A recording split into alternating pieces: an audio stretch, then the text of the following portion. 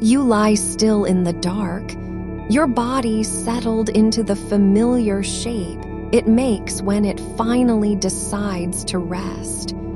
Shoulders soft against the mattress, one hand cradled beneath your cheek, the other resting along your side like something gently set down after a long day of holding on. The kind of stillness that isn't forced but earned, not from effort but surrender.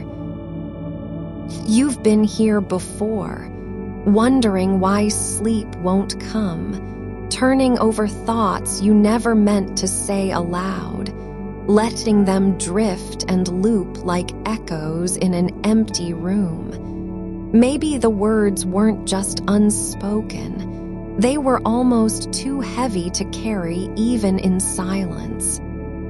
Maybe your breath has grown a little tighter with all that waiting. But here, now, there's no need to chase anything. There is nothing to solve tonight. And one gentle note before we go further: this is a place to rest, not medical advice, and it is no substitute for professional care. If sleep keeps being hard, night after night, a licensed healthcare professional is the right person to walk that with you. For tonight, there is nothing to fix. The mind can be stubborn when it wants to stay awake, rehearsing conversations not had, replaying moments already gone. But you found yourself in the right place, where quiet isn't a command but an invitation. You don't have to make it happen. You only need to let go long enough for it to begin on its own. This is a practice rooted in sleep science, a method studied by researchers who have watched how the brain settles into rest, not through willpower or forced calm, but through gentle redirection. When you're close to sleep, your thoughts naturally loosen their grip. They wander without purpose, shift without reason, slip from one small image to another like leaves on a slow stream. This isn't distraction, it's transition. The body knows the difference between effort and rest, between chasing and yielding. You don't need to form pictures in your head. You don't need to control anything at all. The words themselves are enough, just drifting by, one after another, each small and quiet, not meant to be held onto or remembered. Some people see shapes, some feel textures, others only hear the rhythm of the sentences as they pass through like wind through a narrow alley. That's fine. It doesn't matter what your mind does with them, only that it stops trying to do anything at all. You are not failing if you miss half of this. You are not doing it wrong if you forget 3 images in a row. There is no test, no score, and no checklist for how many things you've held or let go. The only signal your brain needs is that the thread has broken. When nothing connects, when there's no story to follow, no meaning to unpack, when even thinking about what comes next feels like a weight too heavy to carry. That's when sleep begins, not with effort but release. So here it starts, not as a journey or a sequence, but as a wandering through small, ordinary things. Nothing grand, no drama, just the quiet after the day has finished speaking, when even thoughts grow tired and slow down just enough to notice what's beside them. You are lying on your side, one arm curled beneath you, fingers loose like threads not yet wound back into the spool.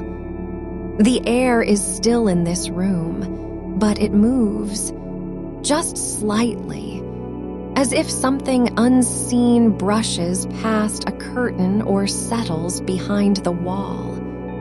You don't need to name it. Just notice how quiet it feels when your breath slows and matches that soft pulse of night. Now, look down at the edge of the bed where fabric meets floor. A single sock, worn thin on the heel, left behind from an evening long gone. It's not yours. Not quite. The other one is still somewhere in the laundry pile, or maybe it was never found after the last wash. This one sits by a wooden chair made of grain that curves like old bones, its legs slightly uneven, its back worn smooth at the top where someone leaned for years without realizing. The sock is pale gray with tiny flecks of blue woven through, not quite matching any pattern. It's folded in half, neatly but without care.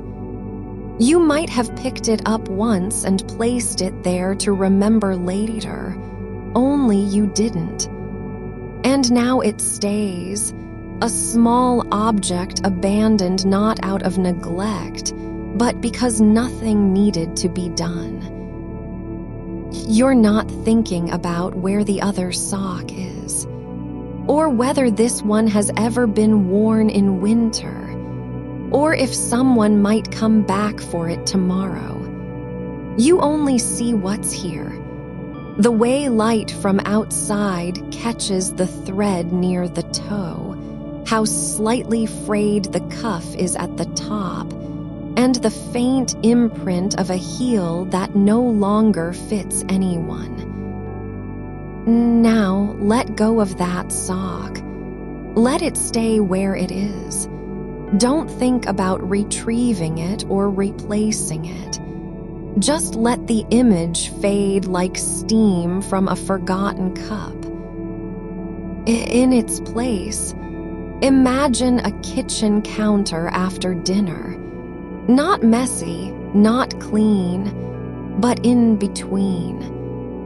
A plate rests near the sink with crumbs still clinging to one corner, a single silver spoon lying on its side as if placed down and forgotten mid-reach.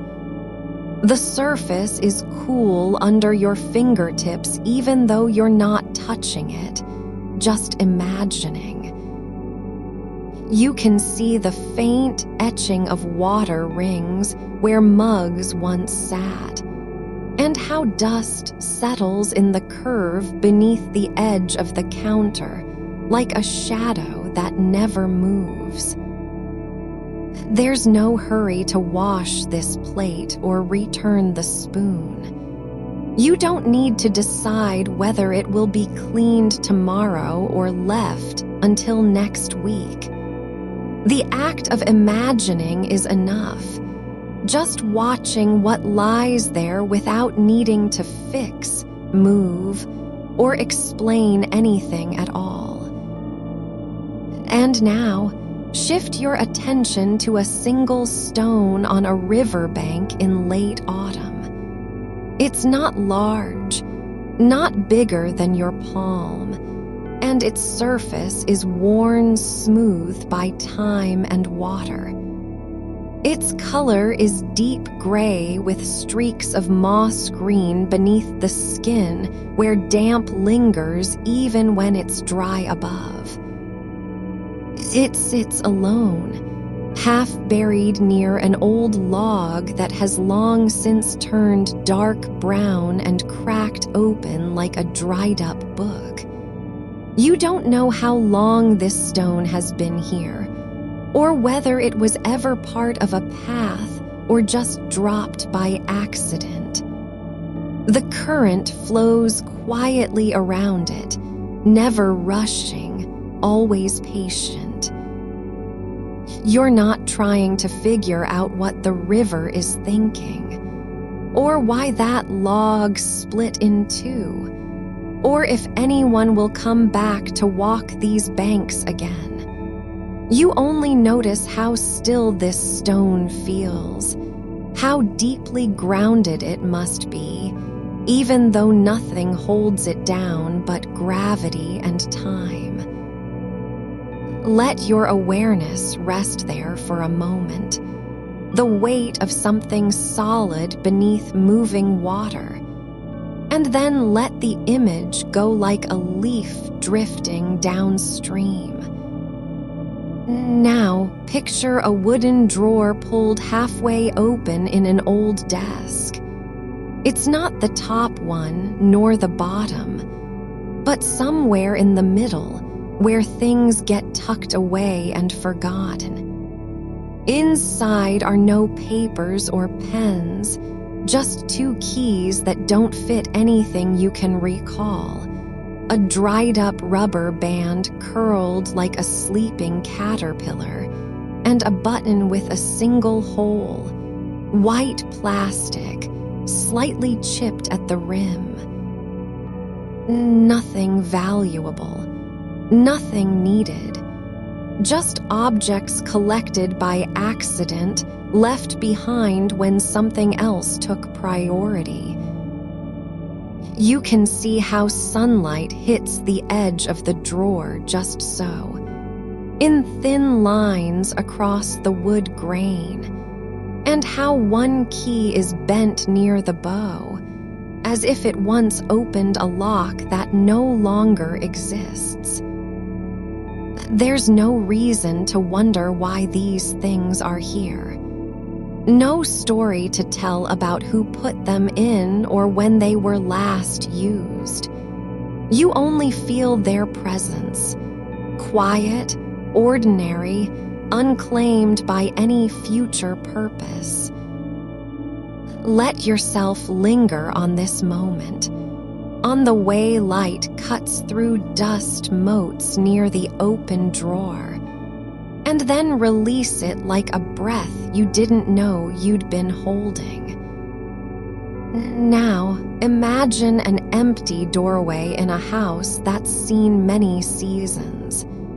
It leads to no room you've walked through before, not even once. The frame is painted white with peeling edges, just enough to show where paint used to be thicker. One hinge creaks when the wind shifts slightly, but not loudly. The floor inside is bare wood, dusty and quiet. No footprints, no furniture, just a single patch of sunlight falling across 1 square inch near the center, as if someone once stood there long enough for light to settle into memory. And you're still there, at the edge of that doorway, not stepping through but breathing in the space between walls, the way air holds its shape when no one's moving it. You don't need to know where it leads or if anything ever stood inside. The frame is just a shape against the light, and the dust on the floor feels heavier than memory. There's something soft about how nothing has been disturbed for so long, like time folded itself into stillness here. Now, picture a single sock hanging from the back of an old wooden chair, the kind with slatted legs that don't quite touch the ground. It's not one of a pair, only this one, knitted in pale blue wool with a tiny hole near the heel. You can see how the fabric has stretched thin over time, and how it drapes slightly off the edge, as though waiting for its match to come back from somewhere far away. There's no urgency in the way it hangs, no signal that someone will return or pick it up tomorrow. It just stays there, like a small promise left behind by accident. You're not trying to remember what happened to the other sock, or whether they were ever meant for the same foot. You don't need to decide if this one should be washed, mended, thrown out, or kept as proof of something lost. The sock is just there, its shape a quiet reminder of absence, not loss. Its threadbare edge catches the light when the wind stirs the curtains slightly. That's all. Let it go now, not with force, but like letting your hand unclench after holding still too long. Let it fall away into shadow. Now, imagine a puddle that formed overnight on a paved path near an alley you've walked many times. Small and shallow, no deeper than the rim of a teacup. It sits in the crook between two bricks where water pools when rain comes down just hard enough to wet but not wash away everything. The surface is cracked with tiny lines from heat or cold, some old, some new, and reflections ripple faintly even without wind. You can see a sliver of sky trapped inside it, and part of the edge of a leaf caught in its rim. There's no sound from it, not dripping, not bubbling, but you feel how quiet it is, how still beneath the surface. You don't know if it will dry tonight or remain until next morning. You aren't watching to see what happens, just noticing that some things settle into place without being chosen, like this puddle, like the way certain thoughts return even when you try not to think them. Let your attention drift down, just slightly, into a seam in the pavement where moss has begun to grow through a crack no wider than a pencil's lead. It's pale green and fine-textured, almost feather-light where it curls around tiny pebbles. The roots aren't deep, but they're persistent, not spreading fast, not fighting for space, just quietly claiming what's been offered. You can see how the moss doesn't mind being overlooked, how it grows in silence between things that are meant to stay hard and dry. It doesn't care if anyone sees it or calls it beauty. It just is, where no one expected anything at all. Now, picture a wooden spoon left on a kitchen counter after someone stirred something long forgotten. Maybe soup, maybe jam, maybe nothing at all. The handle is worn smooth from grip and heat, the bowl slightly warped from being left in hot water too long. There's a faint ring of grease near the base where it touched the stove. You don't need to know what was cooked or whether anything got eaten. The spoon sits there, no purpose now, no use, but still whole, still present. It doesn't apologize for staying put.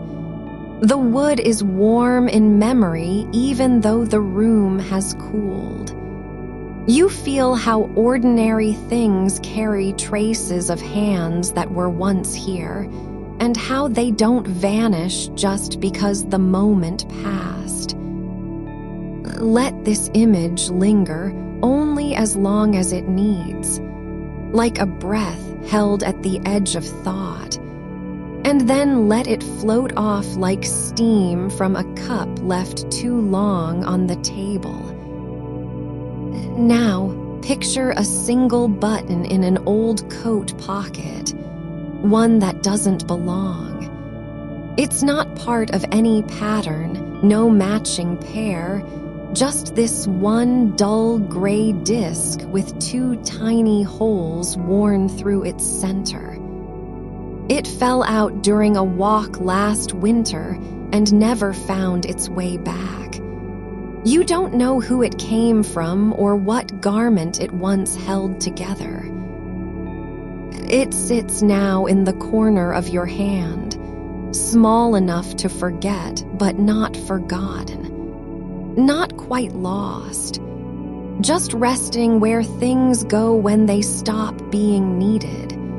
It's been there a long time, maybe months, maybe years, not waiting for anything, just surviving between pockets and dust bunnies. You're not trying to figure out why it was left behind or what it meant before. There's no need to repair the coat or return the button. You only notice how still it feels, how weightless in absence of use. Let that feeling settle, not into meaning, but into space, into silence between sounds. Now, imagine a teacup on a shelf where sunlight touches once every few hours, just enough to warm the rim without burning. It's chipped slightly near the handle, and the paint has faded from blue to grayish white in patches. No one drinks from it anymore, not even for show. But it stays there, on that high shelf behind glass doors, tucked away where light passes through slowly and dust settles like a slow breath. You don't need to know if someone once loved this cup or why they kept it so long. Just watching how sunlight moves across its surface as the day shifts, even if only by an inch. You feel how some objects stay even when no one sees them. How some things are preserved not for use, but because forgetting would be too much work. Let that awareness dissolve into softness, like a shadow receding after sunset. Now, picture a folded piece of paper on the edge of a desk, the kind with lines you never wrote in. It's been there since last spring, maybe longer. The edges are slightly frayed from being handled too many times without purpose. You don't know what it was meant to be. Maybe a letter, maybe a list, maybe just something someone started and didn't finish. It sits alone, not tucked away, but not in use either. It doesn't demand attention, doesn't ask to be read or thrown out, just stays waiting for nothing at all. You notice how the paper is slightly yellowed, not from age, but from time spent in dry air, exposed to light that never quite burned it through. There's no ink on it now, just silence where words might have been. Let your breath carry this image away, not with a thought, not with memory, but just like letting go of something you were holding too tightly without realizing. Now, Imagine a single strand of hair caught in the edge of an old wool blanket, thin and pale, almost translucent. It's not yours, not anyone's that you know. Just one thread from some forgotten journey, a breeze, a walk, a moment when someone leaned against something soft and left behind what wasn't meant to stay. It hangs there on the fabric, caught between fibers like it never meant to be seen. You don't need to pull it out or examine its length. There's no story about where it came from or why it stayed. Just watching how one tiny thing can remain in place even when everything else has moved on.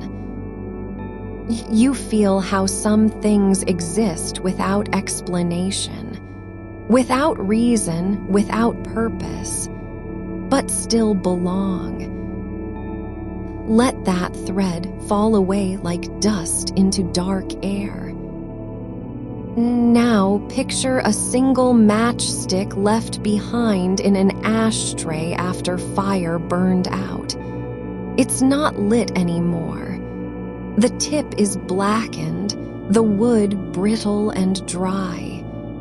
There was smoke once, maybe for warmth, maybe just to break silence. But now it sits among others that have done the same. None of them were meant to last. You don't need to wonder if someone will light another one, or whether this one could still catch flame. It's not about fire anymore. Just noticing how some things burn down and stay behind in fragments, like promises turned to ash. Let it rest there, unlit, unclaimed, until the silence takes over completely. You feel the weight of stillness settle like a blanket pulled too tight, then slowly eased. The air in the room holds its breath between moments. You are not thinking about what you meant to say. No, that thought has already curled into something smaller, quieter, tucked beneath the surface. It's no longer urgent. There is space now for other things. For a single button lost under a chair cushion, the kind with a flat back and a worn thread still attached from where it once belonged on a coat long folded away. You see it lying there in a pool of faint light that comes through the gap beneath the door, just enough to show its shape, but not bright enough to read the color or material. It's not green, nor brown, nor blue. It just is, resting where gravity dropped it and no one has returned to look for it since. You don't need to know whose button this is. You only notice how it lies flat against fabric, slightly raised at the edge from years of being pressed into place by footfalls or shifting knees. It's not part of a pair anymore, but that doesn't matter. It stays because there's no reason to remove it. No one came back to claim it. No need to return it to its home. You are breathing slowly now, just enough to feel the rise and fall in your ribs without effort. The button remains under the chair like an afterthought of someone else's life, a small artifact that once had purpose but no longer needs one. You let it be. Let it stay where it is. Let silence settle around it. Now, imagine a single leaf, dry, curled at the edges, still clinging to a branch in a corner garden you've never visited. It isn't autumn yet. It's not even close to that season. The tree it came from hasn't dropped its others. This one just stayed. Maybe caught on a thorn, maybe blown sideways by wind that didn't carry the rest away. It hangs there, just beyond reach, near a rusted gate where ivy grows in slow waves across stone. You don't need to know what kind of tree it is or whether anyone notices its absence. Just watching how one leaf can remain when everything else has moved on. How some things don't fall because they haven't been called to go. It doesn't look fragile. It looks like it's decided not to leave, even though the branch might want to. You feel how some moments get stuck, like a breath held too long in the throat before being released. Now, picture a spoon on a kitchen counter, one of those old metal ones with no handle design, just smooth curves and a shallow bowl. It's been left beside the sink since morning, maybe yesterday afternoon, maybe earlier, but not used for anything yet. No coffee has brewed around it. No soup stirred. The water in the sink is clear and still. It sits there alone, balanced on its tip, like it knows something no one else does. That being useful isn't required to belong. It doesn't need a meal to justify its place. You watch how sunlight creeps across the tile toward it, slowly, quietly, and you notice the faintest line of rust forming near where fingers once pressed. You don't need to clean it. Don't need to wipe down the counter or put it away.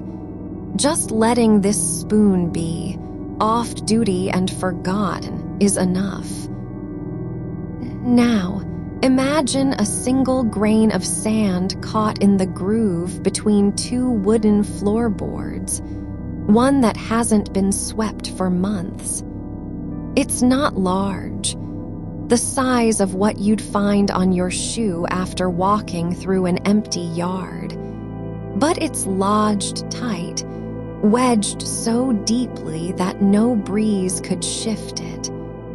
The wood has warped slightly where moisture rose up from below. The grain pulls away in places like a memory slipping behind glass. You don't need to remove it. You don't even need to see it clearly. Just knowing it exists there, quietly, without anyone noticing or caring, is enough.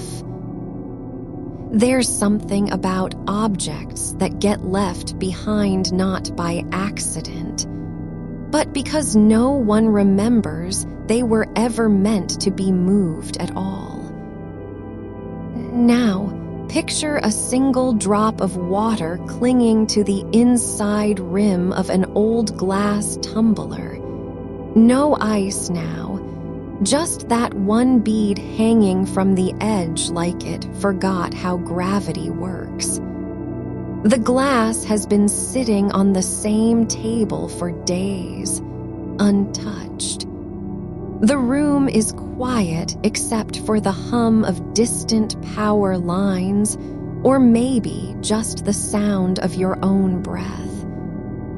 That drop doesn't fall yet, not because it's afraid, not because it's holding on, but simply because time hasn't reached that moment in its little life. It hangs there, round and still, catching light from somewhere beyond your sight. You don't need to know if the tumbler will be used again, or whether anyone will ever notice this drop left behind. Just watching how some things wait just 1 second longer than expected for something that may never come. Now, imagine a single thread of wool unraveled at the cuff of an old sweater folded in a drawer. It's not broken. It just came loose, slipped out from where it had been stitched for years. The sweater hasn't worn thin. No hole has formed. But this one strand hangs free like it never meant to stay. You don't need to sew it back in. You don't even need to think about the color of the yarn or whether anyone ever wore that sweater again after last winter. Just seeing how one thread can separate and still belong. How absence doesn't erase presence, only changes its form. Now, picture a single pebble on a windowsill, not large, not sharp, just smooth from being left in place too long. It's been there since before the last rainstorm, maybe even longer. The window has closed shut every day for weeks now, and this stone never moved when the breeze came through cracks. It sits exactly where it was placed, maybe by hand, maybe by accident, but not because anyone cared to keep it. You don't need to know what it's for, or why someone would leave a rock on a sill in the first place. Just feeling how some things stay without being asked. How their presence doesn't require meaning. Now, imagine a single curl of smoke rising from an empty fireplace. Not from fire, not even ash, but just air shifting after cold night settled into walls. It's thin and wispy, barely visible at all, like a ghost breath or the last thought in someone's mind before sleep comes. It doesn't go anywhere. It just rises slowly, turning sideways as if unsure which way to fall. No one sees it. The room is still. You don't need to explain where it came from or why it hasn't dissolved yet. Just noticing how some traces linger, like echoes in a space that no longer holds sound. Now, picture a single page of newspaper folded once and left on the floor beneath a coat rack. Just one sheet, yellowed at the corners, crumpled slightly where feet stepped over it without looking. The headline is unreadable now. The ink has blurred from damp air or old age. Nothing important seems to be happening in those words anymore. But you do notice how some truths fade not because they're false, but because no one cares to read them again. You don't need to pick it up. Don't need to understand what happened on that day, who wrote the article, or why this page stayed behind when everything else was tossed out. Just letting the paper lie there, unclaimed, unimportant, still visible, is enough. Now, imagine a single feather caught in the corner of a room where no one walks anymore. It's not from any bird you recognize. It might have drifted through an open window during storm season or been brought inside on a coat sleeve. But it has stayed. It lies flat against the floorboards, still light, still fragile. You don't need to wonder how it got there, or whether it will ever fly again. Just watching how some things arrive and remain, even when nothing explains their reason for staying. Now, picture a single buttonhole on an old coat, no button threaded through it anymore. The fabric is worn thin at the edges, as if fingers kept pulling at it without purpose. It's not broken, not frayed in any way that shows use, just empty. And yet, it still holds shape, still exists in its own quiet place. You feel how some things stay even when no one remembers them, like a buttonhole left open, or a name whispered once too softly to catch. The air holds it anyway. Now, imagine a single spoon resting in a bowl of cold porridge, not stirred, not eaten, just sitting there where someone paused mid-motion, their hand still hovering above the edge. It's been that way for hours, maybe days. No one has come back to finish. The spoon hasn't rusted. The bowl isn't cracked. It's simply waiting, unclaimed, undisturbed, but present in its own quiet way.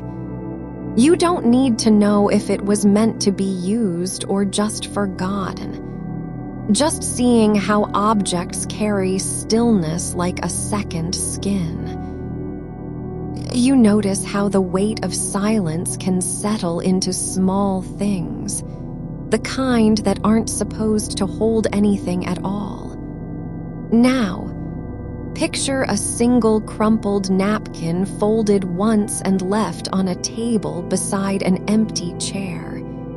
It's not from a restaurant, not from a meal eaten long ago, just something someone picked up for no reason, then set down without thought. The paper is soft now, slightly damp in the middle where fingers brushed it too many times.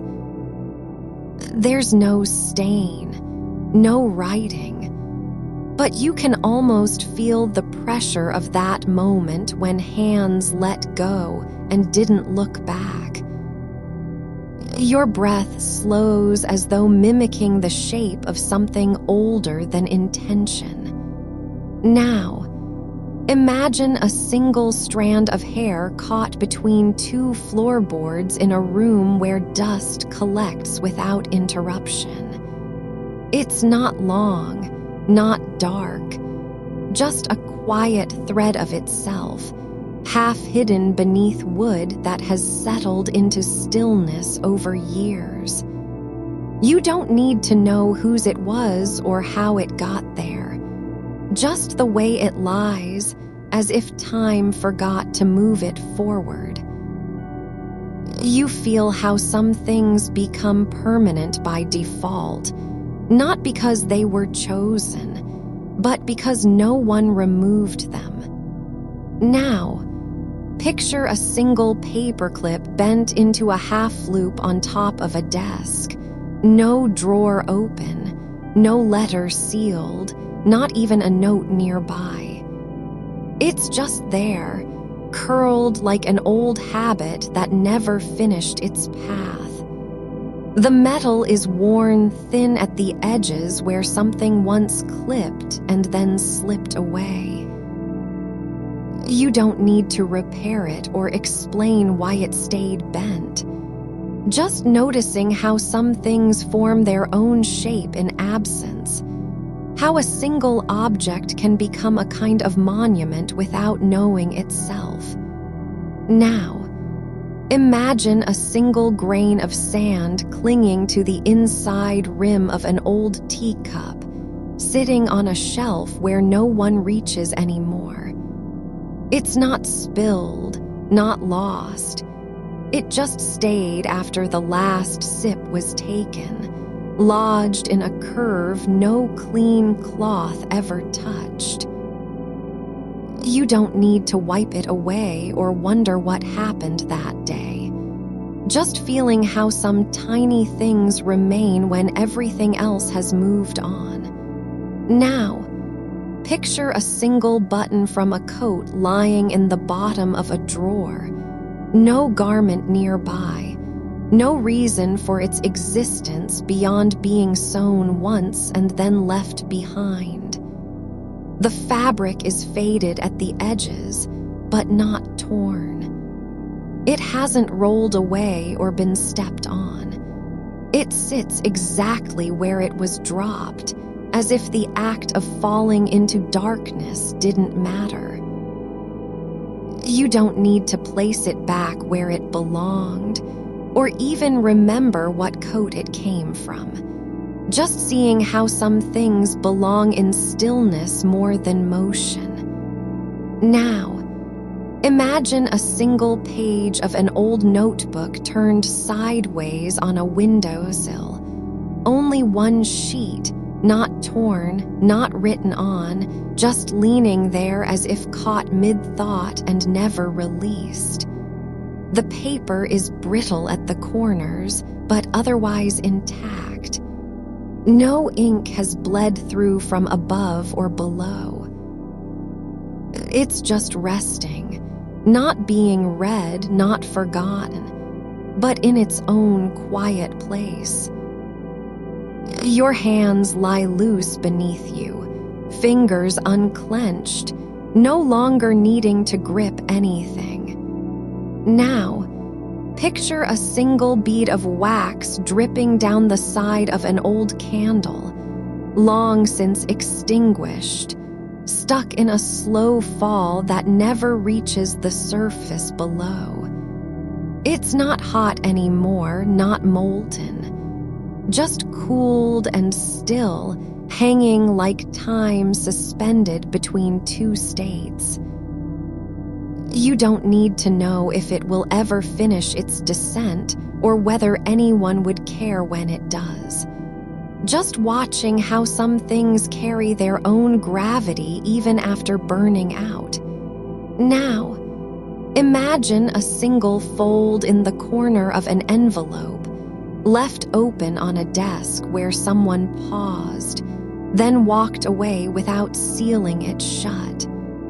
No letter inside, no return address. The paper is smooth where fingers pressed down too long before release. You don't need to read what might have been written, or even wonder if anything was ever meant to be sent.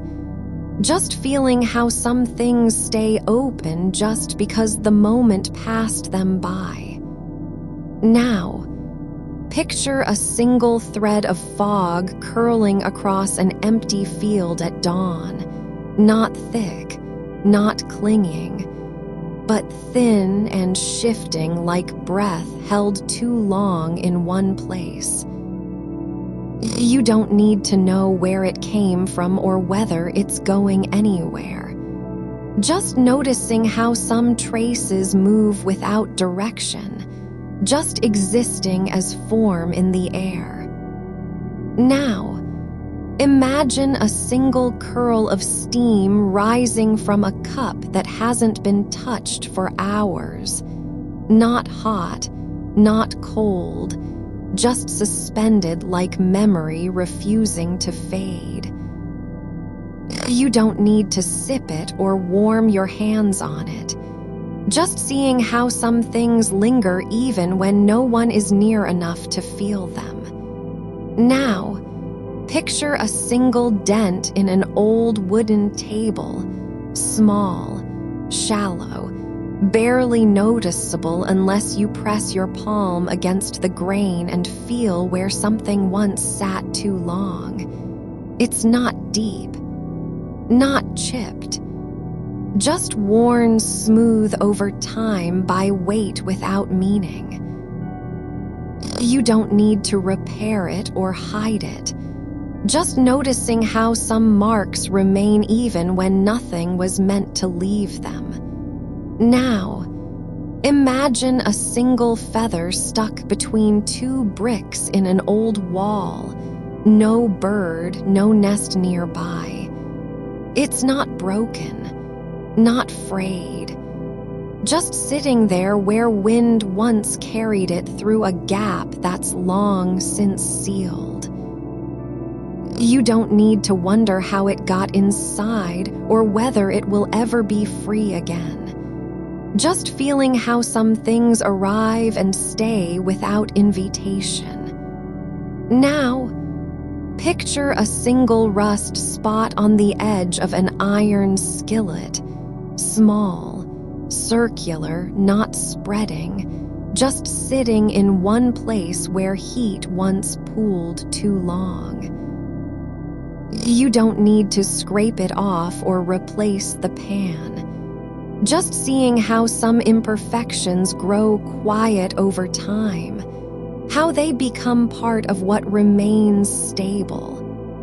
Now, imagine a single leaf pressed between two books on a shelf that hasn't been opened in years, not dried, not brittle, just flattened and still. You don't need to know which book it came from or why it was left behind. Just feeling how some things are preserved without intention, how they survive simply by being forgotten.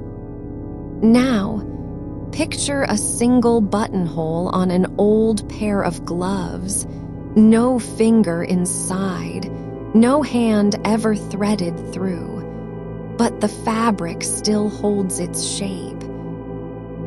You don't need to wear them again or remember who once owned them. Just noticing how some things keep their form even when nothing lives within them anymore. Now, imagine a single smudge on a window pane, not from rain, not from dust, just a faint trace of breath left behind by someone who looked out and then turned away. You don't need to clean it or know what they saw in the distance. Just feeling how some marks remain when no one is there to witness them. Now, picture a single curl of smoke rising through an open attic hatch, not from fire, not from warmth, but just air shifting after cold settled into beams and rafters. You don't need to trace its path or know where it might end up. Just seeing how some things rise without direction, just existing in the space between floors. Now, imagine a single thread of embroidery left unsewn on an old quilt, not broken, not frayed, but simply hanging loose, like a thought that wasn't finished. You don't need to tie it back or stitch it closed. Just noticing how some things stay open just because they weren't meant to be tied in the first place. Now, picture a single grain of salt left on a plate, no food nearby, no meal consumed. It's just one particle, small enough that you might not see it unless sunlight hits at exactly the right angle. You are lying still in the dark, your breath slow enough that you barely notice it. Soft as dust settling on glass after rain has passed. There's an old wooden chair beside the wall where the light never quite reaches.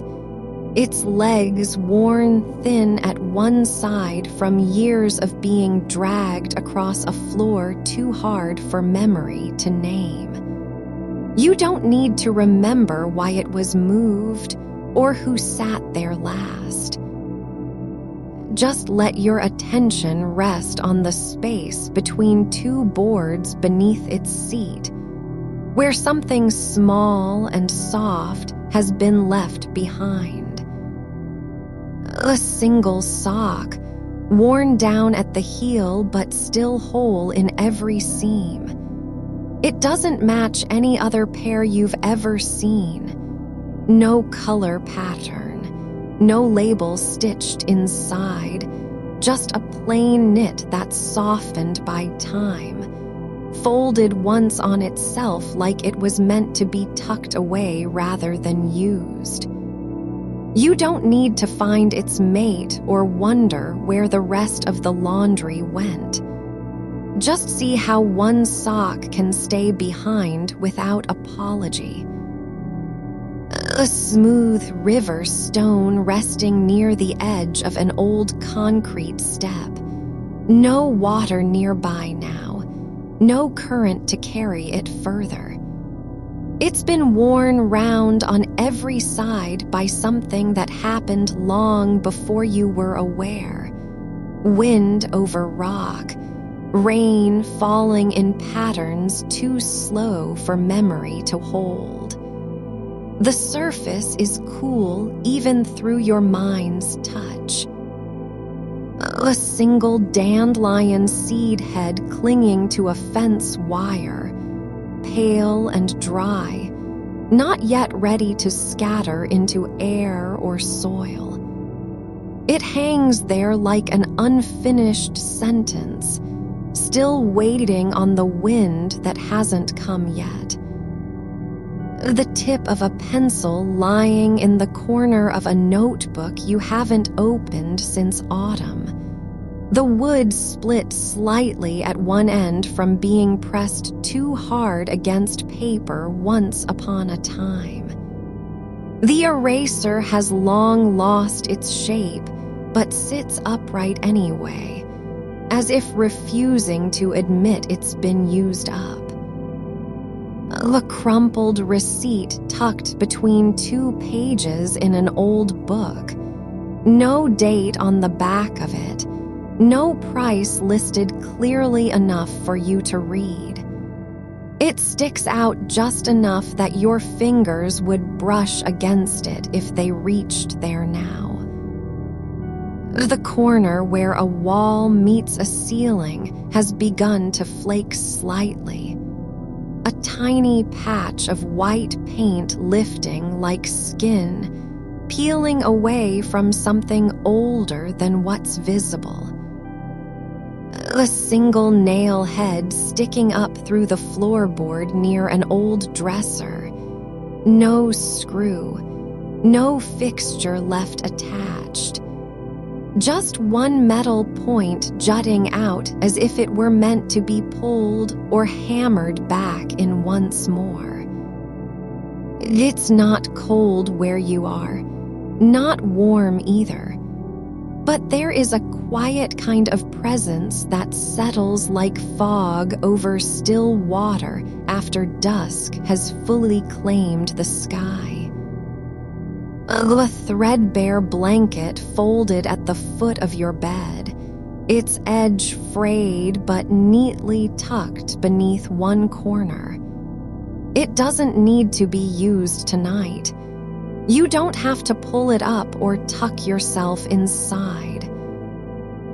The faint scent of old paper drifting through a closed window. Something from another room, another time, carried by air that no longer knows where it came from.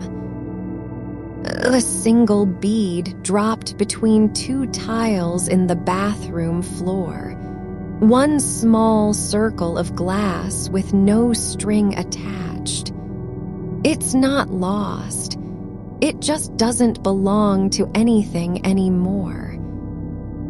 The last flicker of a candle flame before it gave up and died. What remained wasn't fire, but heat still rising softly through cold air.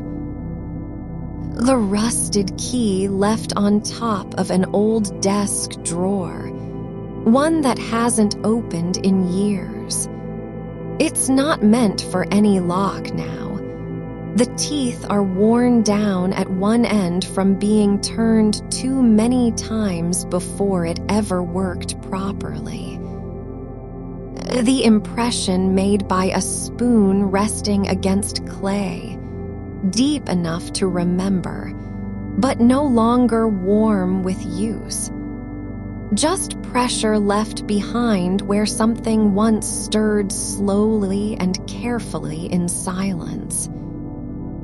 A single grain of sand stuck inside an empty matchbox. A tiny thing that doesn't belong here anymore, not after the last flame burned out beneath it.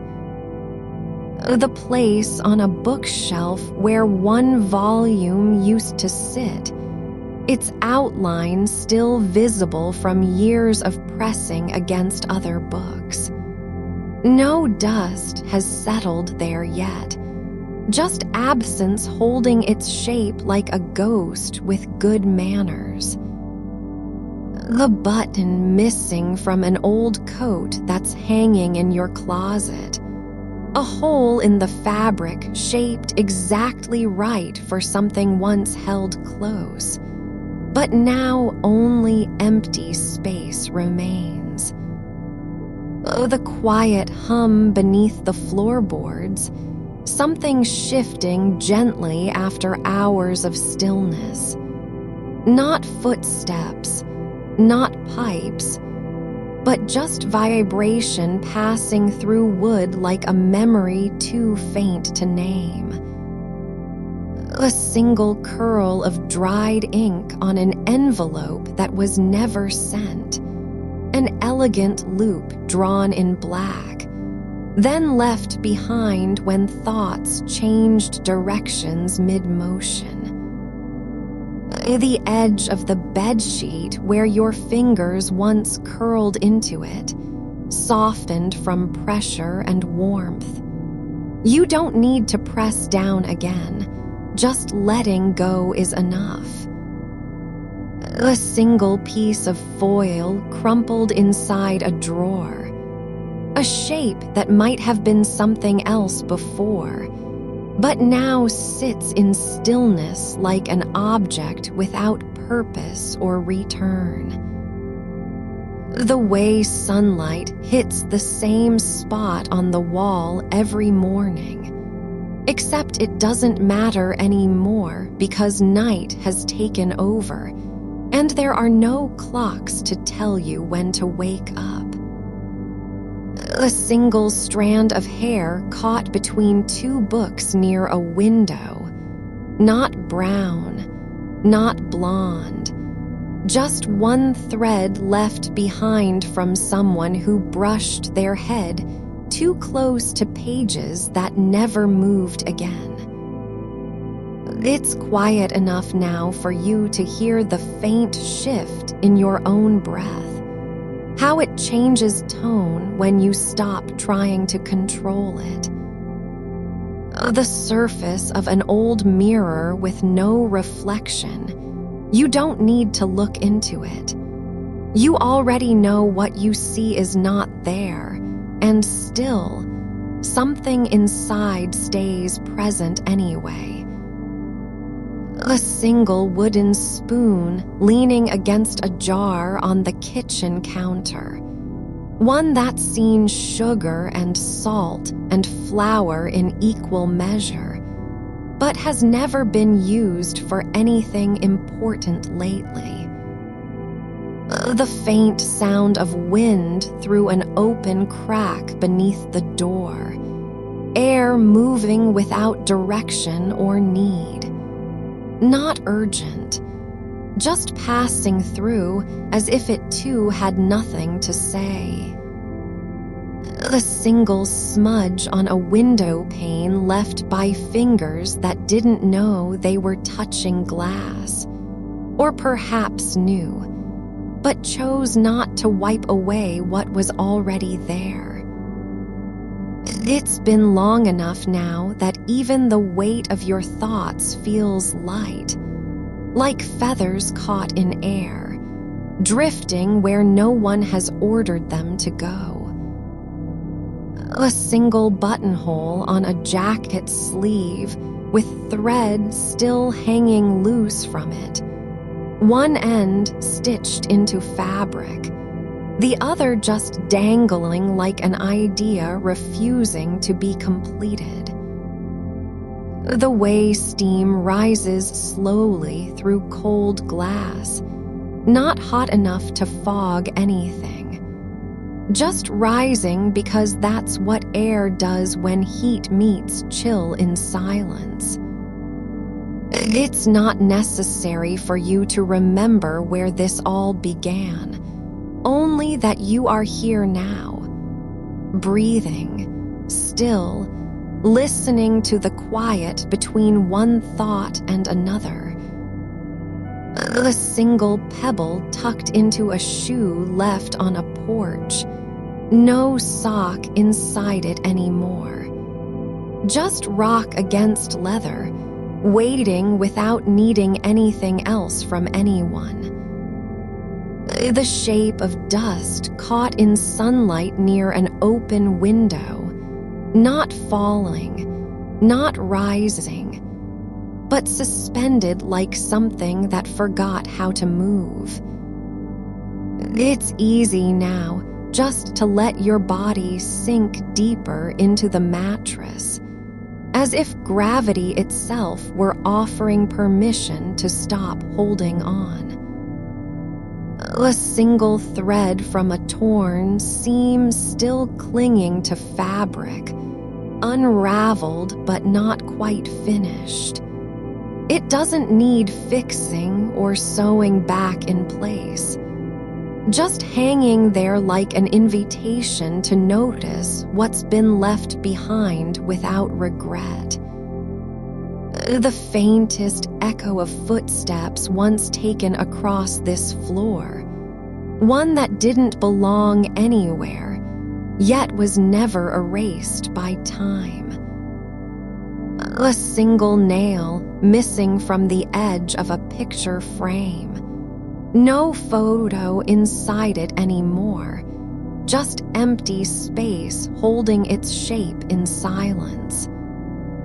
It's not cold, it's not warm, but there is something about stillness when you stop trying to fix anything that makes everything feel close enough to touch, even if nothing remains to be touched.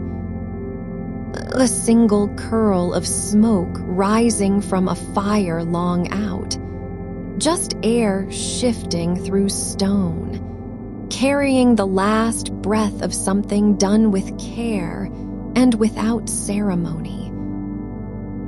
The way silence can stretch so far it begins to feel like movement, not sound, not motion, but presence in its own right, not waiting for anything, just being there.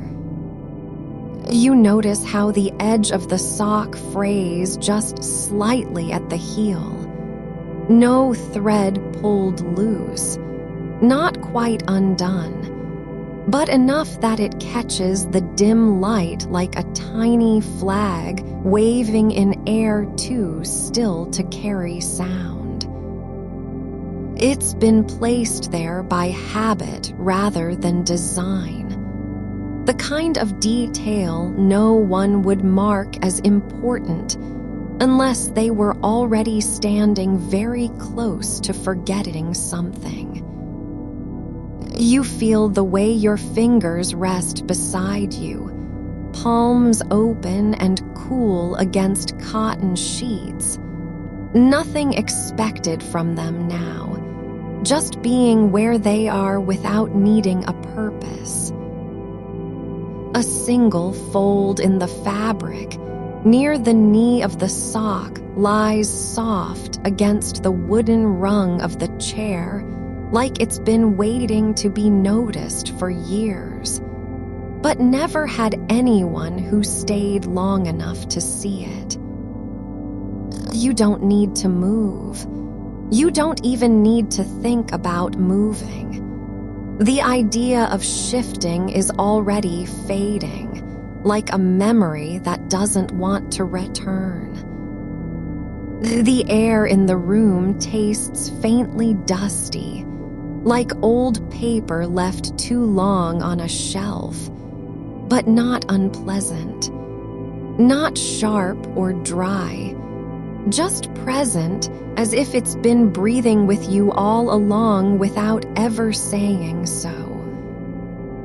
You are aware of how your jaw loosens slowly, 1 millimeter at a time, until even the memory of tension feels like someone else's habit. There's a faint crease in the wood beneath the chair where feet have pressed before, worn down not by weight, but by pause, by stillness, by hours spent sitting with nothing to do and nowhere to go. You don't need to name it. You don't even need to remember who sat there last. The shape of their presence is written in the grain, and that's enough. A single loose thread from the sock hangs down like a question mark drawn in air. No meaning attached, no direction given, just drifting at the end of something that already ended. You let it be. You don't pull. You don't reach. The thread stays where it is because there's nothing to tie it back to, and nothing wants it anyway. The light from outside has faded enough now that shadows have begun to settle into corners like guests who forgot their name, but still expect a chair. There's a tiny dent in the floor near the baseboard, no deeper than a fingertips press, made by something small or soft that passed through once and never came back. You don't know what made it. You don't need to. It doesn't ask for anything. It just is. The kind of mark time leaves behind when nothing important happened. A single speck of lint clings to the inside edge of the sock. Just one, not many, like a tiny island floating on dry land. It's been there so long it no longer seems out of place. You breathe into the quiet between your breaths, the moment that slips past before you can name it as silence or sound. The wood grain on the chair has changed color in one spot, lighter than the rest, not from sun, but from slow absorption over time. Like skin that remembers a touch long after it's gone. You feel how your spine curves into the mattress without effort, like gravity finally agrees with you. Yes, this is where you belong. Not because of anything you've done, but because of what has stopped needing to be done. The sock lies there still, half-shadowed by the chair leg, its shape flattened but not broken, just resting in a way that suggests it knows how easy it is to disappear without being missed. You let your thoughts float sideways like leaves on a slow river, not going anywhere, just letting themselves be carried. A single thread of wool from an old sweater has worked its way into the fabric near the ankle. The kind of detail you'd only notice if you were lying still for hours with nothing to do but watch. You don't think about what it was meant to hold or where it might have been before it came here. You just let it be part of the quiet. The air shifts just once, a soft current passing through the room without warning or reason. It doesn't carry scent or sound. It only moves because motion is possible even when nothing needs moving. You don't resist it. You don't ask where it came from. You let it pass over your skin like a whisper that wasn't meant to be heard. There's a small smudge on the floor beneath the chair. No shape, no color, just darker than the rest of the wood. It might have been oil, or paint, or nothing at all. But now it's part of the pattern of stillness. You don't need to clean it. You don't even need to see it clearly. It's already forgotten by everything except memory itself. A single stitch on the sock has come loose. Just one, in the arch where pressure used to be. But the thread remains attached at both ends, looping like a question that never asked anything. You lie with your eyes closed, not because you've fallen asleep, but because seeing is no longer necessary. The world has become texture and weight and silence, and all of it is enough. There's a faint vibration in the wall, something far away, maybe a car passing on a road too distant to hear the sound, just the low hum of movement that never reaches you directly. It doesn't matter. You don't need to know what made it. You only need to feel how it settles into your bones like something old and known. You are not searching for anything. Not peace. Not answers. Just this. A body that no longer tries to hold itself together, and a mind that has stopped chasing meaning through the dark. The sock lies still beside the chair. No one's foot inside it.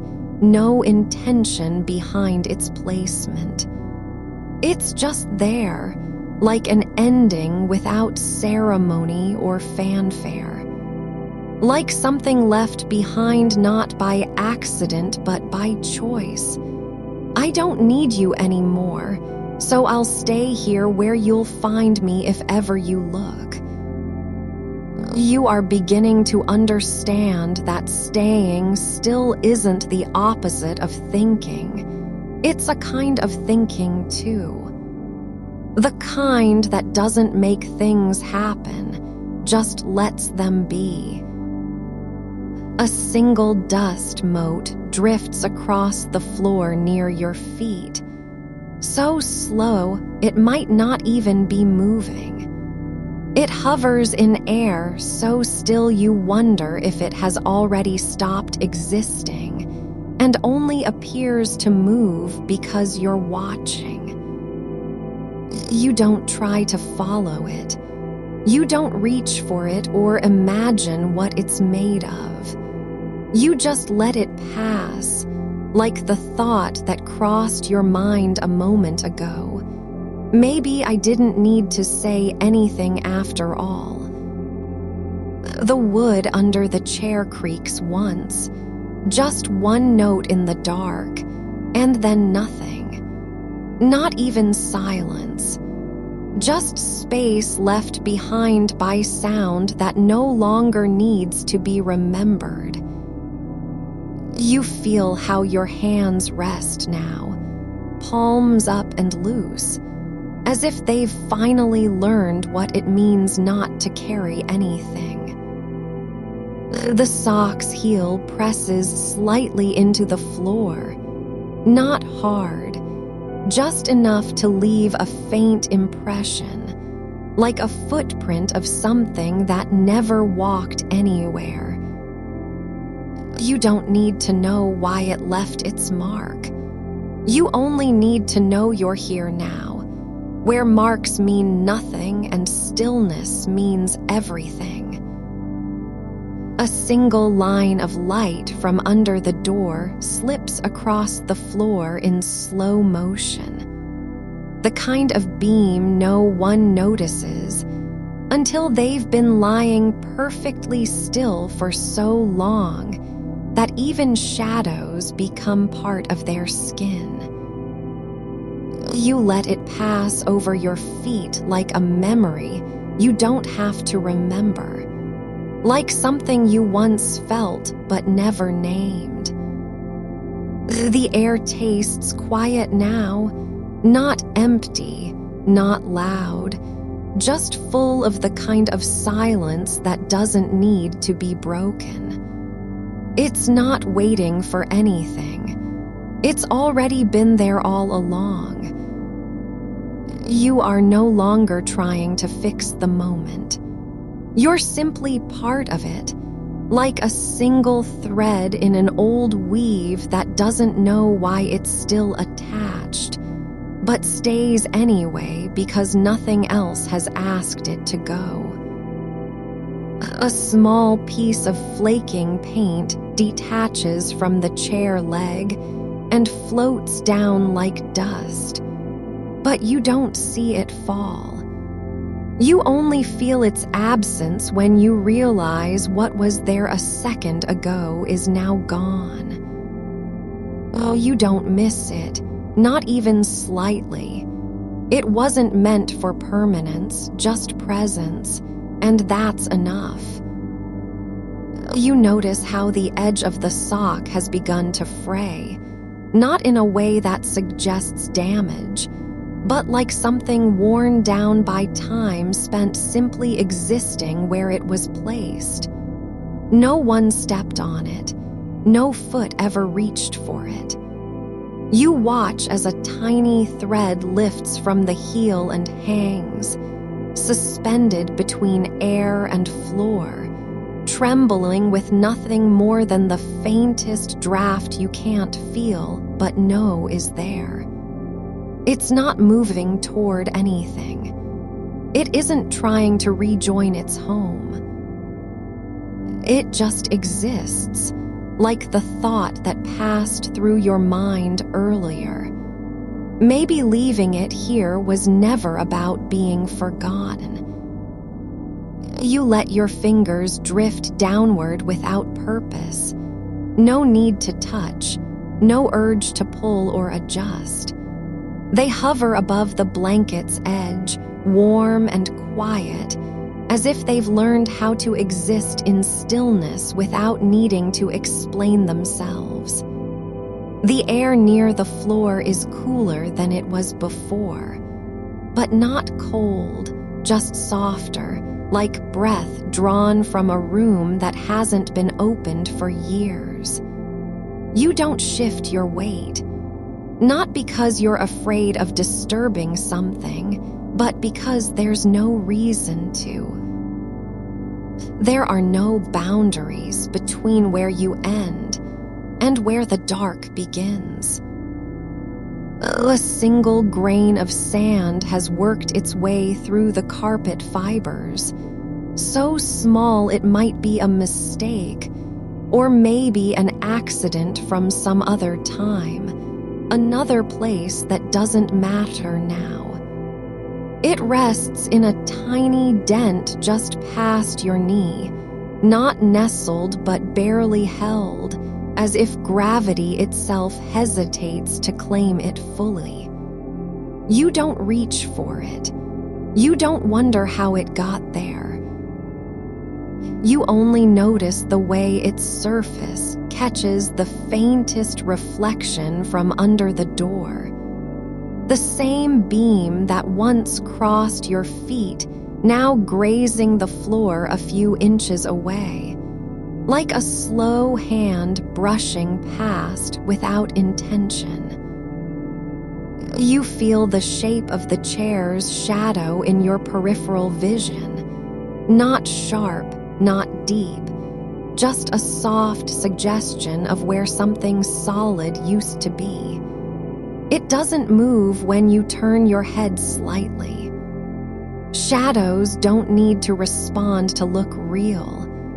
They are what remain after light has passed on. You don't need to name them. Just let the space between the chair and the wall feel full in its emptiness, like a pause that doesn't wait for anything to return.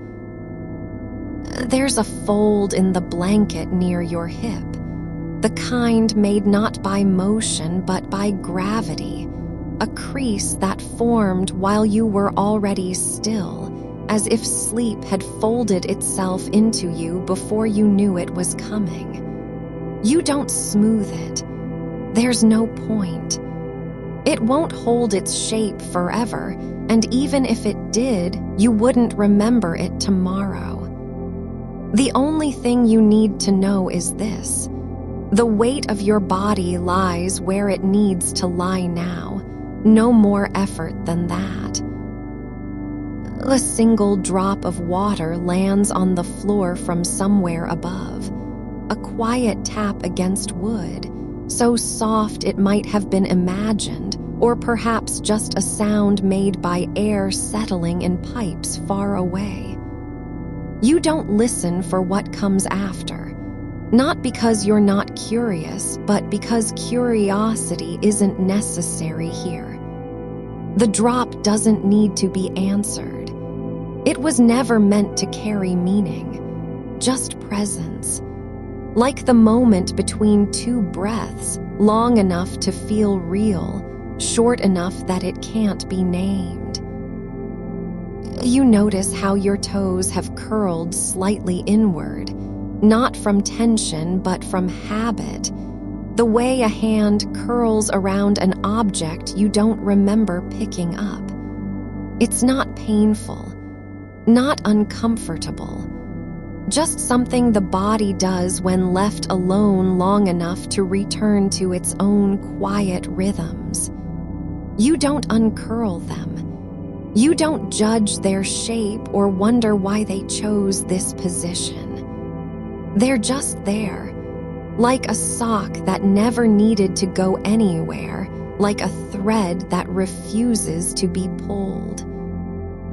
A patch of dryness has formed on the wood near the chair leg, not from dirt, not from wear, but as if something had been left damp and then simply forgotten. It sits in stillness now, its surface cracked faintly at the edges, like skin after rain. You don't ask what it was or when it happened. The air above it is unchanged. No scent, no movement. Just a quiet mark that doesn't demand to be seen but refuses to disappear. You feel how your jaw has softened, not relaxed in the way people mean when they say relax, but unclenched from an effort you didn't know you were making. There's no tension behind it now, just space where pressure used to live. You don't tighten or loosen. You just let it stay, like a door left slightly open after someone passed through, not waiting for anyone to return, just allowing the air to move freely between rooms that are no longer connected.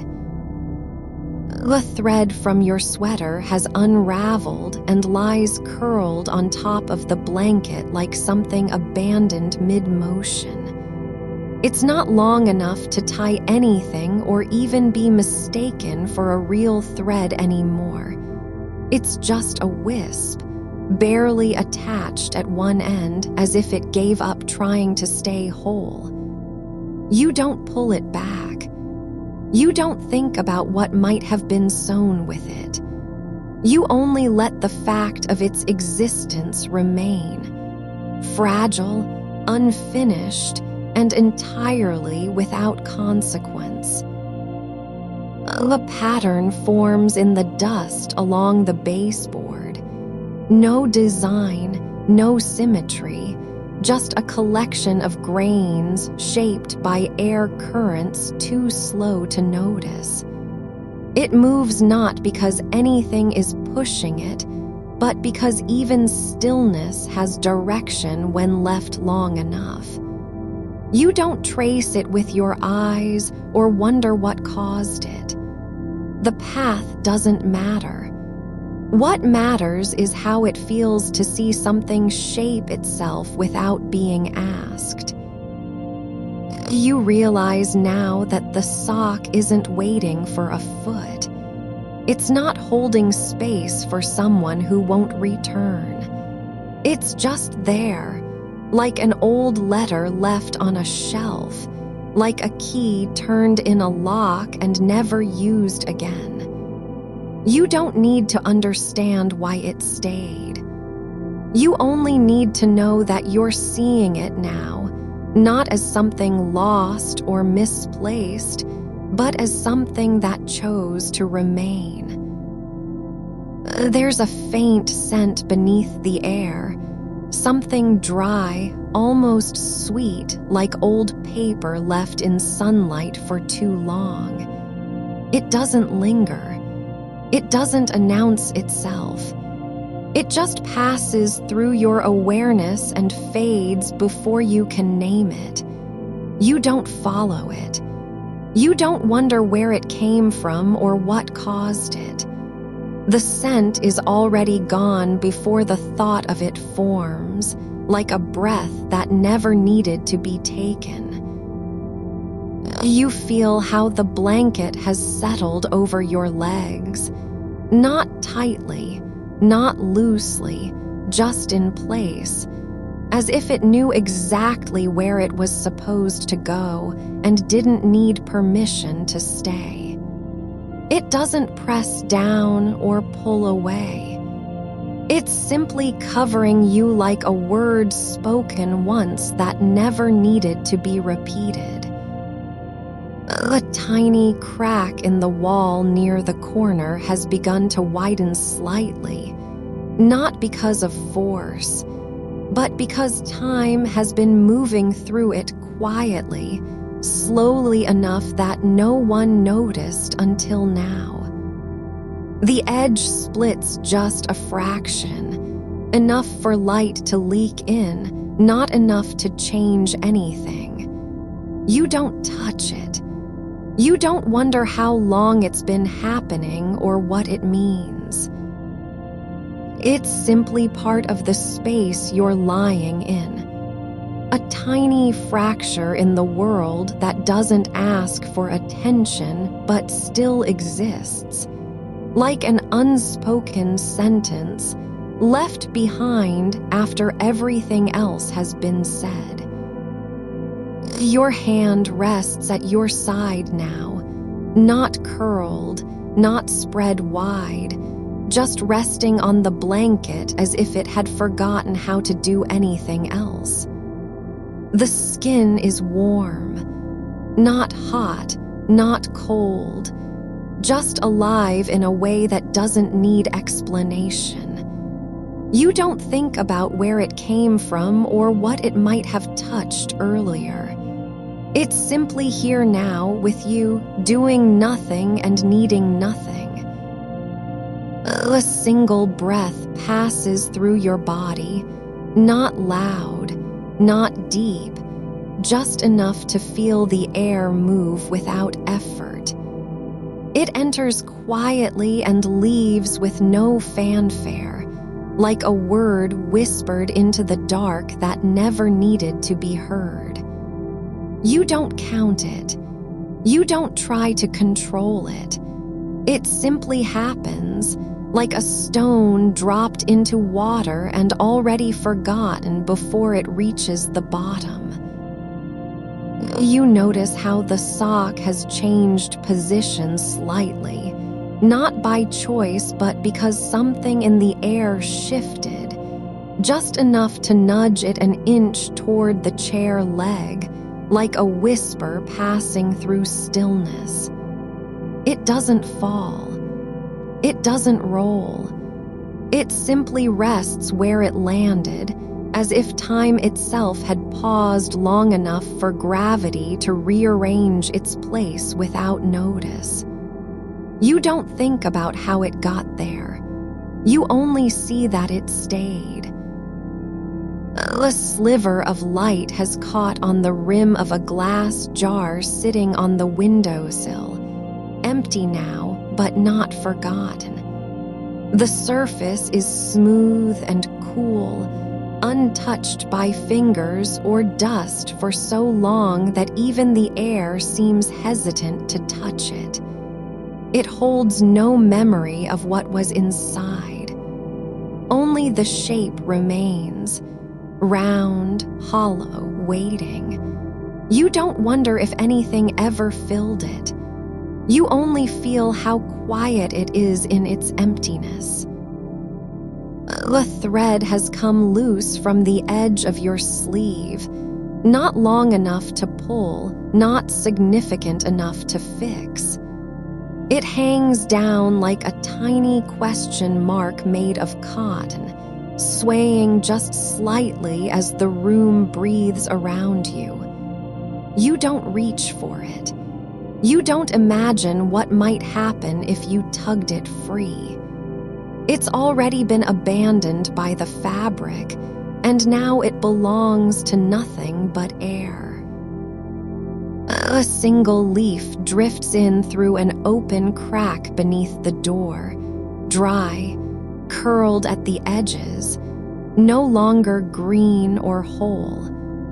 It moves slowly across the floorboards, not because of wind, but because the space between them is slightly uneven, tilting just enough that even a feather would find its way forward without effort. You don't follow it with your eyes. You only let the quiet motion pass through you like a thought that doesn't belong. A spoon rests in the sink. No dish beside it, no water around it, just one silver utensil left behind after all the rest have been washed and put away. It lies flat on its side, not dropped but placed deliberately, as if someone meant to return for it later. But they didn't. The handle points toward where a hand might have been, still warm from use, even though no hands are there now. A shadow stretches across the wall near the base of the bed, not cast by anything you can see, not shaped like any object in the room. It's long and thin, slightly crooked at one end, as if drawn with a pencil that had run out halfway through. You don't try to name it. You only let its shape remain without needing to explain. The button sits on top of an old book, white, plastic, half lost in the spine where it fell during some forgotten moment. It's not attached to anything anymore. Not even a coat or shirt or pair of pants. It just lies there between pages that no one has turned for years. You don't think about what garment it once belonged to. You only see how still it is, as if it had decided long ago that being found was less important than being left. The corner of the carpet lifts slightly at the edge, just a fraction, not enough to trip over but visible if you're lying close enough to notice. The fibers are worn thin in one spot, so much so that they've begun to split apart like a seam giving way slowly. You don't think about how long it's been doing this. You only feel the warmth where your leg rests against the rise. A speck of dust hovers near the ceiling, suspended not by air but by stillness, as if time had caught up with it and forgotten to move on. It doesn't fall. It doesn't drift toward light or shadow. It just stays, suspended in a space no one else is watching, like something that was never meant to land. A single drop of water hangs from the tip of the faucet, still full, still waiting, not yet released. The metal is cold where it touches, but not sharply so. The weight builds slowly, barely perceptibly, as if the moment between falling and letting go has become a kind of pause that lasts longer than any decision. The key lies on the floor near the door, old brass, slightly bent at one end from years of turning locks no one remembers anymore. It's not in its rightful place. It doesn't belong to anything now. You don't wonder who lost it or why they didn't go back for it. You only see how heavy it is without needing to pick it up. The crease forms along the edge of your blanket, just a small fold, barely noticeable unless you're lying perfectly still. It's not from movement, not from shifting. It's just there, as if the fabric had been folded once and never unfolded again. You don't smooth it out. You only let it remain. The chip has formed in the paint on the wall, small, round, almost invisible unless you're close. It came from no impact, no force, no accident. Just time passing through the surface like a slow tide wearing away at stone. The color beneath is different now, paler, duller, more worn than before. The wire curls under the bed frame, thin copper, bent in on itself as if it had tried to return to its original shape and failed. It's not connected to anything anymore. Not a lamp, not an outlet. Just one strand of metal left behind by something that no longer exists. The fold in your pajama pants rests just above the knee, soft, unimportant, shaped by how you lay when you first closed your eyes. You don't adjust it. You don't shift to make it disappear.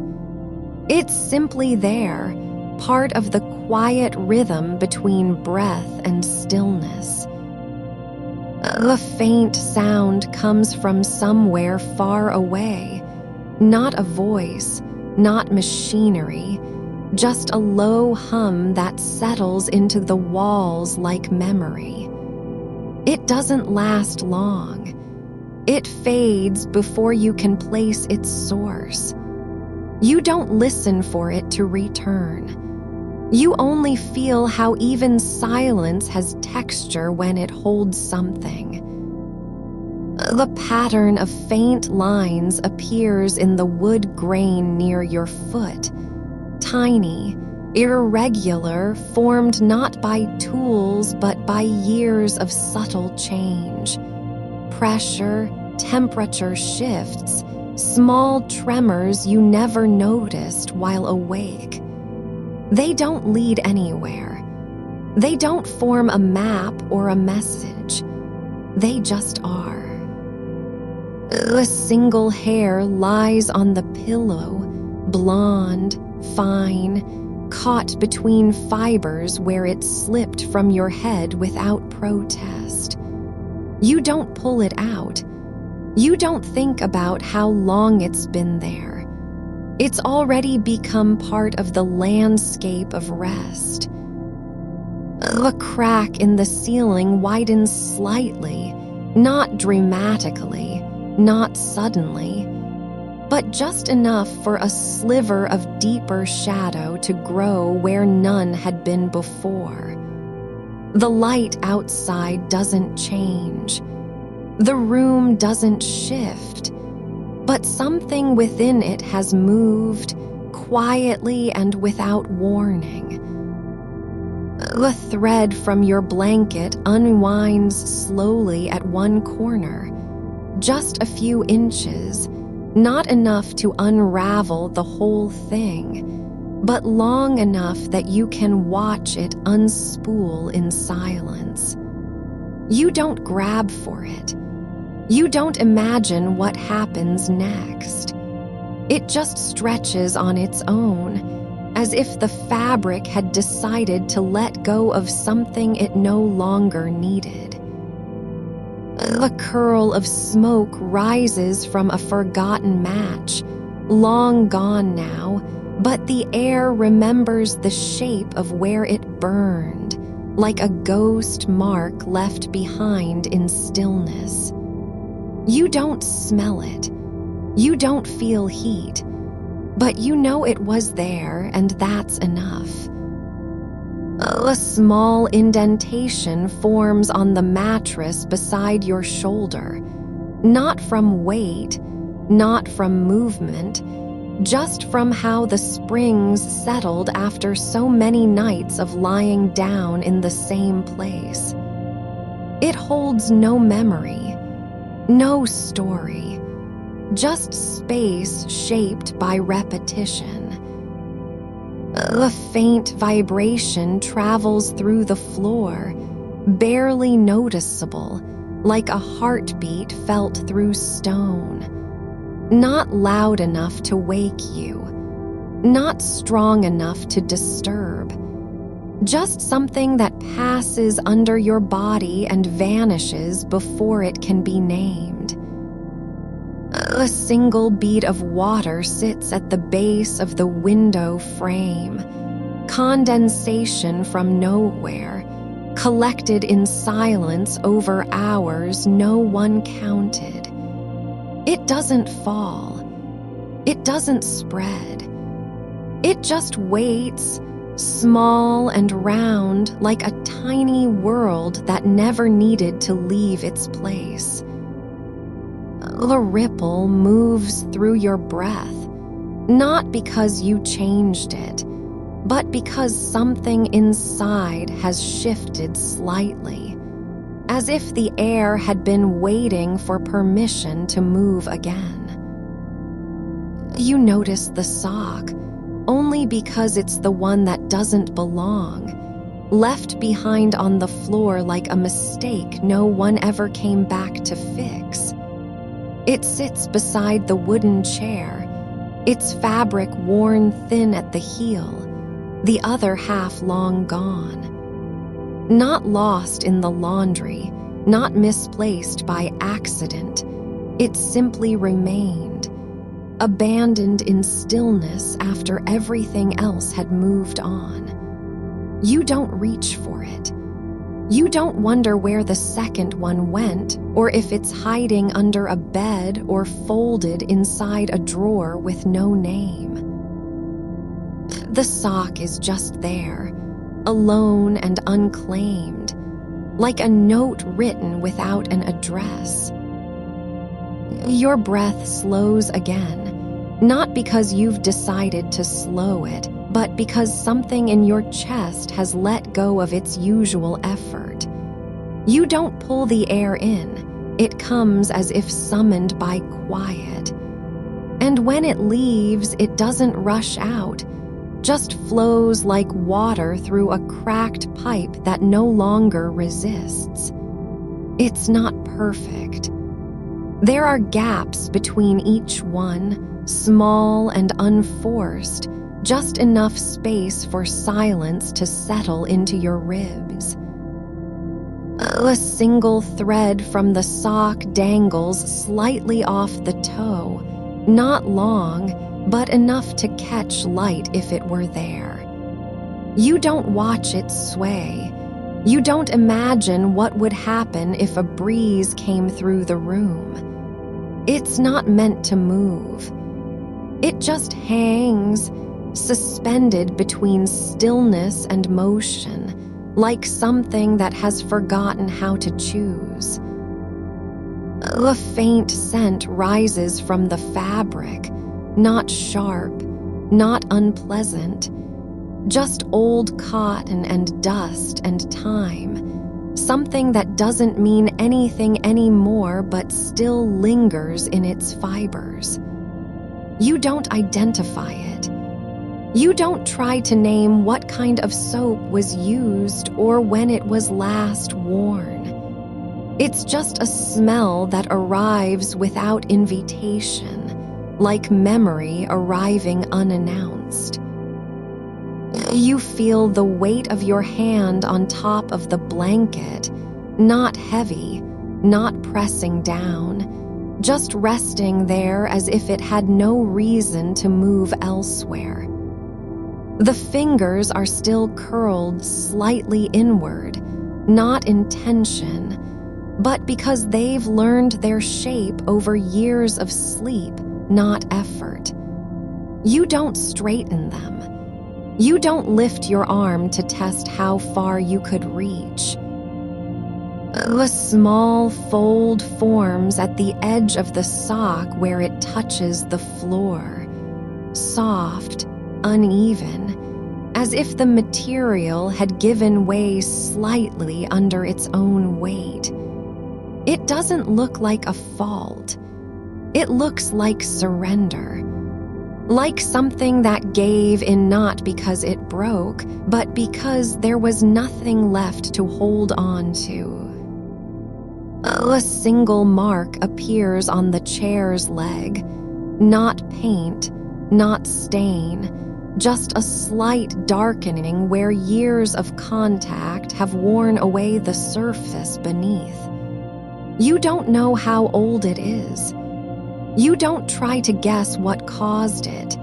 Maybe fingers brushed against it too many times. Maybe elbows left their imprint in silence. It doesn't need explanation. It's just part of the chair now. You feel your jaw loosen, not because you've decided to relax it, but because your teeth have stopped clenching without notice. The muscles don't know they're supposed to stay tight anymore. They simply remember how to rest, and so they do. A thread from the blanket threads through a gap in the weave, long enough to trail down past your wrist, not caught or snagged, just floating slightly above your skin as if waiting for someone to pick it up. You don't pull at it. You don't imagine where it might go if you did. It's already forgotten itself. A faint ridge appears along the bottom edge of the chair seat, slightly raised from years of pressure, not enough to be noticeable during use, but visible now in the dimness as a soft bump beneath your eye. Not broken, just changed by time and shape, like something that had been worn down slowly until it became part of what it once resisted. Your breath shifts again, not because you've willed it to, but because your body has accepted a new rhythm, one that doesn't require thought or correction. It's not faster.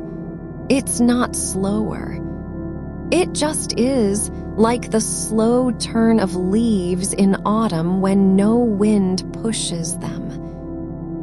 A small dent forms near the base of the sock, where it touched the floor for so long. The fabric has settled into a depression that holds nothing but air. Not hollow, not deep, just shaped by stillness over time, as if gravity had decided to leave its mark without asking. You notice how your fingers have stopped twitching, not because you've told them not to, but because they've remembered what it feels like to be still. There's no need to gesture or reach for something that doesn't exist. They just stay where they are, curled lightly into the warmth of your palm. A tiny speck of lint rests on top of the sock, grayish, barely visible, caught in a fold between heel and toe. It hasn't moved all night. It didn't come from anywhere specific. It's not important. It just is like dust that has forgotten how to fall.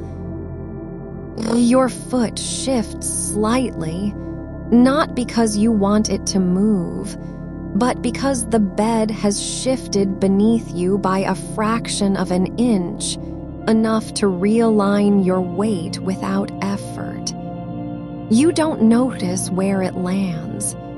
You don't track its position in space. It just settles again, like water finding level ground. A single curl of thread from the sock breaks free at the toe and hangs down toward the floor. No longer attached, no longer part of anything, but not quite falling either. It hovers for a moment, suspended between two states, presence and absence. You don't think about why you're lying here thinking about a sock. You don't wonder if it's strange to be so aware of something so small. The thought doesn't form. It just fades like smoke through a crack in the wall. Your eyelids feel heavier not because they're tired, but because your mind has stopped needing them to stay open. They close gently, as if someone had already decided for you that it's time to rest. A faint pattern forms on the wood floor near the chair, irregular lines where light falls unevenly across a surface worn by feet and dust and silence. It doesn't make sense. It doesn't point anywhere. But it exists, shaped by nothing more than shadow and time. You don't try to name what's happening in your chest. Not excitement, not dread, just quiet, like the space between two breaths when no one is speaking and no one needs to. A single fold of fabric on the sock rests against the floor like a question with no answer. It doesn't ask for anything. It doesn't demand attention. It simply sits there, already accepted into the stillness.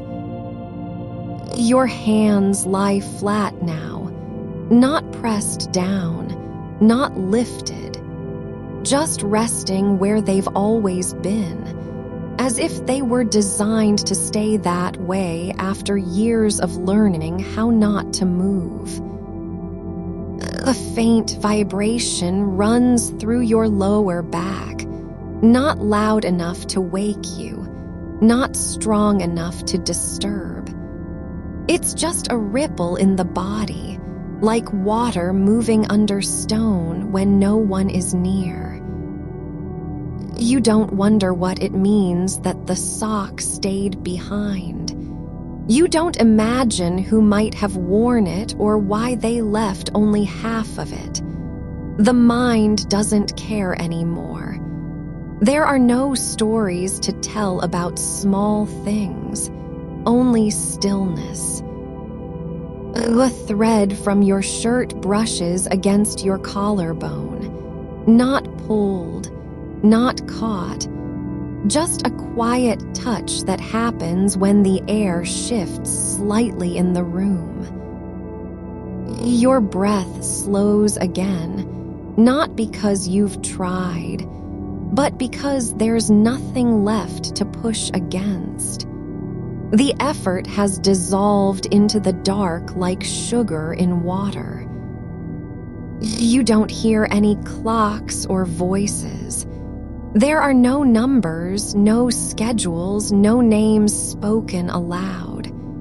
Only silence that feels full, not empty, not cold, but thick with something unspoken and already understood.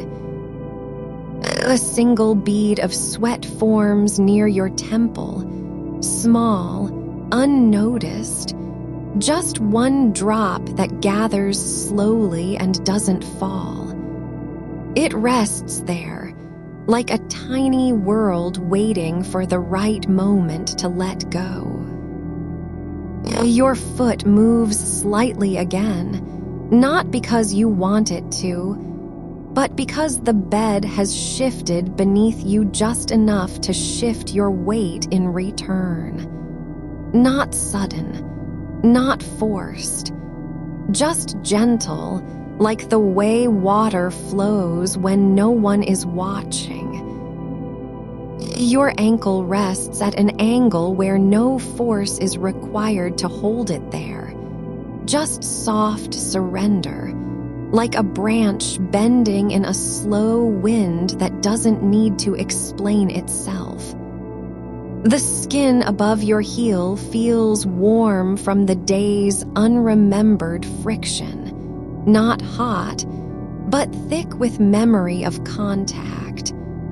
Floorboards, carpet fibers, something long since gone.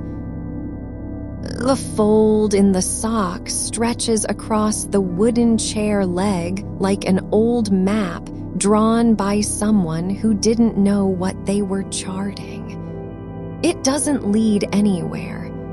No compass points are visible.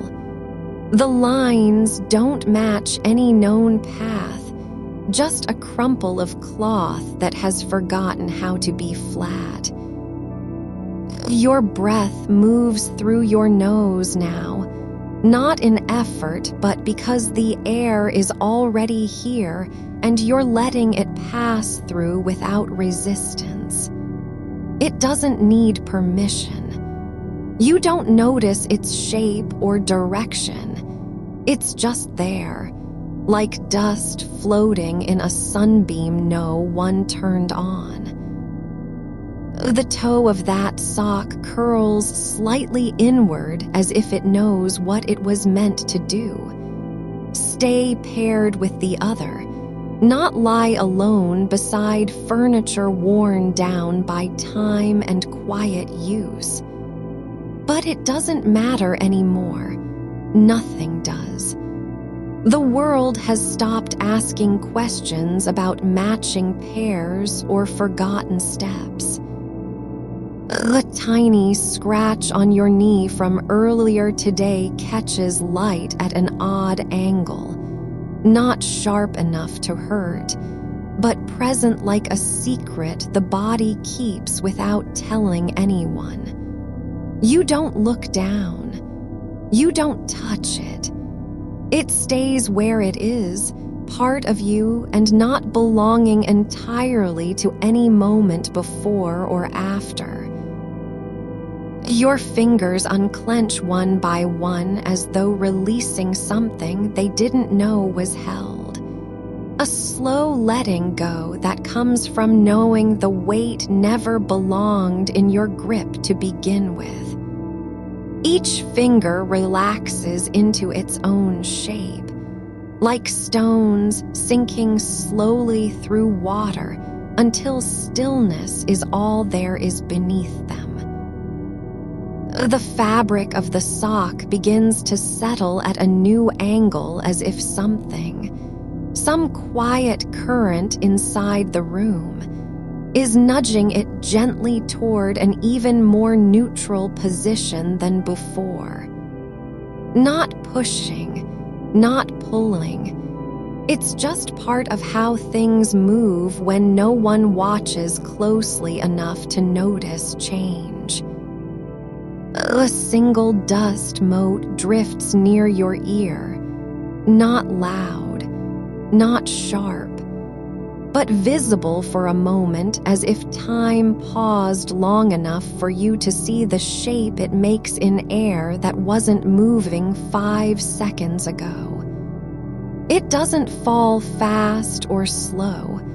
It just exists in place until gravity finally decides its fate without explanation. Your jaw unclenches slightly. So little movement you might not feel it unless you were counting how many times your teeth have touched today. But they're apart now, not pressed together like a lock waiting to be opened. There's no need for pressure anymore. The hem of the sock drags faintly across the floor as if testing whether there's still resistance in the surface beneath. Whether it matters at all that fabric has been pulled from its original purpose and left behind where dust collects between rhythms of human attention. Your foot feels longer now than when you first placed it on the bed. The bones not swollen, but stretched into space by something deeper. A letting go so complete that even your sense of physical form softens at the edges. Like water being drawn from a glass until only memory remains in its shape. The thread near the toe has stopped trembling, no longer swaying between existence and release. It's still suspended not because it can't fall, but because falling isn't required anymore. The moment doesn't demand action. It accepts what is. The patch of wood beside the chair shows a slightly darker grain where moisture once pooled long ago. Not enough to rot or stain, just a memory in color that never faded despite years passing through without notice. The air near your neck cools ever so slightly. Just one shift in temperature as though something has passed between you and the wall behind. It's not cold, not warm, just different for no reason at all. And it stays like that for longer than a heartbeat before returning to nothingness again. Your hands rest now with palms flat against the blanket, fingers spread just enough so they aren't touching each other, but still connected by space. The kind of connection you don't have to name or explain, because it's already understood in how your body chooses its position when no one is looking. The sock sits at a tilt that suggests someone once picked it up and set it down again. Not with care, not with dismissal. Just an act so ordinary it left no trace except the angle of fabric against wood. You don't wonder who. You don't imagine why. A faint ridge forms along your lower back where warmth has gathered from long stillness. A small hill made only by heat that doesn't need to be tracked or managed, just accepted as part of this moment's landscape. The space between two breaths grows longer. There isn't even the illusion of effort. It's not emptiness. It's full in a way you can't describe because words have no place here anymore.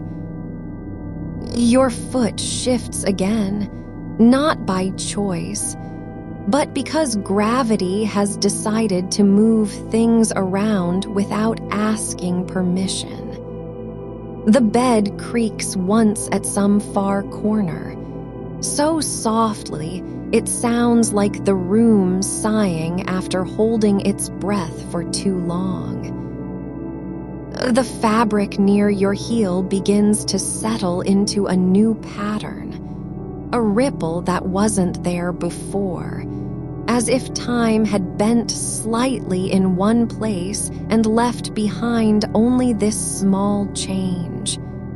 No cause, no effect, just evidence of stillness moving through itself. A single thread from the sock's inner lining tugs loose, not pulled by anything outside it, just released by tension too low to notice until now. It hangs down like a forgotten promise, not meant for anyone or any place. The edge of your blanket rolls inward slightly where pressure has been applied over time. By knees, elbows, hips. The kind of wear that builds without sound, accumulated in silence between nights when nothing happened and everything remained the same. Your breath slows again, not because you're trying to control it, but because there's no need for speed anymore.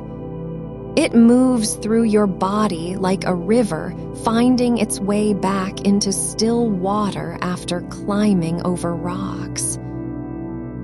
The sock lies now with one corner lifted slightly, as if something beneath has changed, something too small to name or measure.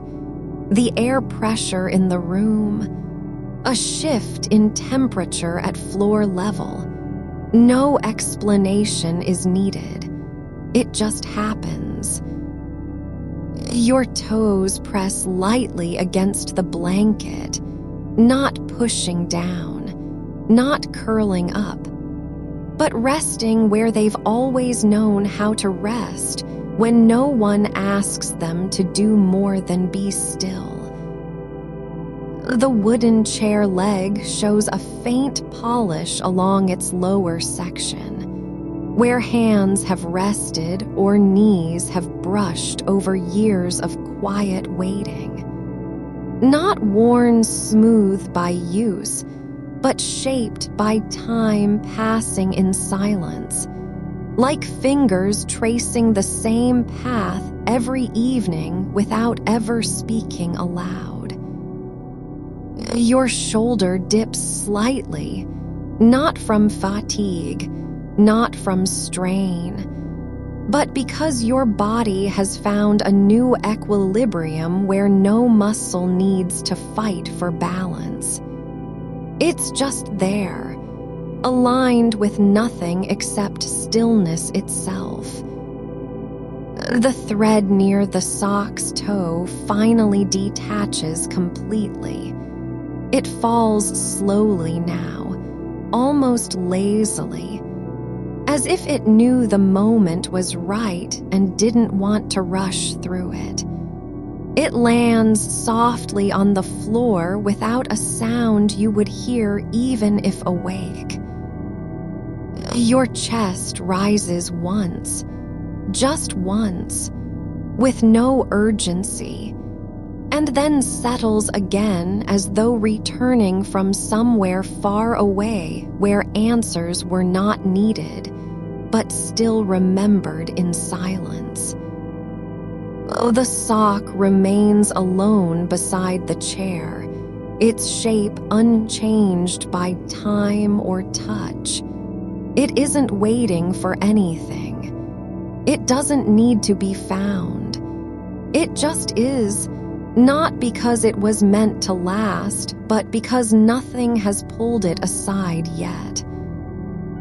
Your fingers uncurl slightly more, the space between them widening as though letting go of something that wasn't actually held in the first place. The air near your face feels heavier now, not from humidity, but from depth, a thickness you can feel without seeing. Like standing at the center of a room where no sound has ever been made and never will be again. Your foot rests exactly as it should, no more than that. Not too far forward, not tucked under, just positioned in space by forces so quiet they don't need names. You notice how the air near your ankle feels cooler than elsewhere, not because it's colder, but because it hasn't been warmed by movement in a while. That small patch of skin has settled into its own rhythm, separate from the rest. It doesn't demand attention. It just stays. The wooden chair leg still holds that faint sheen, like a memory worn into the grain over time, not polished away but shaped by repetition. Hands pressing down, knees grazing, fingers tracing edges when no one else is watching. No one has come to sit here in years, and yet it remembers how to hold weight anyway. Your palm lies open against your thigh, not flat, not curled, but just resting where gravity has left it. The skin there feels slightly damp from the quiet shift of sweat that never quite leaves, like a trace of something passing through without stopping. A single grain of sand slips from inside the sock. No one would see it if they weren't lying here watching, and settles in a crack between floorboards where no light ever reaches. It stays there not because it belongs, but because nothing has moved to claim it. Your left ear feels full, not with sound, but with silence that's dense enough to press gently inward. Like the inside of your head is starting to echo without needing an outside source. The edge of the blanket no longer pulls tight across your hips.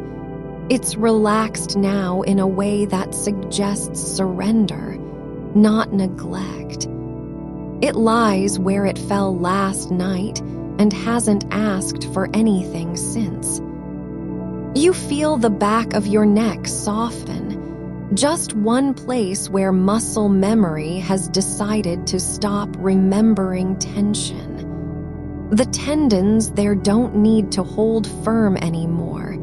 They've been given permission to loosen without consequence. A hairline crack runs through the paint on the wall behind you, not wide enough to see unless you're close, not deep enough to matter. But it's there, just like all the others that have never needed repair. It doesn't hurt or leak. It simply exists as a mark of time passing in stillness. Your right knee lifts slightly, just an inch, as if your body is testing whether motion still requires permission, then settles again. No need to respond, just an experiment in weightlessness. The sock has not shifted since the thread fell. It remains where it was placed, one corner curled up like a question mark that never got answered. Not waiting for anything, not hoping, just present, and no one has come to take it away. You feel your tongue press gently against the roof of your mouth, not out of habit, not in search of flavor, but because it knows where it belongs when nothing else is asking. It doesn't need to speak or taste or remember. It just rests there like a small stone at the bottom of a still pool. A single thread from the blanket's hem drags across your ankle, barely brushing, almost as if it's testing whether you're awake enough to notice. Then gives up and stops moving. It doesn't need to be seen. It only needs to be allowed to be. The air near your collarbone feels lighter now, not airy, not thin, but like space has opened just a little between layers of skin and breath. As if something inside you has stopped trying to keep things sealed. Your fingers begin to drift apart again, this time farther than before, not by will, but because the tension in them has finally dissolved into stillness. No need to grip or hold. They don't even know what they were holding onto. They just let go. A small dent forms in the carpet where your heel rests, one of many that have been there longer than you can recall. It's not a flaw, not damage. It's simply how things settle when nothing moves and no one counts the changes. The wooden chair creaks once more, not from weight, but from something deeper. A shift in air pressure, maybe, or the slow breathing of old wood expanding into itself after hours of stillness. It doesn't need to speak. It only needs to be heard. And you are listening. Your breath slows again, this time not because you're trying to make it slow, but because your body has forgotten what speed is for in this moment. It moves through you like a river that no longer knows it's flowing, it just is. The sock lies exactly where the thread fell from it. No dust has settled on it yet. Not because the air is clean, but because nothing has passed by to disturb it. The space around it remains untouched, not out of care, but out of absence. And that absence is enough. You feel your jaw unclench, not dramatically, not with a release you can hear, but quietly, like a door closing without a sound in an empty house. It doesn't need to stay shut. It just knows how to rest open now. A single drop of moisture gathers at the corner of your eye, just one, and stays there, suspended not by emotion, but by gravity alone. It doesn't fall because nothing has pulled it down yet. It waits in stillness like a tiny planet waiting for orbit. The floorboard beneath you feels warmer than the rest, not from sunlight or heat, but from something deeper. Your body's presence has left its own kind of imprint, not on wood, but on time itself. Like warmth isn't just temperature, but memory. Your ankle rests where it always does when no one is watching, slightly turned inward, like a door that doesn't need to be closed because it was never fully open in the first place.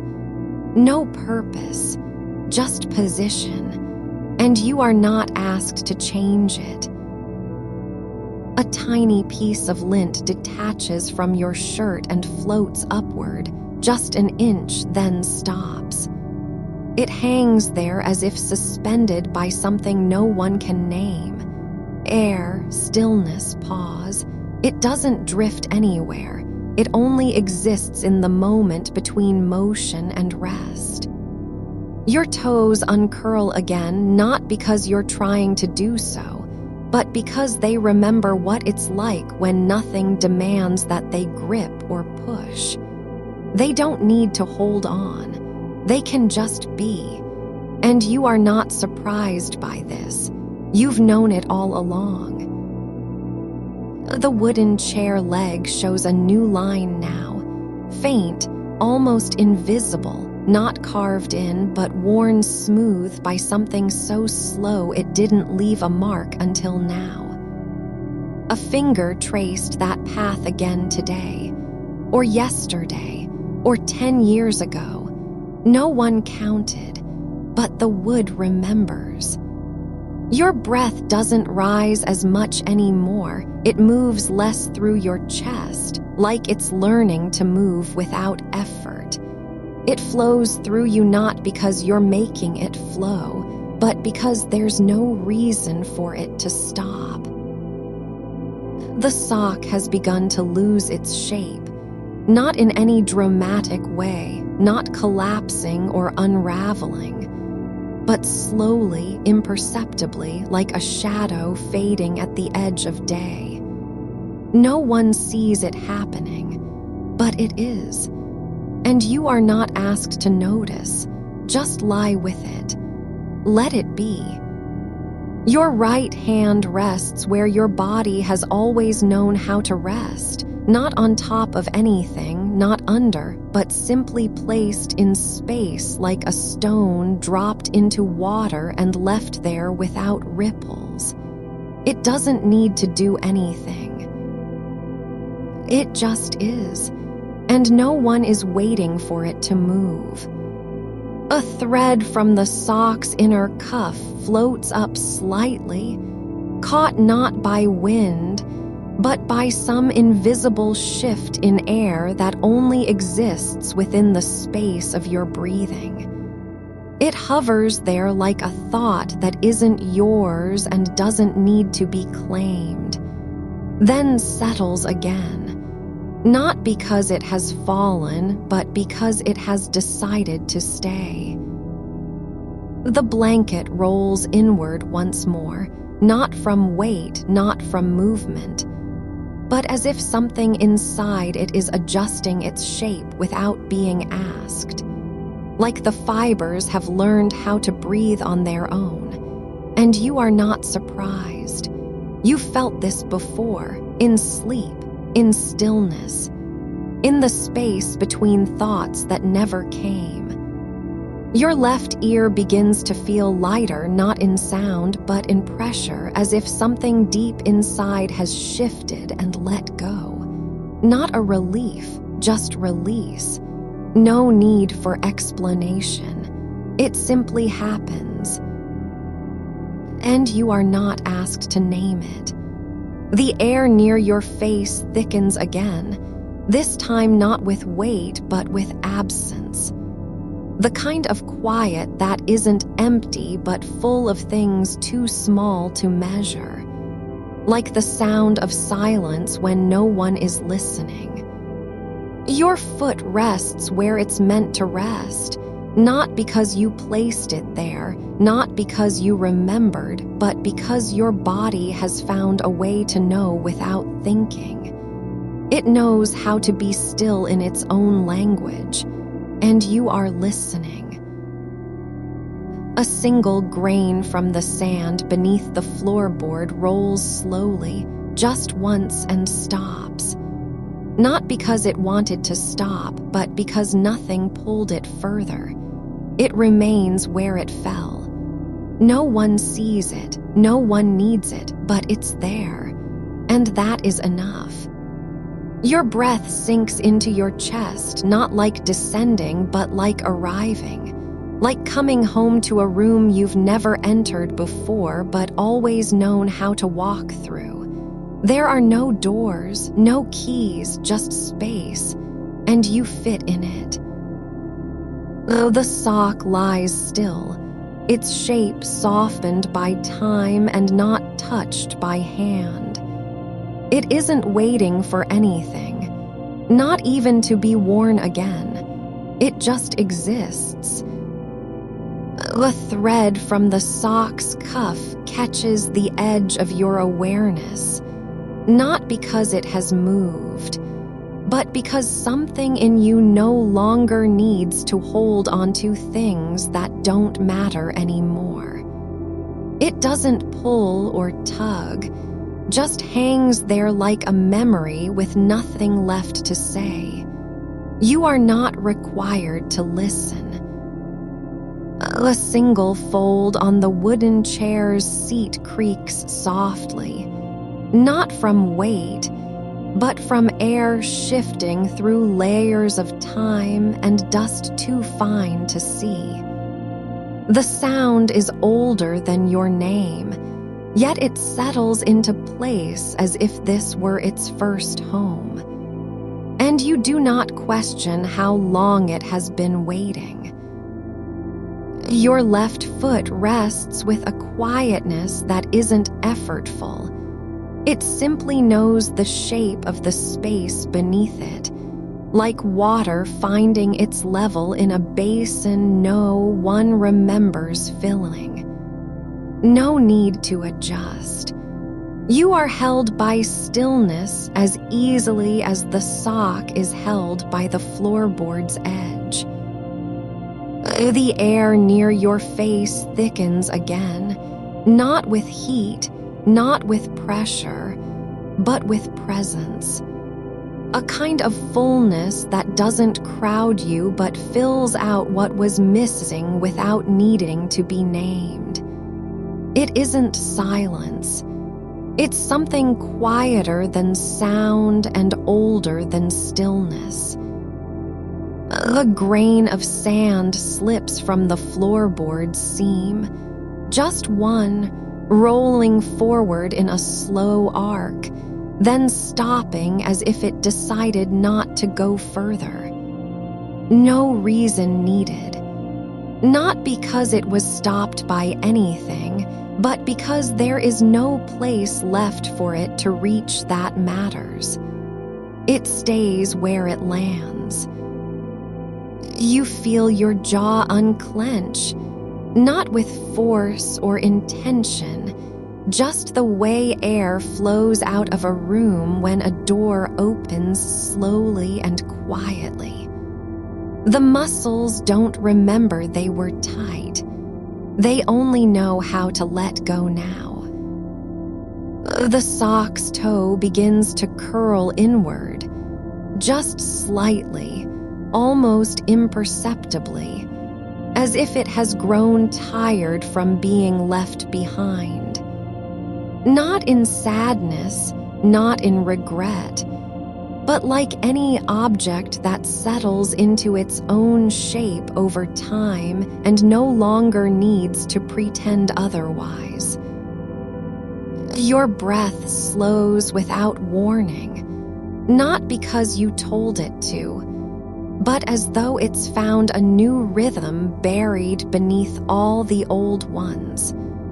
One where each inhale is just enough and every exhale releases something not even known until now. You don't have to guide it. It moves through you like wind moving between buildings that no longer need names. A small dent forms in the carpet under your right foot, not from weight, but from time pressing down gently over many nights of stillness. The fibers never rose again after they were pressed flat. They learned how to stay where they are, how to be part of something larger without being asked. The wood grain on the chair leg catches a sliver of light that wasn't there before. Not bright, not sudden, just enough for you to see it as if your eyes had always known its path. Then it's gone again. Not because darkness returned, but because no one was watching long enough to claim it. Your fingers drift apart slightly, the space between them growing wider than they've been in years, like the memory of distance isn't something lost, but simply forgotten until now. You don't have to bring them together. They aren't meant to touch anything anymore.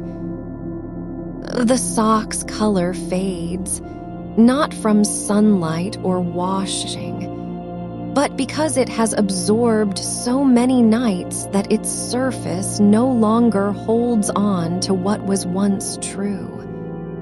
It is not wearing out. It is becoming something else entirely. A quiet shape in the dark where nothing happens and everything continues. A thread of dust rises slowly from between two floorboards, caught only by air that breathes differently here than elsewhere.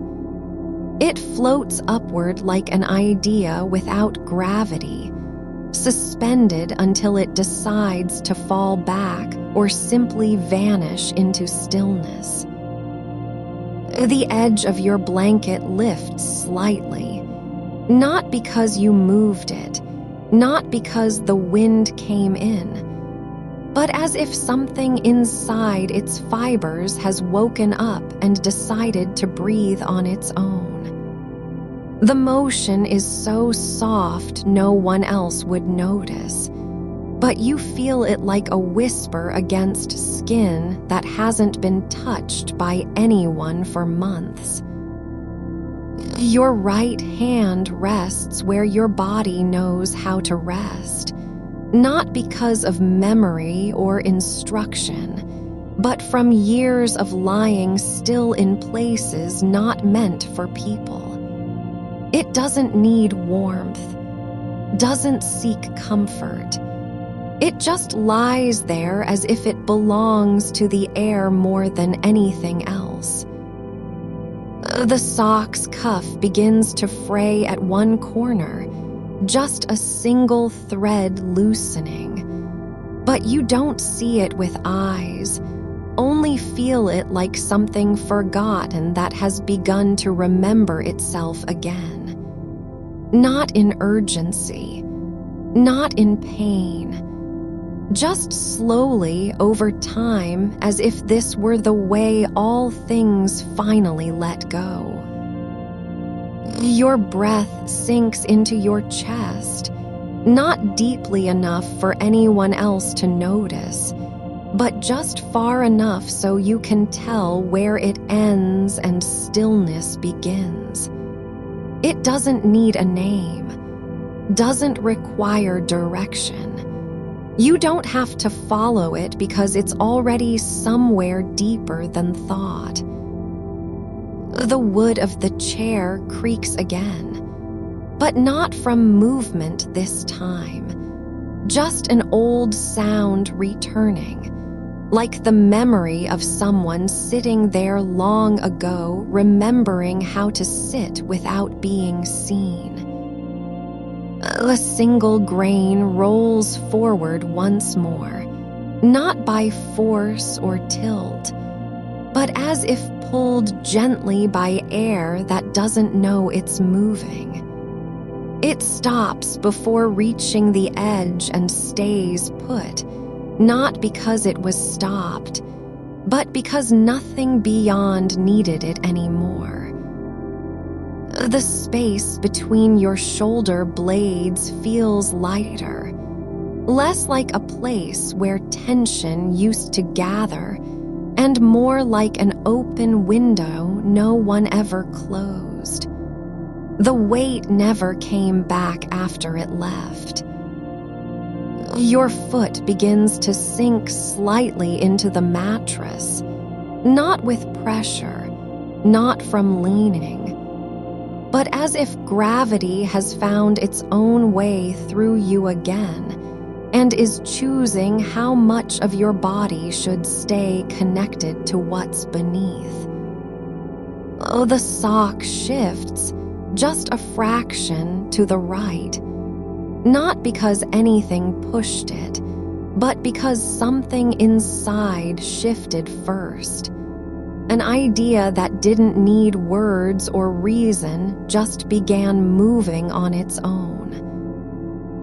Your breath slows so gently it feels like you never had to breathe at all, that every movement was already part of this quiet flow, and no one ever told you how long it had been happening. You are not being carried anywhere, but something inside has begun to arrive.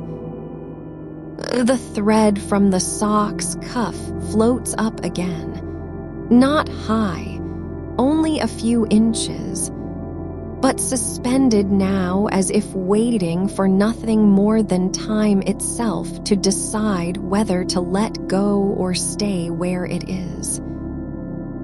Your left ear no longer feels light, it just is, like air passing through without leaving behind any impression. It doesn't need meaning, doesn't require awareness. It simply exists in the space between sounds that never quite came.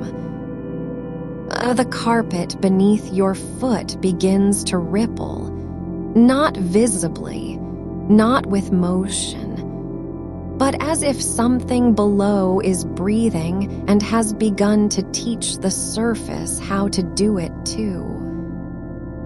Your fingers drift apart again, this time farther than before, as though they have remembered what distance feels like when no one is watching. You don't need them together anymore.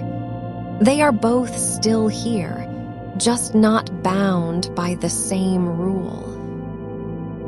The sock's shape softens further, not collapsing or breaking, but becoming more like a shadow that has stopped pretending to be solid.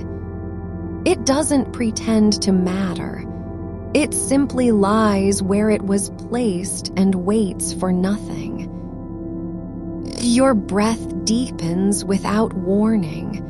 Just one inhale so slow you don't know when it began, only that it ended somewhere else. Not in your lungs, but deeper, in the quiet between thoughts that never arrived. The air near your face thickens again, not with weight, but with memory.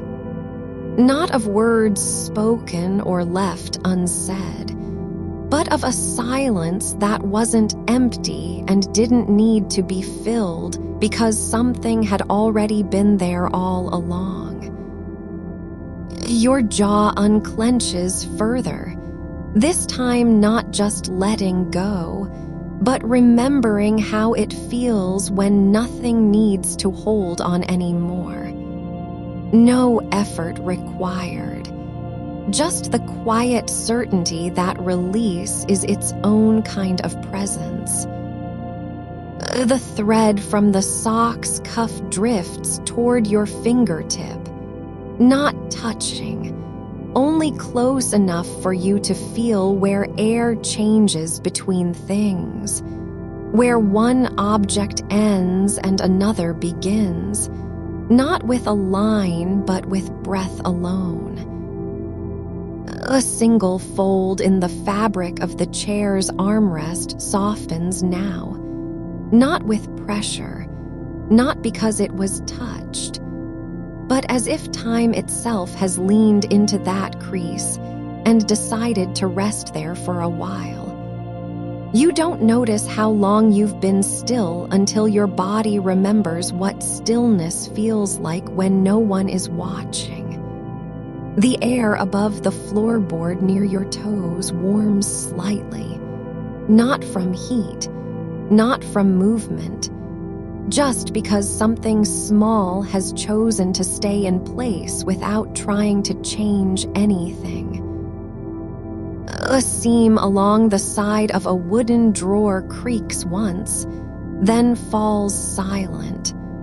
Not an invitation, not a warning. Just a sound that existed before it was made and will remain after no one hears it again. The chair remembers what it means to be still too, how each grain in its wood holds the weight of quiet hours, how even absence has texture. Your right hand lies open on your chest, not flat, not curled, but resting as though it had just returned from somewhere long gone and didn't know where else to go. The space between your fingers is wide enough that you can imagine what it feels like for air to pass through without being noticed. Not a gap so much as an invitation. No one needs to fill it. A bead of wax drips slowly from the end of a candlestick not lit, not needed, but still there in its shape, holding the ghost of flame. It settles into the rim of porcelain like memory settling after no one speaks. The surface doesn't ripple because nothing pushed it, just that some things are meant to stay where they were placed. Your foot rests slightly higher than your other, one heel lifted a hair's width, so that your ankle forms an angle not by choice, but simply from the way gravity has adjusted itself around you during sleepless hours. No need to correct it, no reason to move. The body is learning how to be where it lands.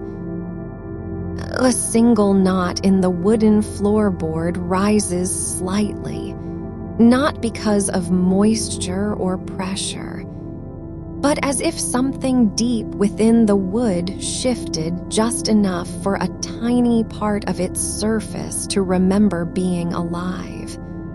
You don't look at it. You feel the change like breath held too long and finally let go without notice. The air behind your ear grows heavier, not with weight but presence. A space that no longer feels empty because silence has settled there like dust on glass after rain stops. Not a sound, just stillness that knows its own shape now.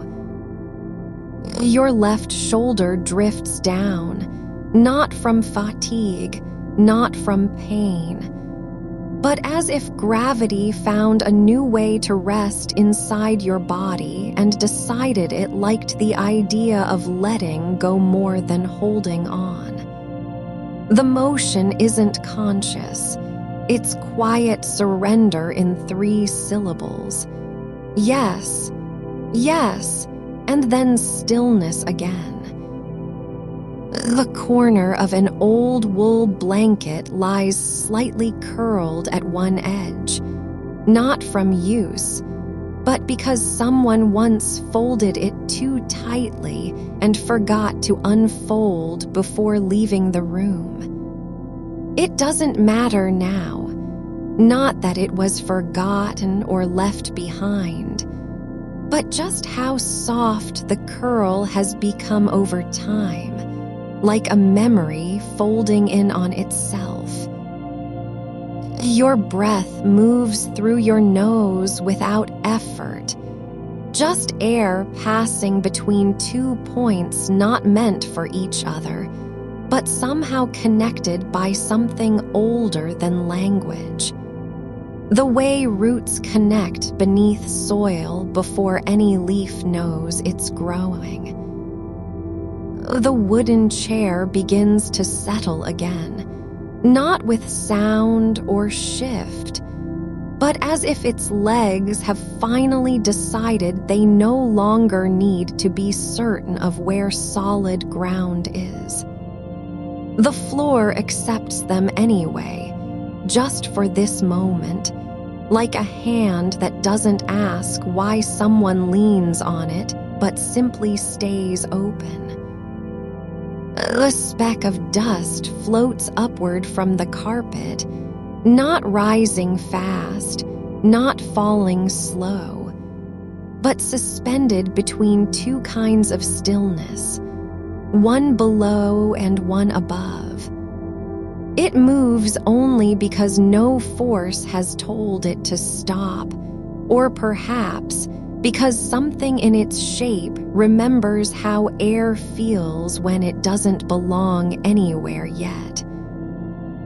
The tip of your right pinky finger curls inward, just barely, not from sensation, not from will, but as if the nerve endings have decided they remember what closing feels like after years of pretending not to know.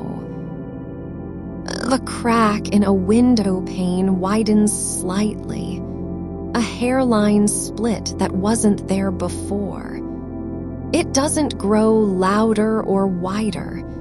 It just becomes visible now because something has changed about how you see things. No longer looking for damage, but noticing where light enters without warning.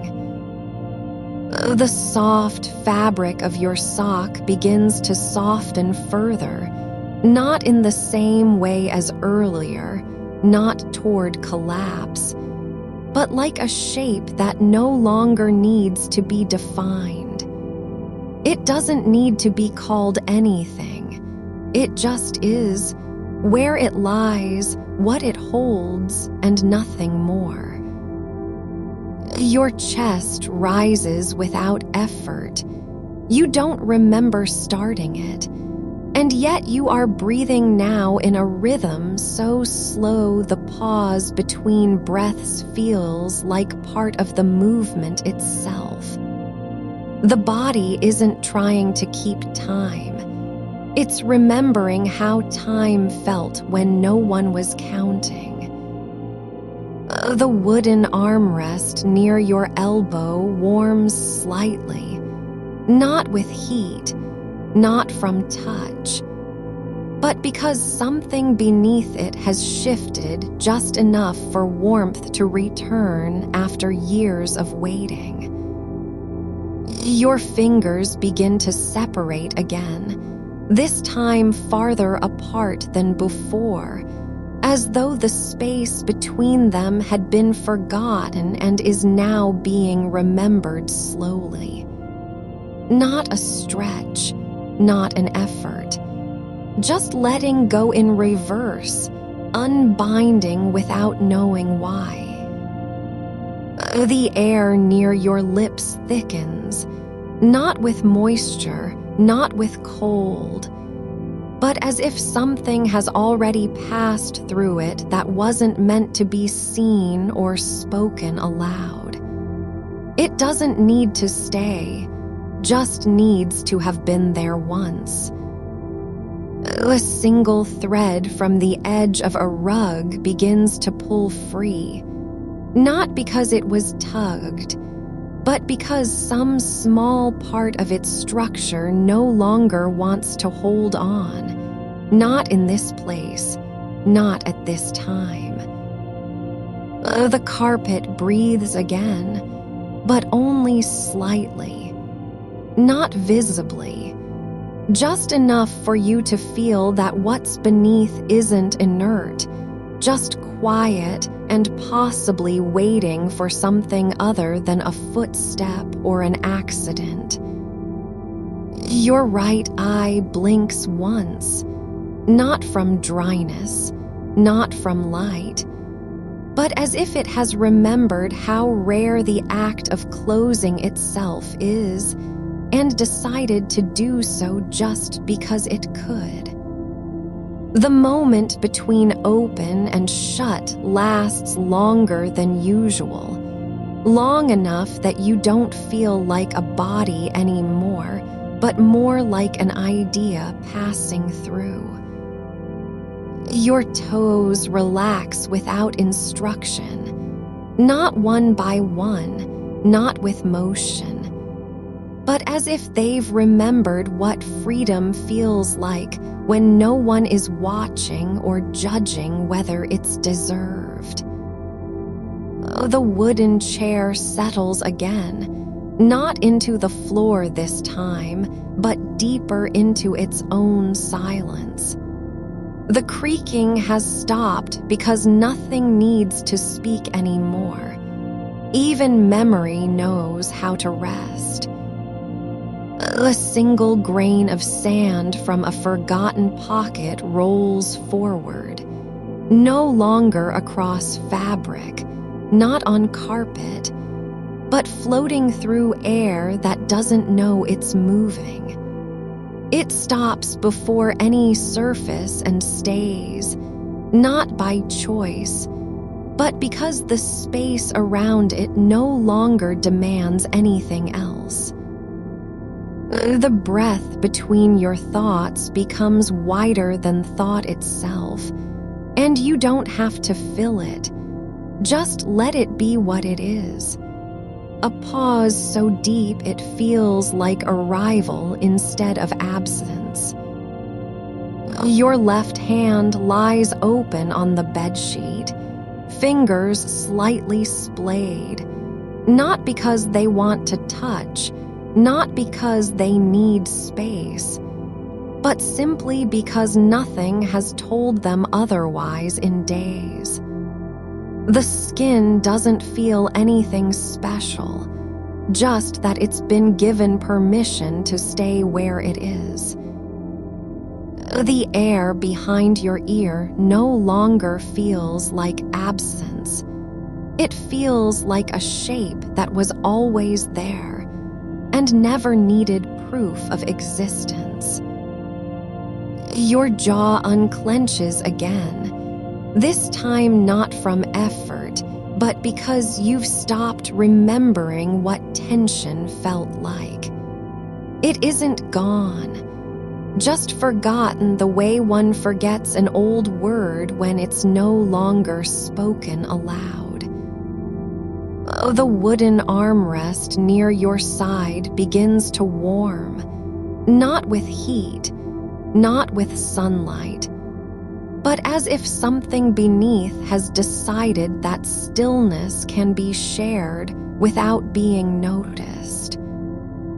A single thread from a frayed edge of fabric drifts upward, just enough for you to feel the difference between what's attached and what isn't.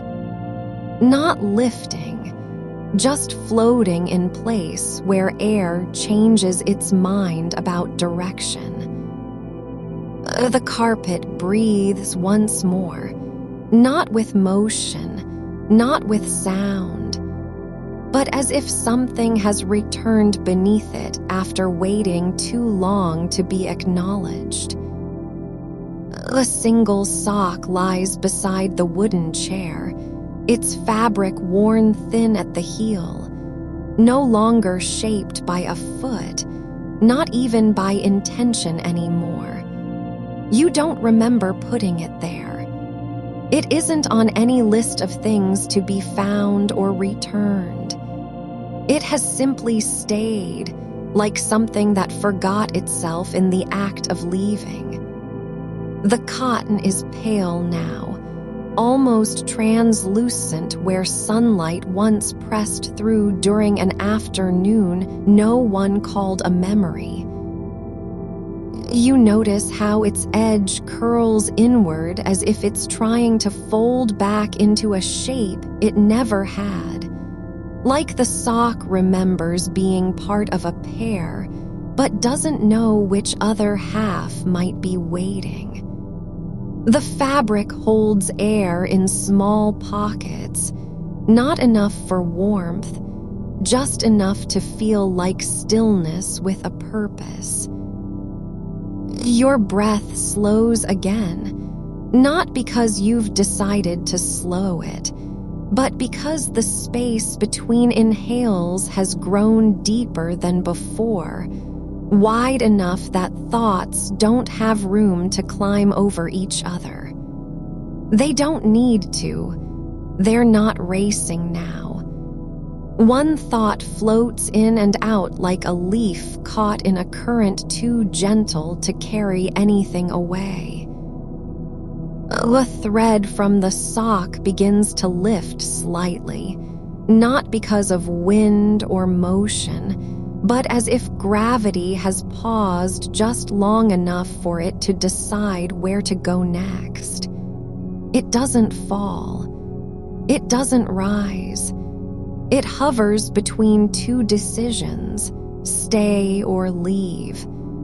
And in that moment, you understand this isn't about direction.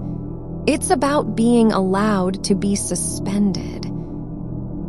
You feel the weight of your arm resting near your side, not heavy, not light, but simply present. Not pressing into anything, not needing to hold on. The muscles aren't asleep. They're just remembering what it means to not do something. A small dent forms in the carpet where the chair once leaned, no longer from pressure, but from time. Something has settled there for so long that even absence has shaped itself into a shape of its own. A hollow no one remembers filling. Your fingers twitch, not with reflex, not with need, but as if they're testing whether motion is still possible when nothing demands it. They move just enough to show you they can, not toward anything, just in case.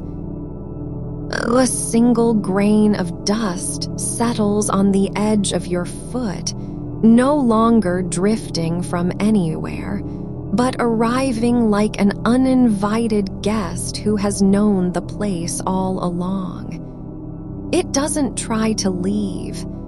It doesn't explain itself. It just stays. It's not cold where you are, not warm either, but somewhere between.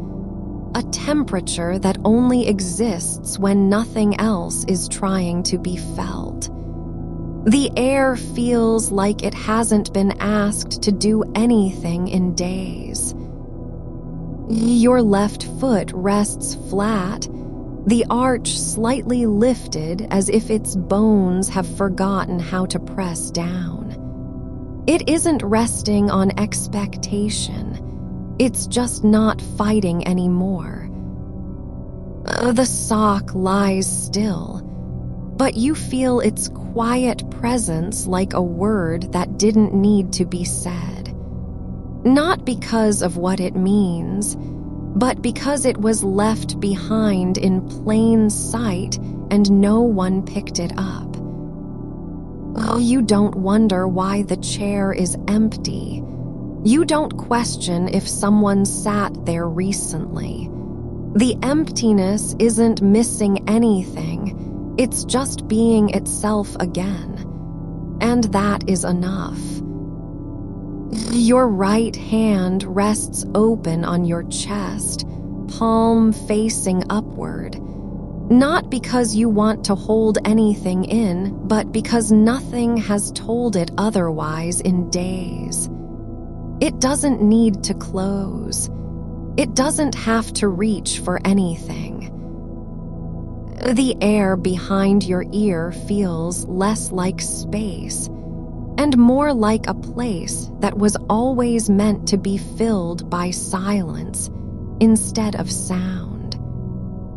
Your neck uncoils slightly, not from effort, not from awareness, but because the tension between muscle and bone has softened into something else. A quiet surrender where no one is watching for signs of strain. The wooden armrest near your side grows cooler again, no longer warming. Not because it cooled down, but because whatever had been sharing its stillness has decided to step back, not away from you, just out of the moment. Your lips part slightly, not from breath, not from need, but as if they've remembered how quiet a mouth can be when no one is listening. The space between them isn't empty. It's full of what wasn't said and never needed to be. It's not that you're forgetting the words. It's that their shape has changed, no longer sharp, no longer urgent. They've softened into something quieter, a feeling with no name, a pause where meaning used to live. A single thread from the sock's cuff drifts slowly upward, not pulled, not pushed, but as if it's following a current only air can feel. It doesn't go far. It doesn't fall. It just stays in place between two things that don't know each other anymore. It's not about finding anything, not about finishing something. Just this. The idea that some parts of you have already arrived at rest, even if your mind hasn't caught up yet. Your spine settles deeper into the mattress, not by sinking, but by letting go of a weight it never knew it was carrying. The bones don't shift, they just stop trying to hold themselves in place. The sock remains beside the chair, no longer waiting, no longer forgotten. It's simply there, not needing to be seen or touched, just part of what stays when everything else has moved on. Your hands drift apart again, not by intention, not because you want space, but because they've stopped believing that closeness requires effort. They're just letting go in the way things do when no one is watching. A soft current passes through your body. No wind, no sound, just a quiet shift in pressure, like air adjusting to something it's been holding for too long. The room doesn't change, but you feel less of it than before. Not because you're leaving, but because you've stopped trying to measure the edges of where you are. Your breath slows again, not because you told it to, not because you're trying anything. It just becomes longer between each one. Long enough that silence begins to feel like a kind of presence. The sock doesn't move. The carpet doesn't shift. Even time feels less like a line and more like something that has decided to stay where it is for now. You don't need to say the words out loud. You don't have to name them or explain their shape. They've already passed through the air between your lips, just not in language. The thread from the sock still floats, suspended in a space no one else can see. It doesn't know where it's going, or even if it needs to go anywhere at all. Your shoulder lowers without you noticing, not falling, just letting down, as if gravity finally decided that resistance wasn't worth the effort. The chair has stopped being waiting for anyone. Its silence isn't empty. It's full of stillness so deep that even memory can rest inside it. It's not about forgetting. It's not about remembering. It's just this, a moment where nothing needs to be fixed, no one needs to speak, and the air doesn't need to carry anything forward. Your foot feels less like flesh and more like something that has simply decided to exist without needing to do anything. The sock lies beside the chair, no longer alone, not because another sock appeared, but because it's been joined by absence itself. A quiet company of not being needed, not being claimed, not being remembered, but still here. You don't reach for it. You don't pick it up. It doesn't matter. It's enough that it stayed.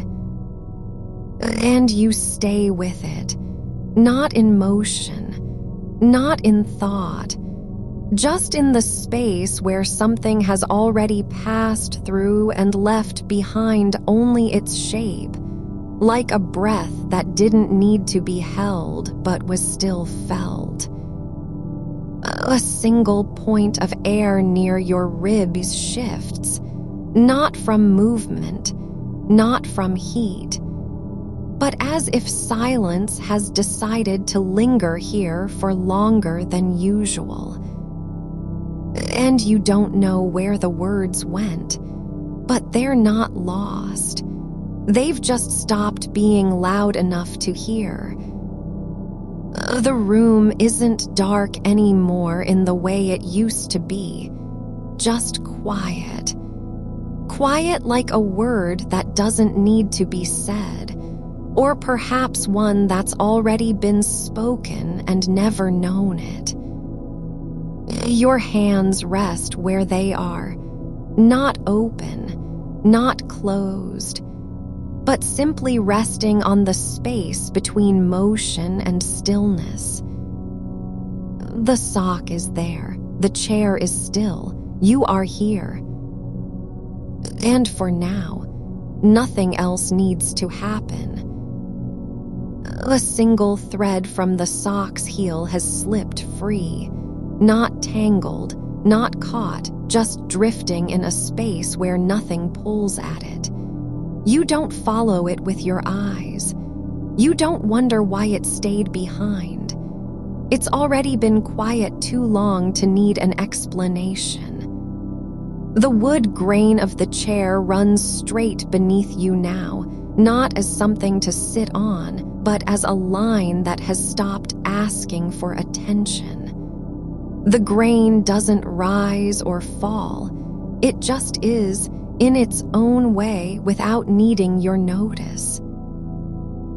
A fold in the carpet near the baseboard holds dust not from use, but from time, settled there like an unspoken agreement between floor and air.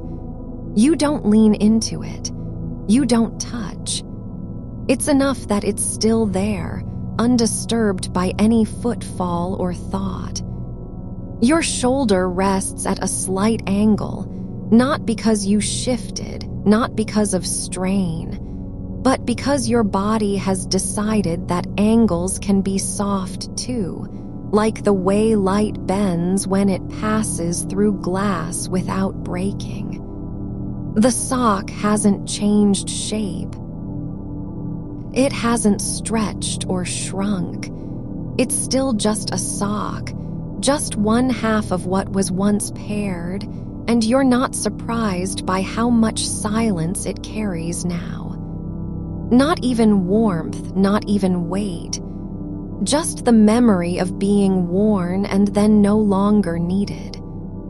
Your breath moves in the same rhythm as something far away, a slow pulse beneath the surface of stillness, like water deep underground that doesn't know it's moving. It just is.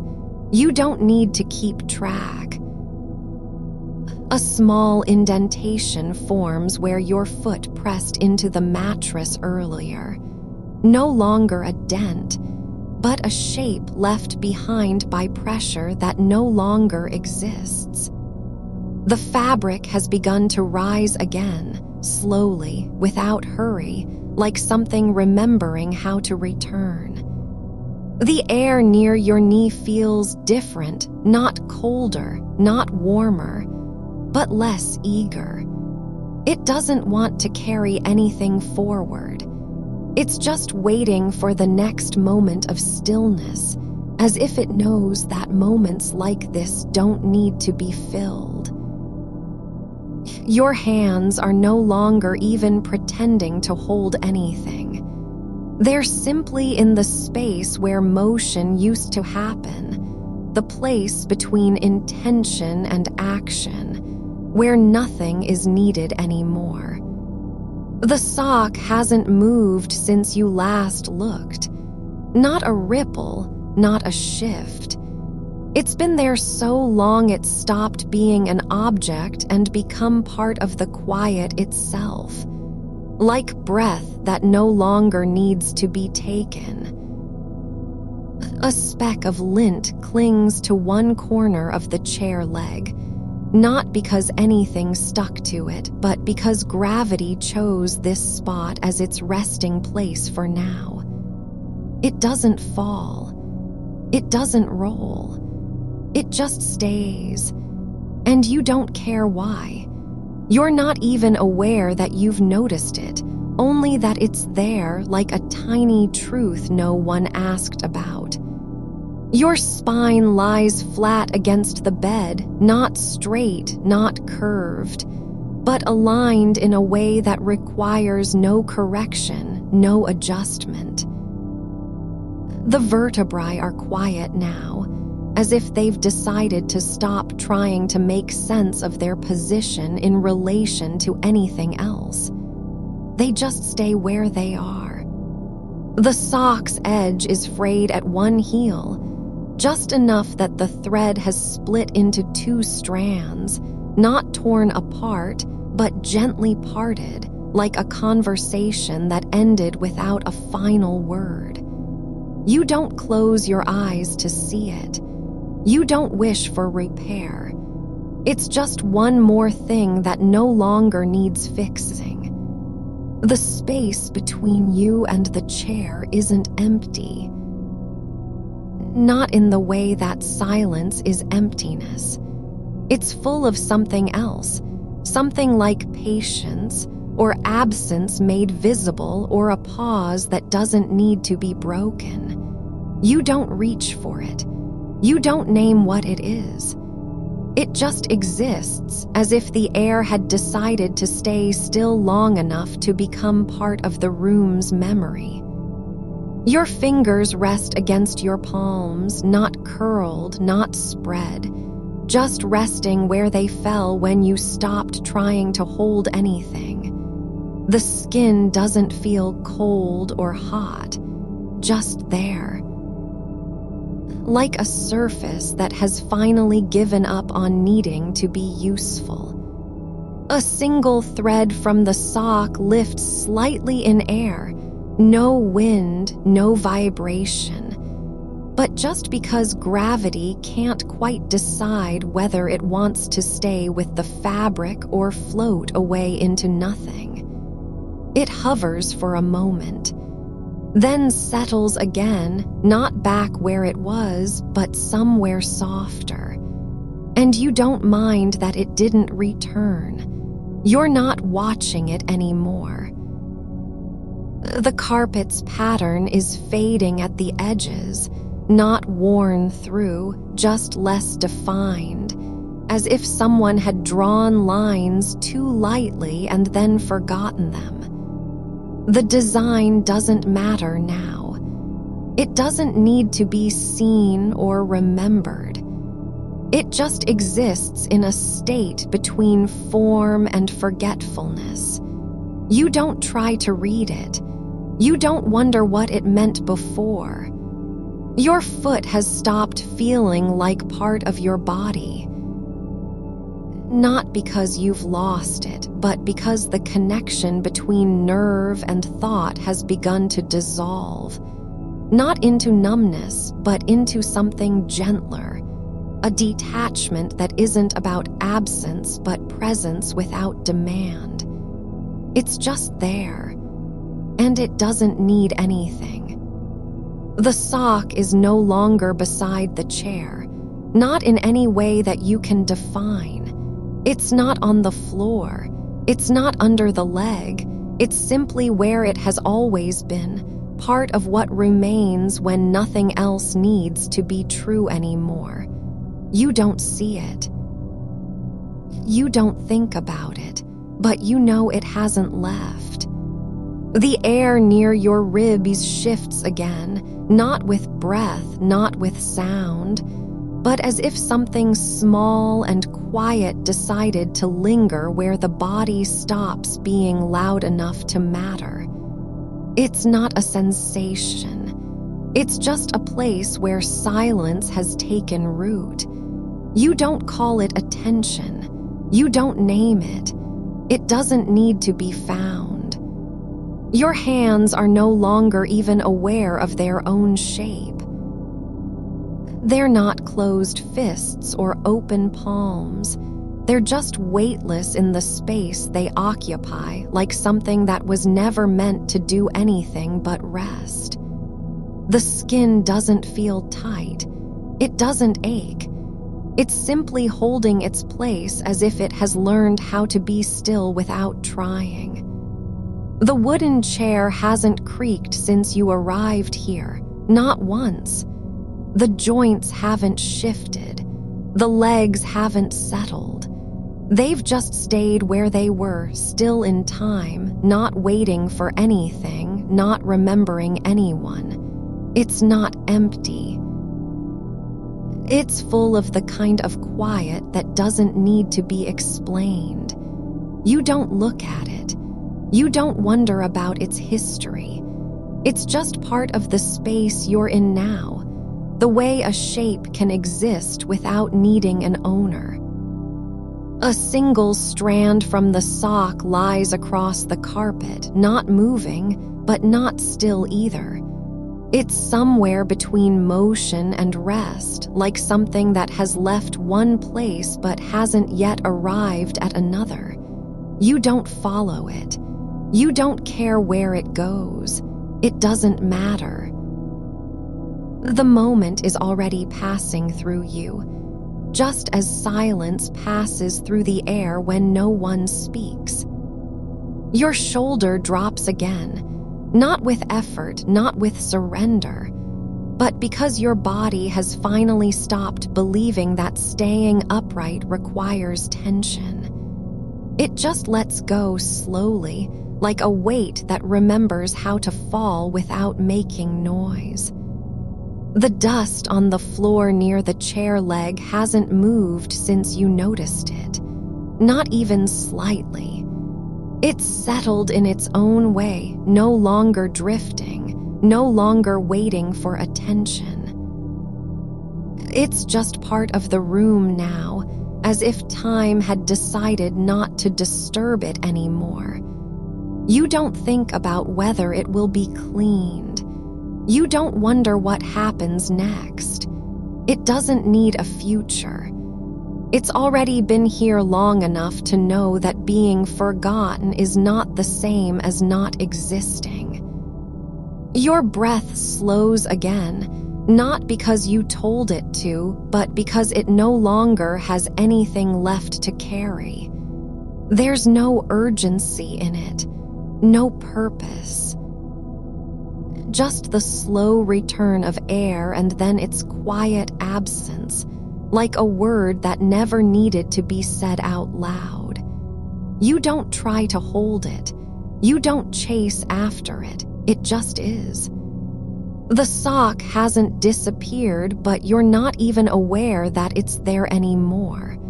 Not in your eyes, not in your thoughts, but something inside knows, like a shadow that doesn't need light to stay.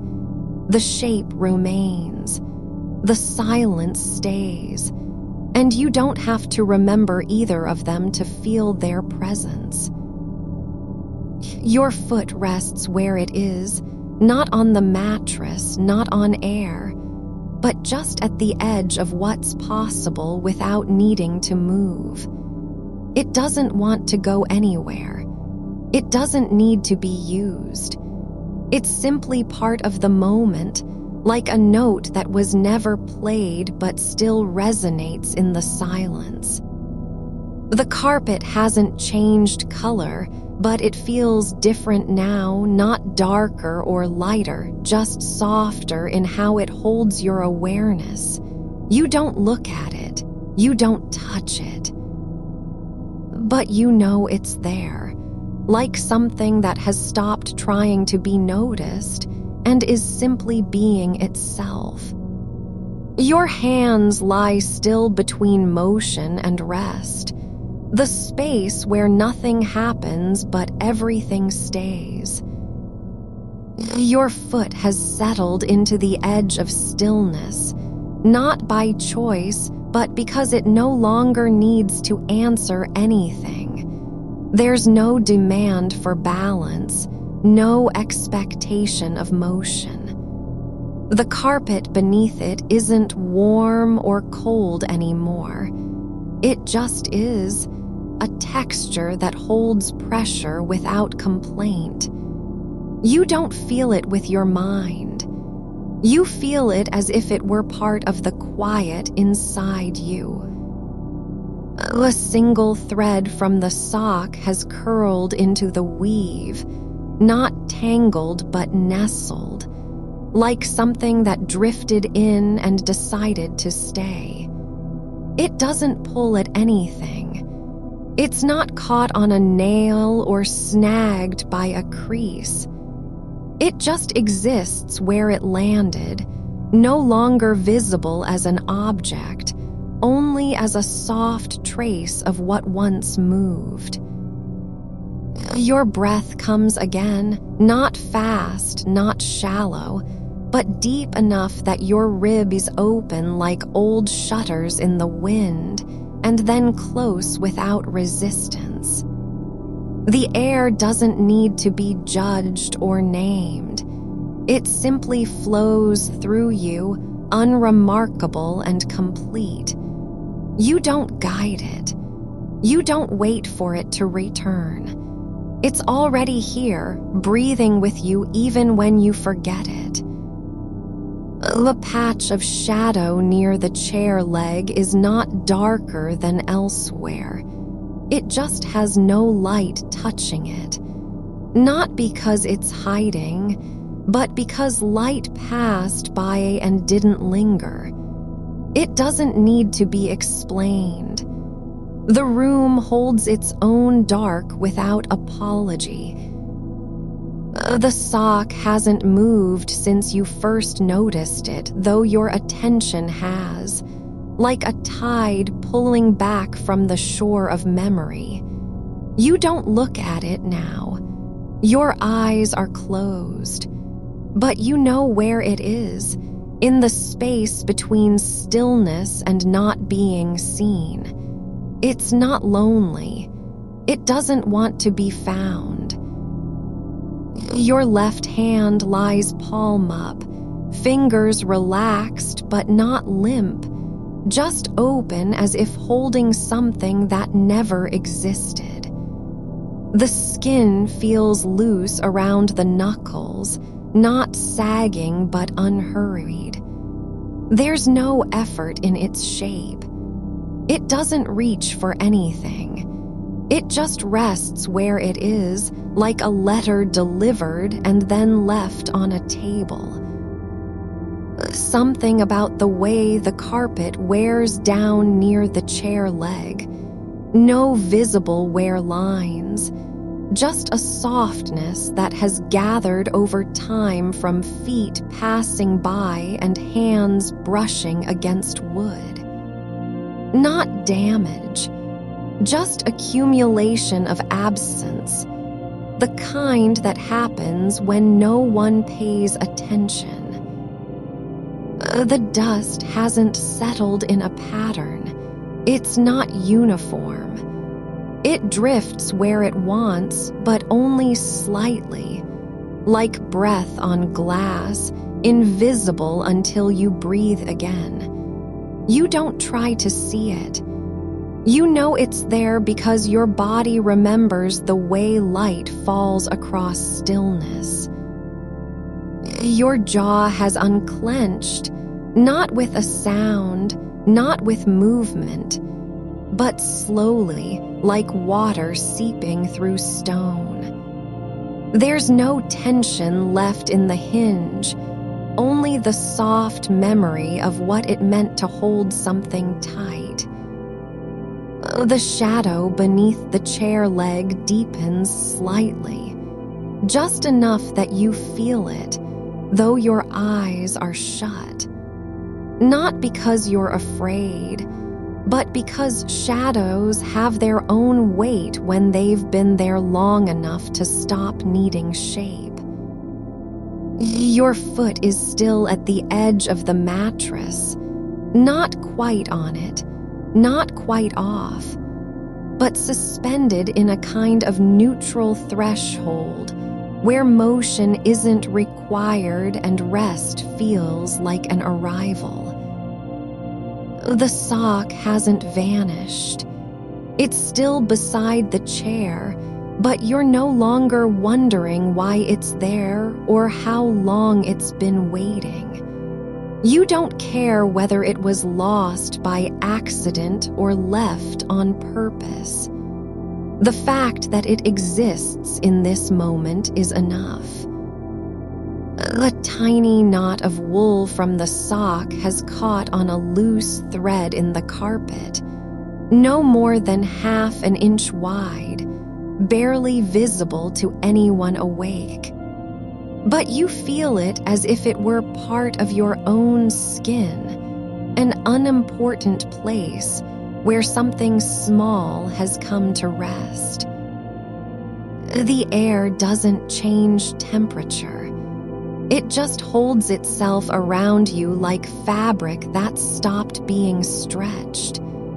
You don't notice the room getting colder or warmer. You're only aware of how quietly the space is holding you. Your right hand lies still, not in any position of use, but simply as a shape between your body and the bed, like an outline drawn without intent. The fingers aren't touching anything. They're just there, open to nothing. The dust near the chair leg has gathered into a small pile where no one ever walks, not because it's been disturbed, but because it hasn't needed to move. It's not waiting for a broom. It's not resisting being cleaned. It's simply part of what happens when time doesn't care about order. Your breath is no longer something you're aware of doing. It's just happening, like the slow rise and fall of water in a deep well, not needing to be seen or heard. The sock has become less an object and more a suggestion. The way silence can suggest meaning without saying anything at all. You don't need to name it. You don't need to remember its color. It's just part of the room's quiet weight now. A faint crease in the carpet where someone once knelt, no deeper than a breath, barely visible even if you looked, has stayed that way for years. Not because no one has stepped on it since, but because something about how light falls at night makes it invisible to eyes that are not listening. Your shoulder sinks again, not with effort, but like a stone dropping into still water. There's no splash, no ripple, just the quiet settling of weight where gravity is the only rule. The shadow beneath the chair leg isn't dark because there's no light. It's dark because it knows how to stay without asking for anything. It doesn't want to be seen. It doesn't need to hide. It just is, like a word that wasn't said but still changed something. Your left hand lies open, not waiting for anything, not reaching toward any purpose, just as if the space between your fingers were designed only to hold silence. The sock has begun to blend with the carpet, not in color or texture, but in presence. It's no longer a thing beside the chair. It's just part of how that corner feels now.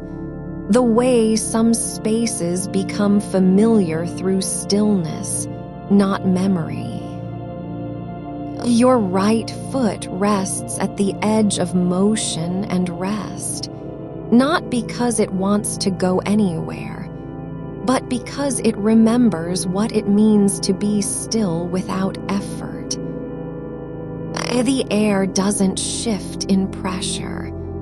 It just holds you like a curtain that's been left undisturbed since morning. No wind, no pull, no reason to move. A single fiber from the sock has slipped into the grain of the wooden chair leg, not caught, not stuck, but resting where wood and wool meet, as if they'd both decided not to fight anymore. The dust near your feet hasn't moved in hours, not because it's afraid of being disturbed, but because time has stopped trying to rearrange things that are already quiet. Your breath slows again, not with intention, but because there's nothing left to carry. No story to tell, no thought to finish. Just the slow release of air and then its return, like a door closing in an empty house. The sock hasn't disappeared from your awareness, not exactly. But it no longer feels like something you're supposed to pay attention to. It's just there, like a word that was never spoken but still echoes. Your body has stopped trying to prove it's awake. It doesn't need to stay upright or alert. There's no performance required anymore. Just the quiet of being in place without needing permission. The shadow beneath the chair leg is not deep enough to be called darkness, nor light enough to be seen. It just exists as a shape that isn't trying to become anything else. Your right hand lies palm up between stillness and motion, not doing anything, not wanting anything, just open like an invitation with no one left to accept it.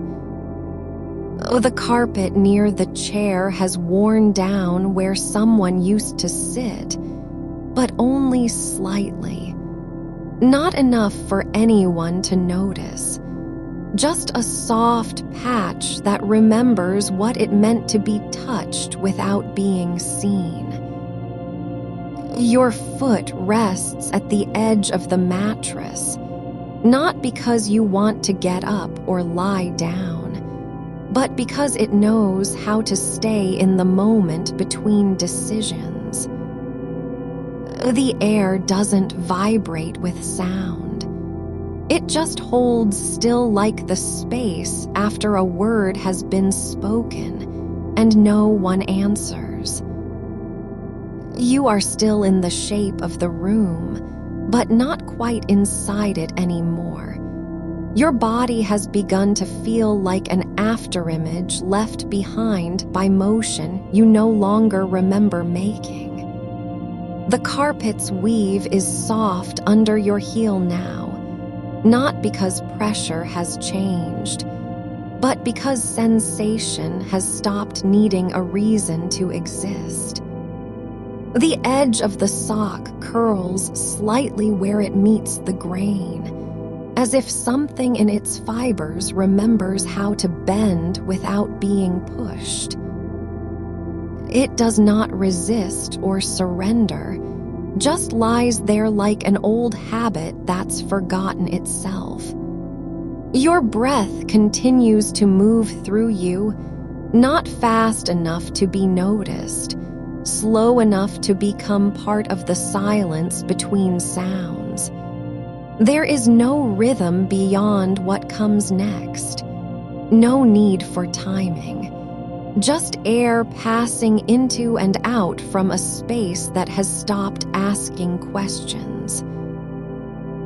The wooden chair leg bears weight in its own way now, not under pressure, but by virtue of having been there long enough to stop needing confirmation it's still standing. Its grain runs straight down like something written once and never changed. You are aware of the sock without focusing on it, like knowing a word is spelled correctly even when you don't read aloud. It sits beside its absence as if both were always meant to be together, not in opposition, but in quiet accommodation. The dust near your toes has settled into patterns no one could name.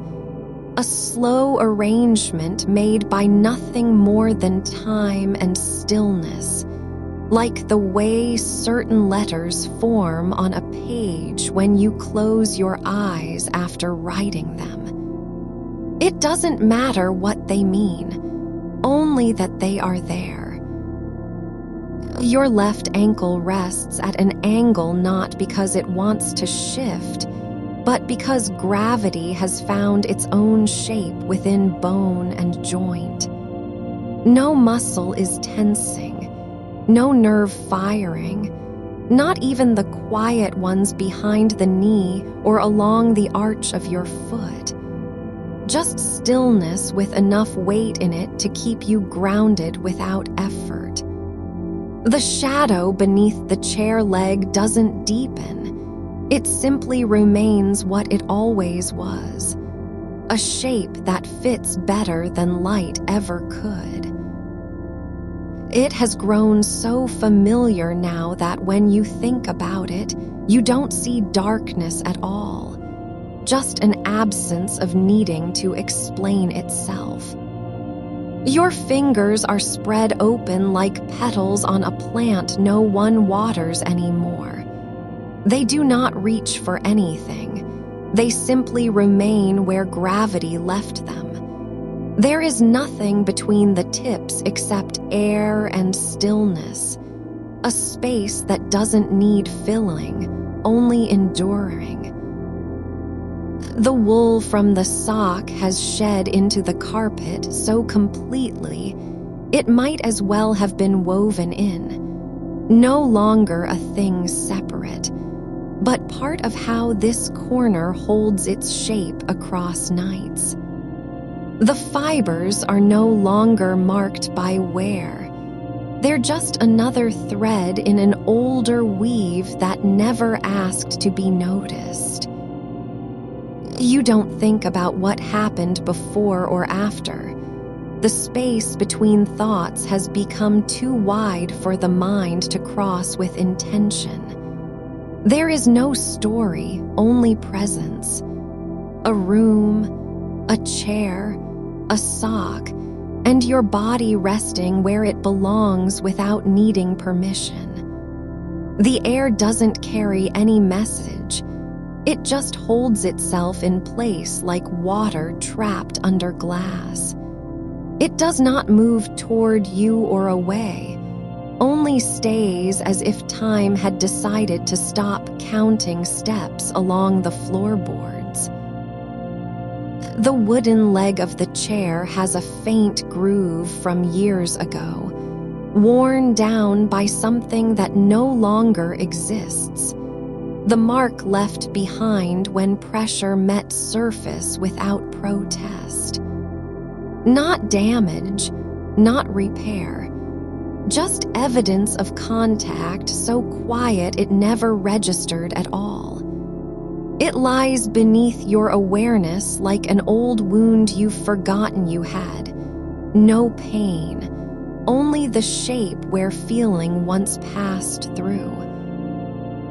Your right foot rests at a slight tilt, not because you want to change position, but because the mattress has softened in that spot over time and now holds its own memory of pressure.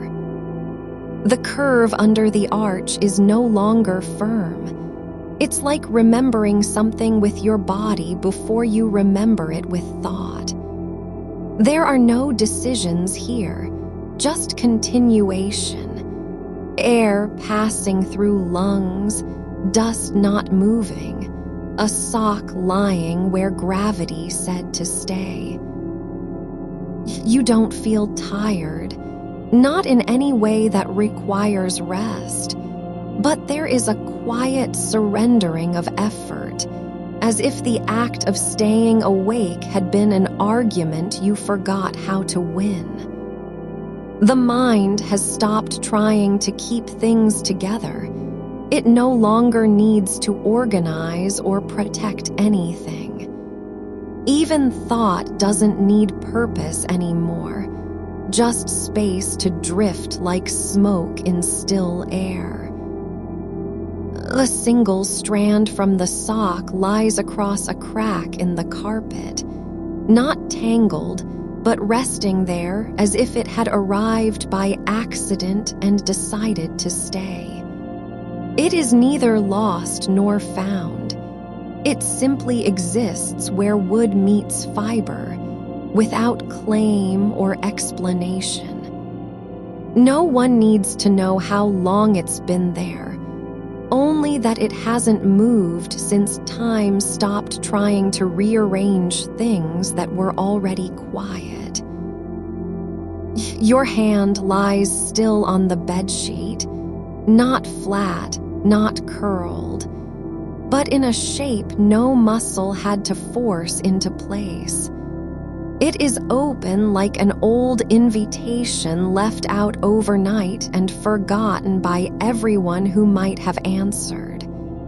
There's nothing behind it, no thought waiting, no intention lingering.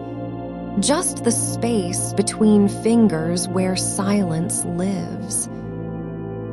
The room has stopped being measured in distance.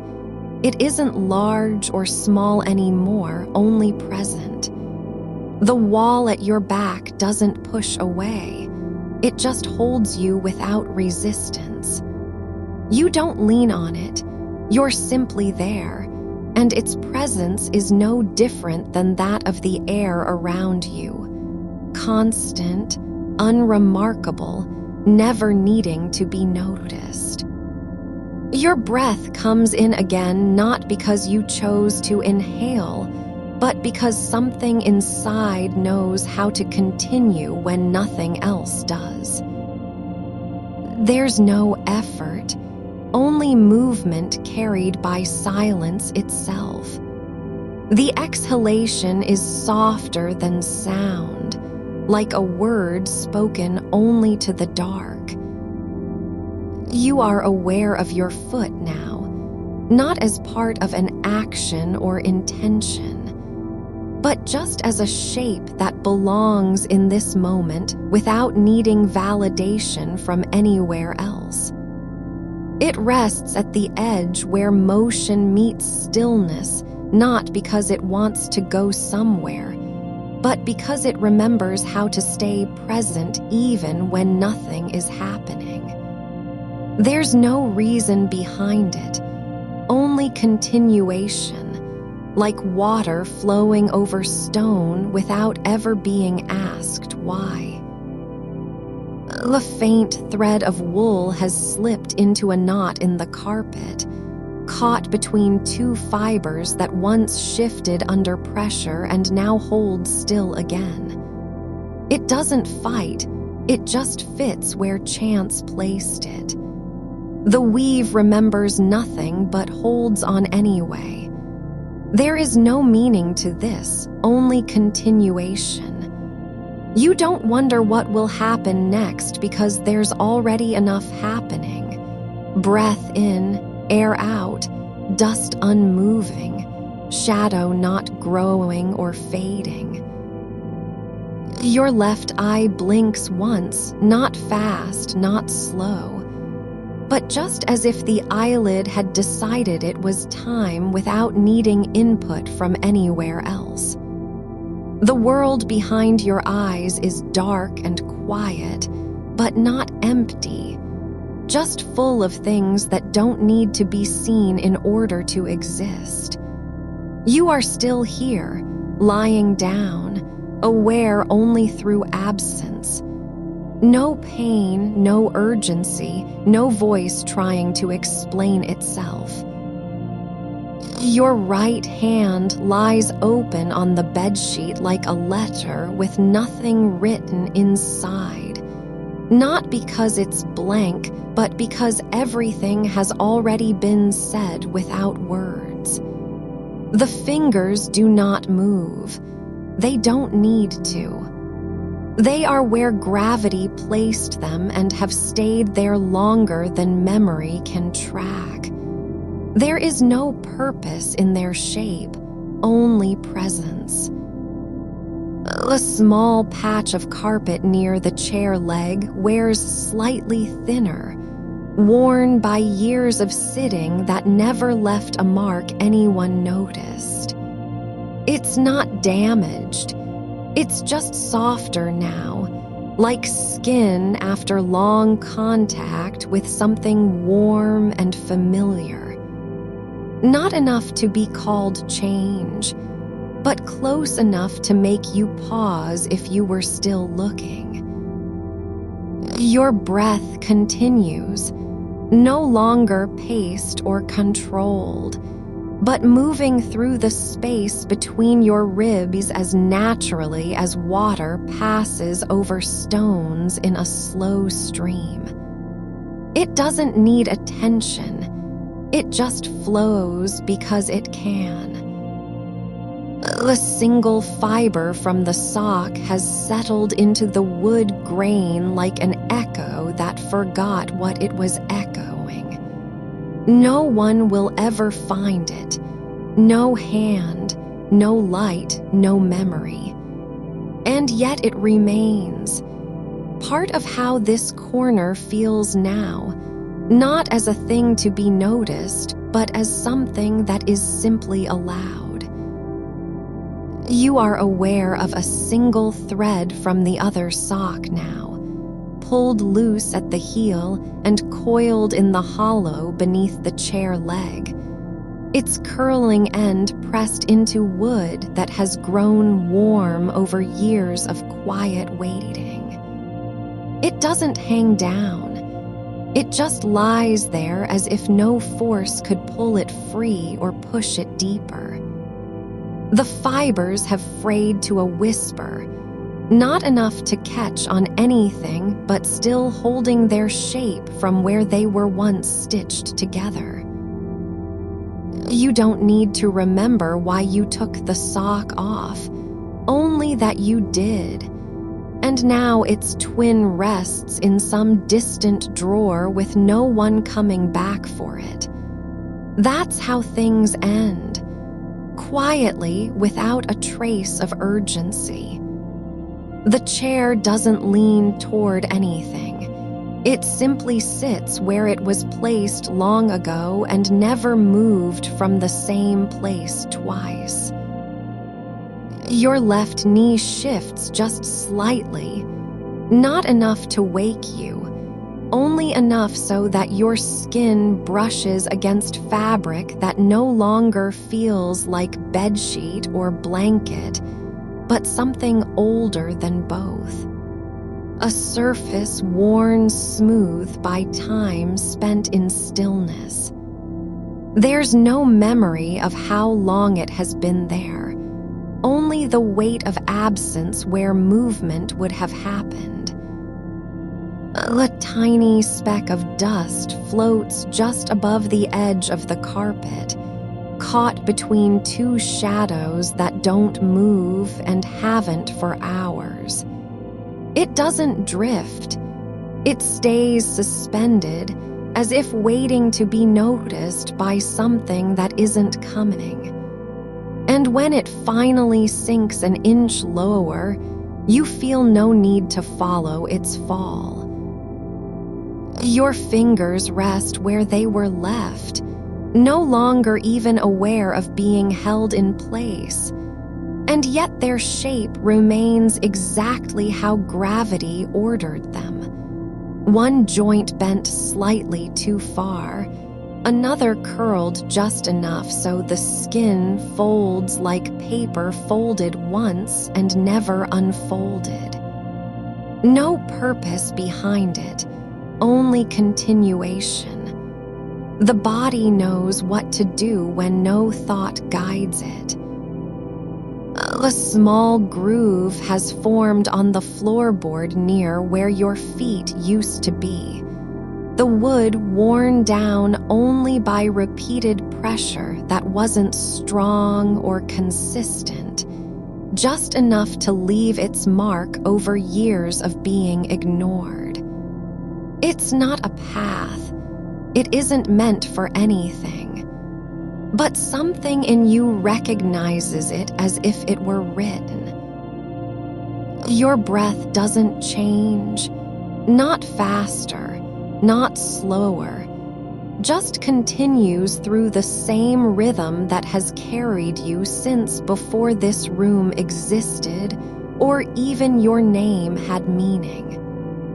The air flows past where it needs to go without asking permission and settles again when no one is watching.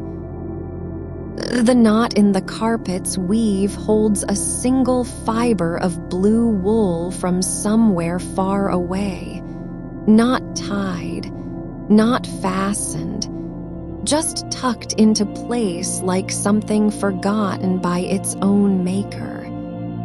It doesn't belong anywhere but here, yet nothing else seems right with it either. You are not searching for answers. You don't need to know what came before or where this moment leads, because the space between one breath and the next is already full enough without adding anything new. The silence isn't empty. It's thick in a way that doesn't require explanation. The edge of your right thumbnail brushes against your skin, not deliberately, not even by intention, but as if it had remembered its own shape after being lost for so long. It's no longer connected to the hand or mind, just one small part remembering how to touch without needing direction.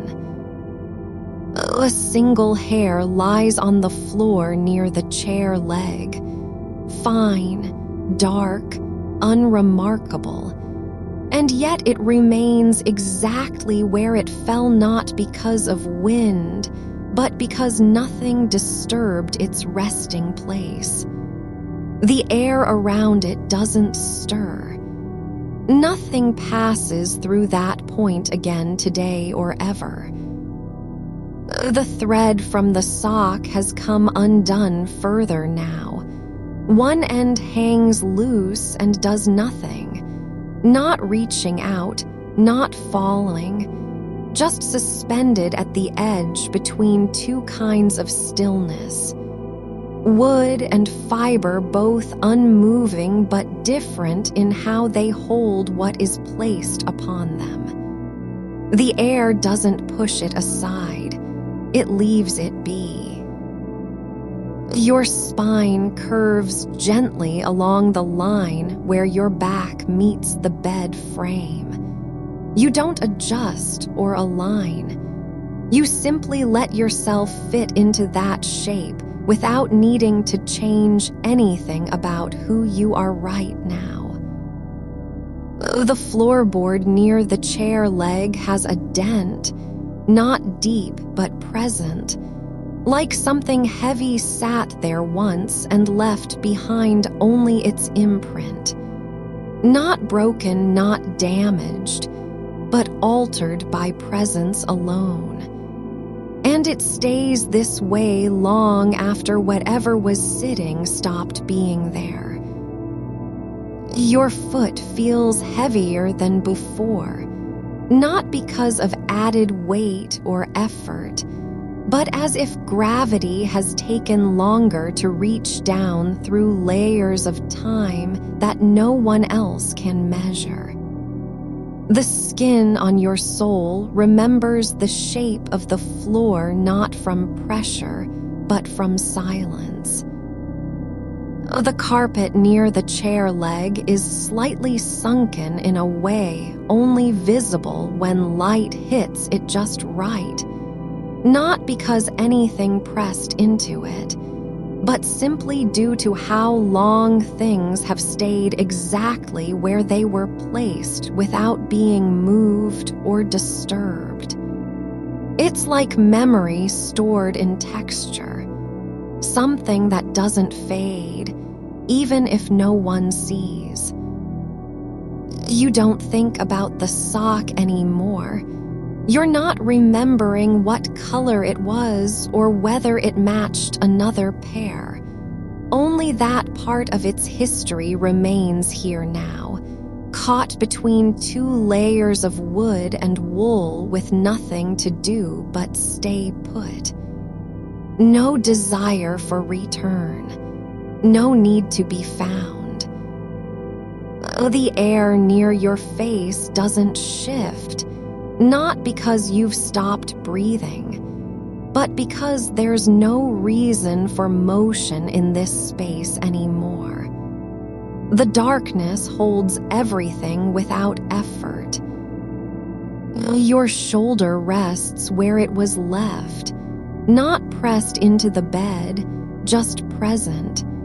Its weight a quiet truth that requires nothing else to be said about it. The dust above your head doesn't settle. It stays still, as if suspended between moments of time, so close together they blur into one. It's not waiting for wind or sound. It's simply where things remain when no force touches them again. A small bend in the wood near the chair leg has held its shape since before this room was painted, and now that paint is peeling slightly. Just a corner of red fading slowly toward gray, not because anything broke, but just because time passed without notice.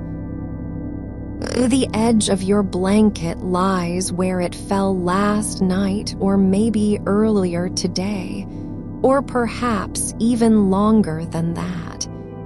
It's not tucked in. It doesn't need to be. The space around it is full enough already with absence and stillness. Your hand curls slightly, not by choice, but as if the muscles remember how their shape once fit into a different moment long ago. Something you forgot before anyone else could ask about it. The thread from the other sock now lies flat across the wood grain, not tangled or pulled, but just laid down like someone set it there in silence and left. It doesn't hold any story. It only exists as proof that something once tried to stay whole. Your breath continues. No pause longer than a blink. No rhythm changed by anything outside of what's already happening within you. The carpet near the chair has worn thinner where nothing else was ever placed, but not because someone sat there too long. Just from being touched repeatedly without anyone knowing it happened at all. A single fiber floats above that patch now, not drifting, just suspended, like a moment paused in midair before time decides what to do with it next. The chair leg doesn't creak anymore. It hasn't for years, but the wood remembers how it used to. It holds its shape not from strength, but from habit. Something continues because it's already been done so many times that stopping would feel like forgetting itself. Your fingers lie where they are, no longer feeling their own weight, no longer aware of what comes next or why anything is here, but just present in a way that doesn't require being named. You don't need to name it. Just feel how stillness settles in the space behind your ear, like a small cup filled with air that no one ever drank from but left sitting there anyway. The edge of the floorboard near the chair has split slightly, not because anything pressed down too hard, but because wood remembers pressure even when weight is gone. It's not broken. It's just changed in a way only time could do without being noticed. You are not tracking where your thoughts go, only that they've stopped trying to reach something on purpose and now float like dust motes around the last breath of light before the room goes completely dark. The sock is still there, not because you want it to be, but because nothing has come along to move it. It doesn't belong anywhere else. It never did. Just lies where it was left, half a shape, half a memory, all motionless. Your jaw loosens not from effort, but because the muscles don't remember how to tighten anymore. They've forgotten what tension feels like after so many hours of nothing requiring resistance. A thread from the sock's heel has come loose and lies curled across the grain like a question without an answer. It doesn't lead anywhere. It only exists where it fell. Your foot rests where it is, not pressed into anything, not lifted in anticipation, just placed there by accident of position, as if gravity chose that spot for no reason at all. It's not wrong. It's simply where things go when they stop needing to be somewhere else. The wood near the chair leg holds a small hollow now, worn down just enough so that if you touched it with your fingertip, you'd feel the shape of something that once fit, no longer there, but still remembered in the grain. It's not empty, it's full of absence, and that's fine. Your fingers don't curl anymore. They lie open and quiet as though they've given up on making anything or reaching for anything at all. The space between them stays untouched by will or desire, just a gap where nothing ever happens but still exists. A single wisp of lint drifts above the carpet, not rising, not falling, just suspended in air like a thought that forgot how to land. It doesn't need to go anywhere. It's already been nowhere for so long it no longer remembers what movement feels like. The red paint on the chair leg has flaked off into small flakes, each one lying flat and still, not because they're stuck, but because nothing touched them since they fell. They don't care where they are anymore, only that they've stopped trying to stay together. Your breath slows not in response to anything you do, but because the act of breathing has become so ordinary it no longer needs your attention. It's like water flowing over stone, not guided, just continuing through its own nature. The carpet near the chair shows a faint outline where something once sat, a shape without weight or name, just the imprint of stillness left behind when someone stopped moving and never moved again. Not a person, not even an object. Just absence shaped like a human body in the world, now only visible through the way light falls across it at certain angles. Your hand rests palm up on your chest, not because you chose to put it there, but because gravity found that position long before you knew where you were. It's not holding anything. It doesn't need to. Just being like a leaf resting after falling from a branch no one noticed. The air around the chair feels denser in some places than others, not heavier, just fuller with what isn't there. Like silence that has collected over years and grown thick enough to hold its own shape.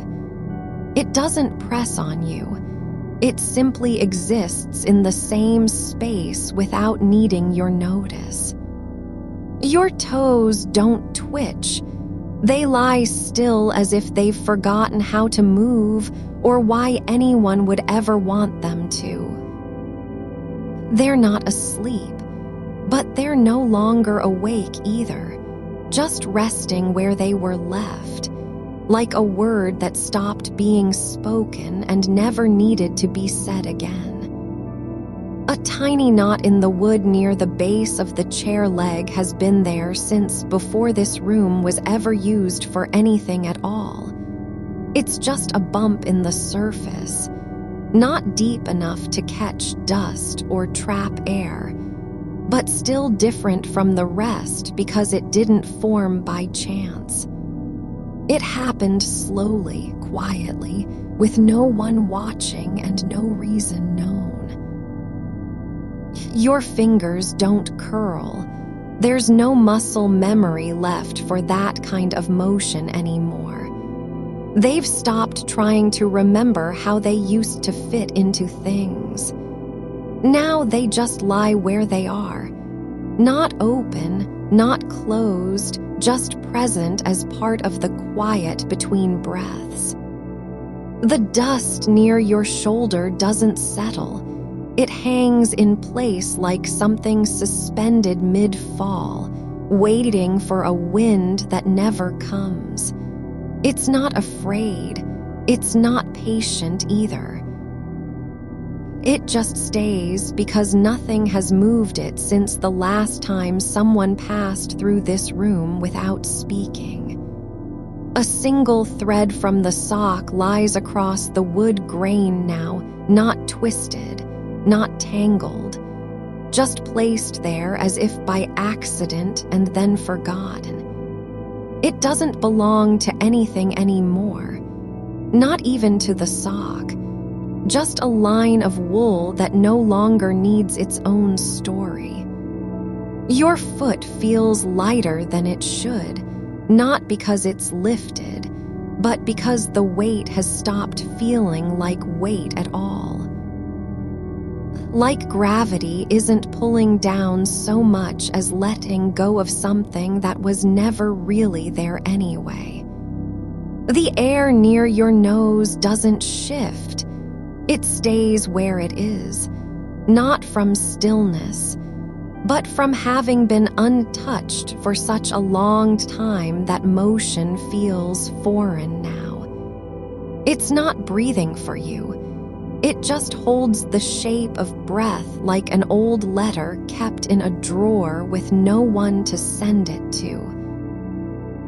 Your spine lies along the bed without arching or straightening, just following its own contour, shaped by years of lying down and never being asked to do anything else. It doesn't need to be proud. It just needs to stay where it is. And so it does. A small dent in the carpet has formed over decades, not from anyone sitting on it, but because something was left there too long without moving. A book, a shoebox, maybe even a coat, something that didn't need to go anywhere and never did. Now the shape remains as proof that things can change just by staying put. Your hand doesn't feel anything. It's not numb, nor is it aware of its own existence. It's simply there in space, like a shadow cast by nothing at all. Not waiting for something to happen, not remembering what happened before, just present. And still enough that time feels softer around it. The corner of the sock has started to fray, not from use or wear, but because fabric doesn't need reason to lose its edge over time. It just does. The thread pulls apart slowly, silently, without anyone noticing. Like a secret that no longer needs keeping. Your breath continues in the same rhythm it's always had, not faster, not slower, but unchanged by anything outside of what is already happening inside you. Not effortful, not conscious. Just moving forward like water finding its own level again after being disturbed. The wood near the chair leg has a small ridge where something once scraped against it. No mark visible to the eye, but your fingertip would feel it if you ran it there. A memory of friction that no longer matters. It's not damaged. It's just different because it was touched in a way that left nothing behind except shape. Your foot doesn't remember being cold or warm. It lies where it is, not seeking heat, not avoiding it, just resting like an object placed gently on a shelf and never taken down again. A single speck of dust floats above the carpet now, not drifting toward anywhere, just hanging in air as if time forgot to move it forward. It doesn't want to fall, it's not afraid to stay up. It simply exists without purpose or plan, just like this moment. The sock remains beside the chair, no longer a thing needing to be paired with another, no longer part of any set. Just a single piece in a world that never asked for symmetry anyway. It doesn't need to belong. It only needs to stay put. Your shoulder rests where it was left, not pressed into the mattress, not lifted by effort, just present as if nothing else had ever been required of it. The weight is gentle but real.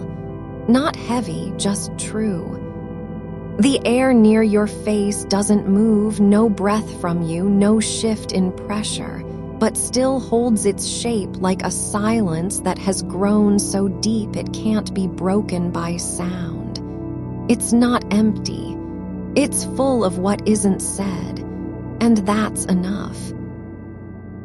Your hand lies open on the bed, not because you chose to leave it there, but because nothing ever asked for anything else from it. Not even movement, just rest, just being. Like a word that was never finished and didn't need to be. The carpet near the chair has worn thin not in one place, but across an entire section. Like someone walked on it every day without knowing they were leaving marks behind. A quiet erosion of space. Not from force or speed, but from repetition so gentle it wasn't noticed until years later. Now it's just. A single thread has come loose from the heel of the sock, no longer holding, no longer binding it together, but not yet fallen away either. It dangles in still air like a quiet question that never needed an answer. The fabric around it is softer now where pressure once settled every evening without notice, worn down by absence rather than use. You don't think about how long ago the other sock was lost, just that this one stayed, not out of loyalty, but because no one came to claim either side. A faint scent lingers near the wooden chair, not wood itself, nor dust, nor any nameable thing, but something like old paper left in a drawer too long, dry and quiet, with just enough memory in it to recall that things have been kept close. It doesn't call anything back. It only exists as proof that stillness can carry scent. Your foot rests where the edge of the carpet ends, no longer touching the floor's surface, not quite on top of it either. There is a small gap between heel and ground now, just enough space for air to pass through without being disturbed by weight or motion. It isn't cold, it isn't warm, just empty in that way only thresholds can be. A single eyelash brushes against your cheek, not from blinking, not even from fatigue, but because the skin there has grown accustomed to small things again. Tiny shifts of air, slight changes in pressure when nothing moves at all. It doesn't matter if it's real or imagined. What matters is that you feel something so light it might be a thought. The fold in the sock's material near the toe has settled into its own shape, not pressed flat by anything, but shaped over time simply from sitting where it was placed, not folded, not stored away. It holds space without effort and remains unchanged because nothing asked for change. Your breath moves through your body like water that remembers a path, but doesn't need to return anywhere. The air inside you is neither new nor old, just passing through as if no one had ever measured its journey. The wood grain near the chair leg has darkened in patches, not from moisture, not from sunlight, just because some places wear differently when they've held still for a long time. A difference that only shows up under certain light or pressure. Something noticed once and never mentioned again. The small wrinkle forms where fabric folds against itself, the kind no one ever fixes unless it starts to irritate the skin. But here there's nothing to rub or itch, just silence in how things settle on top of each other. It isn't loose. It doesn't hang. Just folded like a memory that never needed telling. Your hand lies open not because you let go, but because letting goes has already happened and no one was watching. There is no tension, no intention behind the fingers, just their natural shape resting in space as if they were always meant to be seen this way. The thread from the sock's heel drifts slightly, not caught by anything, but still not falling, caught between two states of motion that don't quite exist yet. It hangs suspended like a word said too softly for anyone to hear or remember. A tiny patch on the carpet near the chair has lost its pile, flattened down slowly from something pressing into it every day without purpose. For years, maybe decades, not even stepping over it, but just sitting there long enough that weight didn't need to be carried by feet. Now only flatness remains where texture once lived. Your jaw releases not because you told it to, just as if gravity had decided your face could stop holding its position after all this time. The muscles loosen without a signal, like breath returning when the body forgets how tight it was.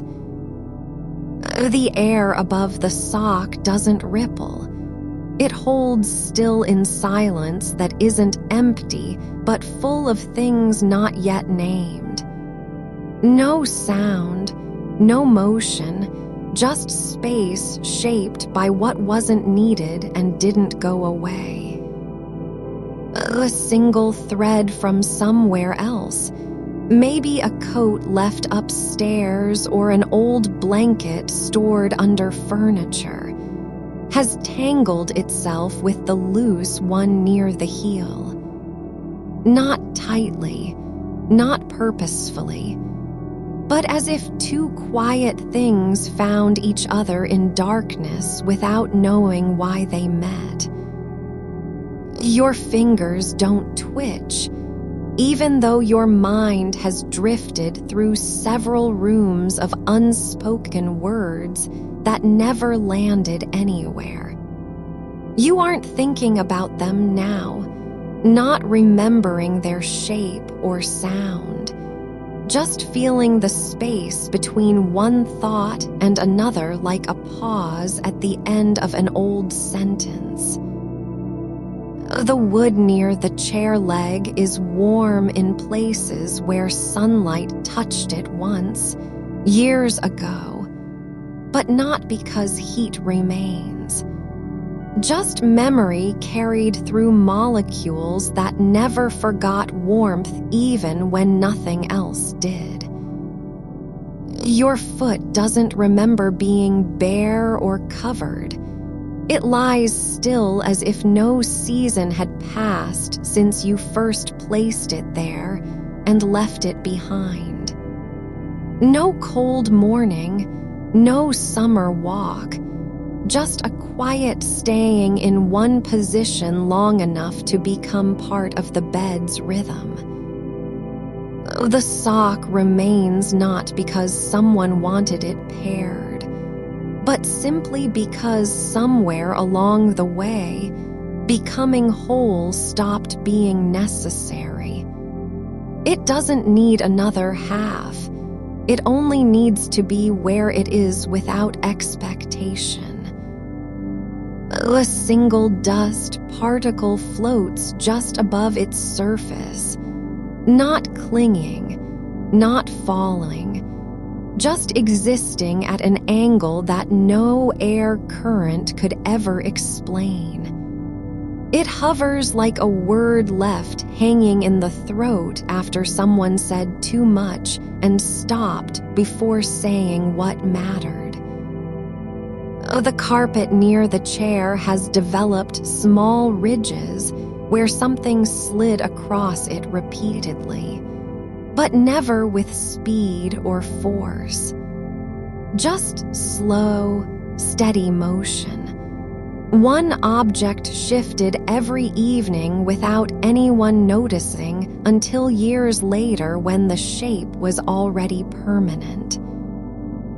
Your breath slows not because you instructed it to, just as if your body had grown tired of trying so hard to stay awake and finally gave up in a way that doesn't feel like surrender, but more like arrival. The wooden chair's edge is worn smooth now, not from sitting, nor standing, but simply by something resting against it for years without being moved.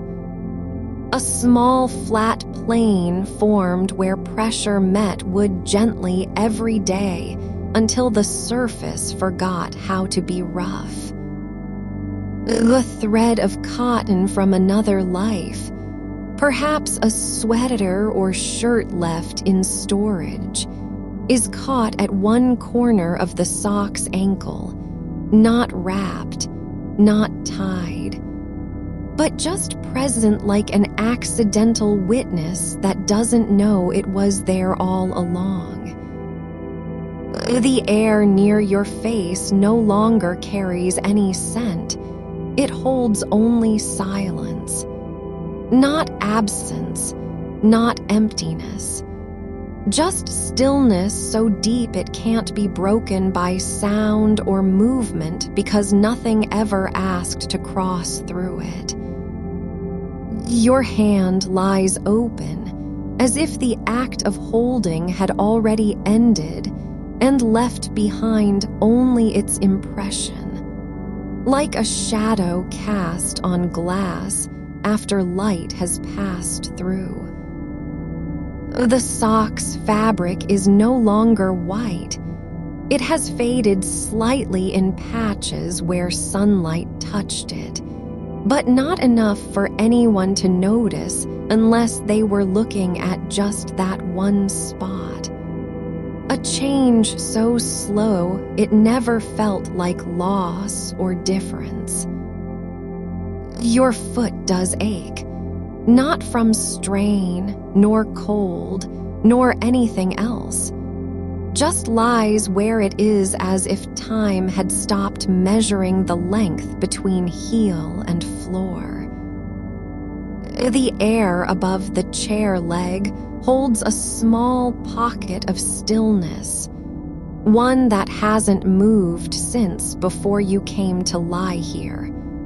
Not because there was no reason for motion, but because nothing needed any. A tiny knot has formed in one corner of the sock, not from wear, not from being pulled, just from fabric folding on itself too many times without untying. A small tangle that doesn't matter and never will. The wood around the chair leg is darker where something once rested against it for years. A coat, maybe, or an old notebook left open in summer heat. But no one remembers what happened, just that some shape stayed long enough to change how light passed through the grain. Your breath moves like water returning to stillness after being stirred, without urgency, without direction. It doesn't want anything. It simply continues because there's nothing else for it to do. The sock remains not as a promise or an absence, but just as one thing that stayed when others didn't need to be found. A single thread from the ankle curls slightly upward, not falling, not rising, just suspended in air like something about to say what was never said and then forgets how. You don't need to remember what was left unsaid, only that it existed in this space between your breath and the silence beyond. The sock still sits there, not waiting, not pleading, just present as if time had forgotten how to pass through its edges. A single fold of wool rests deeper than the others, tucked into itself where no one would look unless they were searching for something that never needed finding. It doesn't signal anything. It only holds shape because it has been held long enough to forget what else it might become. Your fingers are relaxed, not limp, not stiff, but arranged as if gravity had quietly rearranged them while you weren't looking. They don't twitch or stretch. They simply rest in the space where motion once lived but no longer needs to return. There is a faint indentation on the floorboard beneath the chair leg, a shallow dip from years of pressure that never required force, only presence. It's not deep enough for water to gather, nor wide enough to call attention, yet it remains, like a memory recorded in wood rather than thought. The air near your shoulder doesn't move because it has already decided what movement means. Something done with intention. And this moment is made of nothing but stillness that never needed permission.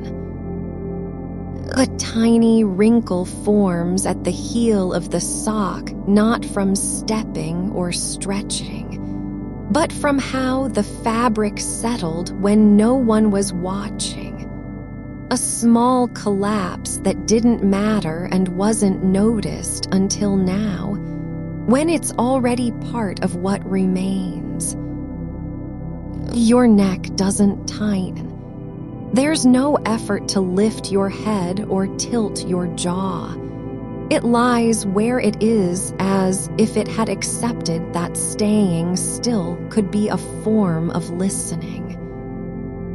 The grain in the wood near the chair leg has darkened not from dirt, but from contact with something soft and warm over time.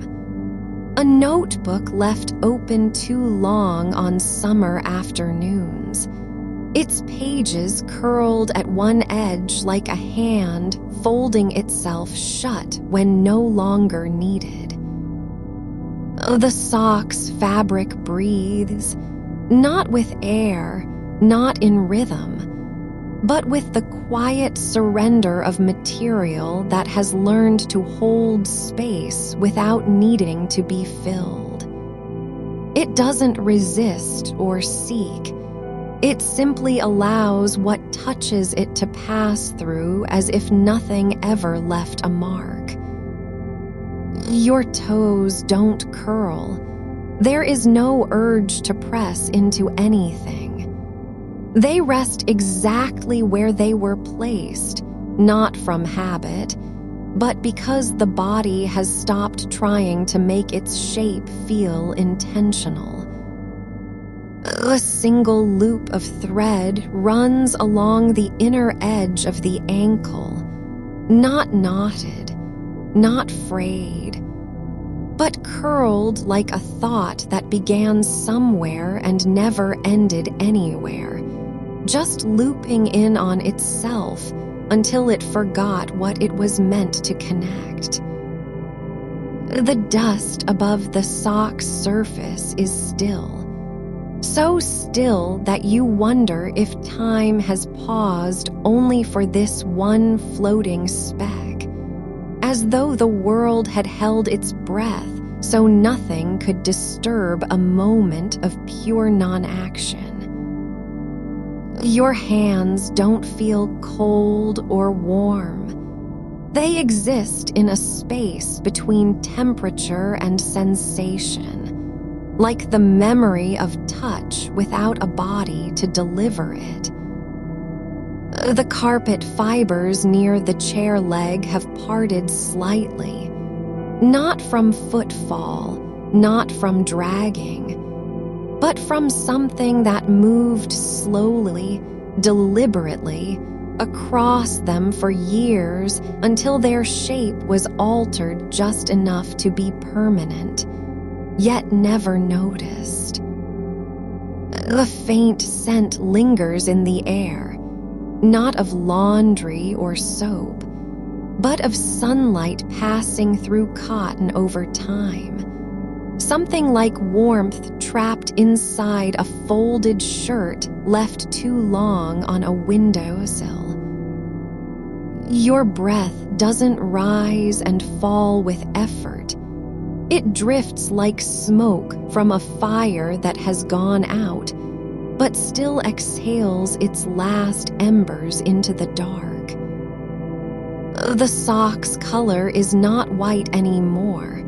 Not truly, not in this light, but somewhere between gray and memory, as if it had absorbed every quiet moment spent just being there, unnoticed. Your jaw doesn't clench. It rests open slightly, not from fatigue, but because nothing inside requires protection or defense. The space beneath your teeth feels like a door left ajar by accident, no longer needing to be closed. The wood around the chair leg is smoother than it should be, worn down not by friction, but by something that never moved far, never pressed hard, only stayed long enough for its outline to sink into the grain like a name whispered too softly to be written. A tiny crease in the sock's side forms where no one stepped or pulled. It just folded over itself once, twice, then stopped moving altogether, as if it had decided to stop making sense and instead become something that simply exists. Your fingers don't twitch. There is no need for them to reach out or pull back.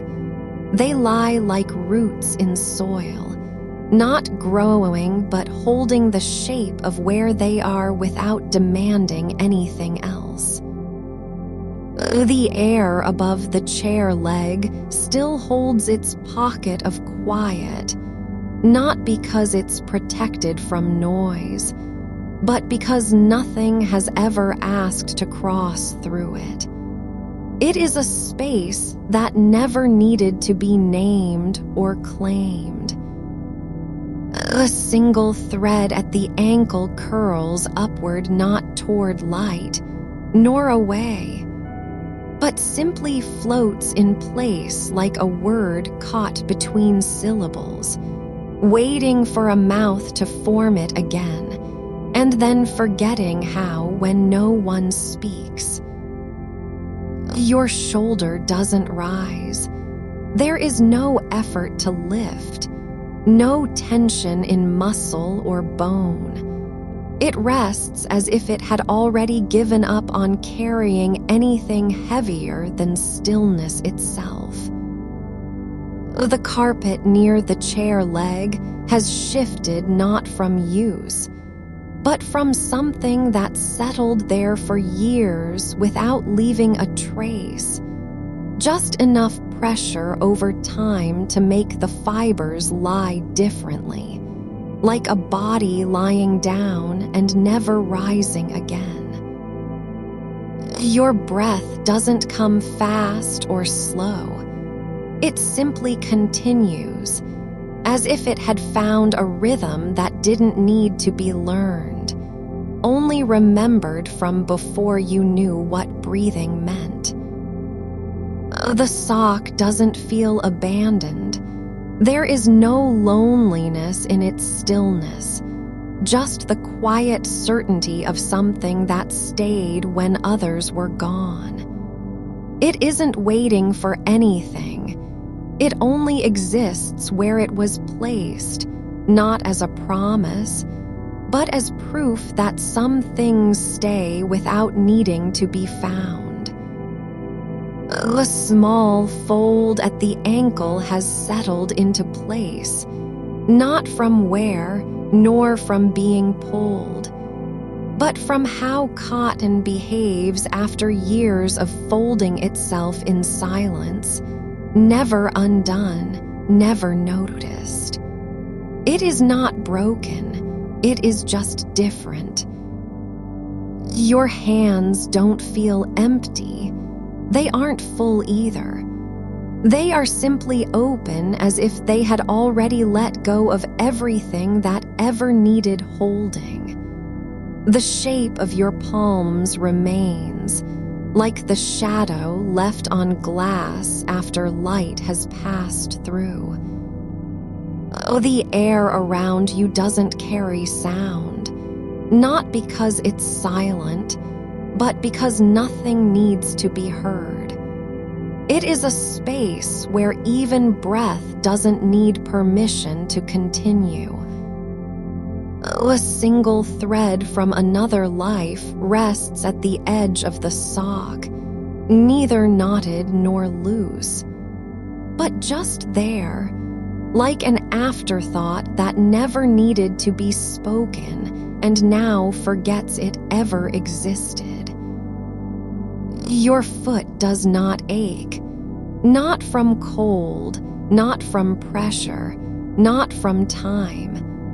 It lies where it is as if it had decided to stop measuring distance between floor and heel, because the space no longer matters. The wood under the chair leg has darkened in one spot, not from water or heat, but from something that stayed there for so long it changed how light passed through its pores. Like a name whispered too many times, until the letters became part of the material itself. Your breath doesn't rise and fall with intention. It drifts like smoke from a fire gone cold, still rising because nothing has told it to stop. It is not trying. It simply continues as if it had already known what silence feels like before it ever learned how to speak. The sock remains, not waiting for return, not missing anything, just there in the same place with no need to be named or remembered. It isn't a token of something lost. It's just proof that some things stay without being seen. A tiny knot forms at the corner of the ankle from fabric folding on itself too many times, never straightened out.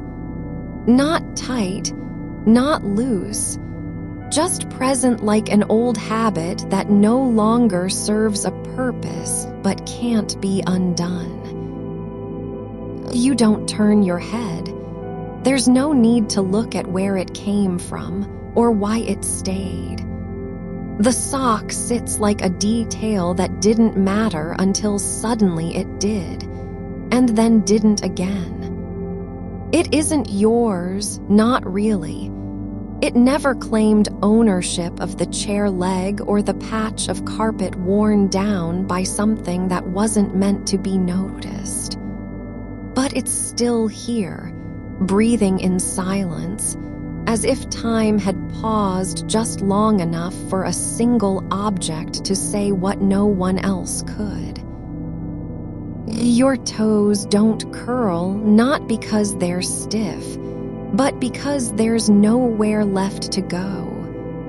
The space beneath them is already full of stillness. The only motion is the soft settling of warmth into the fabric that hasn't been washed in months. You are not cold, and you are not hot, just present, like a shadow that has stopped chasing light. A single thread from another sock lies where it never belonged, the kind that slipped out during laundry, dropped between folds, lost to the spin cycle long before anyone noticed. It rests now beside the first one, not touching, not joining, just nearby as if two things had once been together and forgot how to be. Your hands don't rest on your chest, not because you've pulled them away, but because they never needed to move there in the first place. They are open, yes, but also unclaimed by anything that might have asked for them. Like a door left slightly ajar after someone walked through and forgot to close it. A faint scent lingers near the floor, not of dust or mildew, not of old shoes, but something softer, like the memory of fabric that once held heat from skin, then cooled slowly over days without being touched. The air doesn't shift. There is no breeze, no draft. It just holds itself in place as if it had decided to stay still long enough for you to stop pretending you were listening. Your foot does not press into the ground, not because it's tired, but because there's no need to be anywhere else. The floor doesn't ask anything of it. The chair leg doesn't expect motion from it. It just stays where it is, like a word that knows how to sit quietly when no one speaks.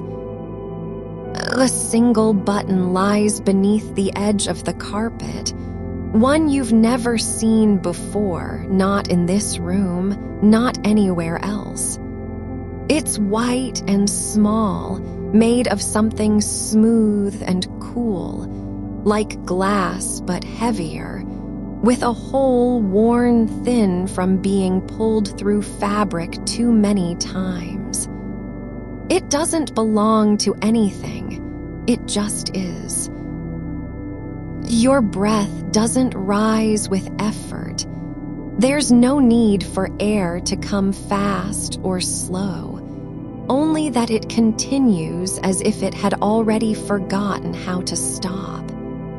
It drifts like steam from something that once burned, but now only lingers in the corners of rooms where people don't go anymore.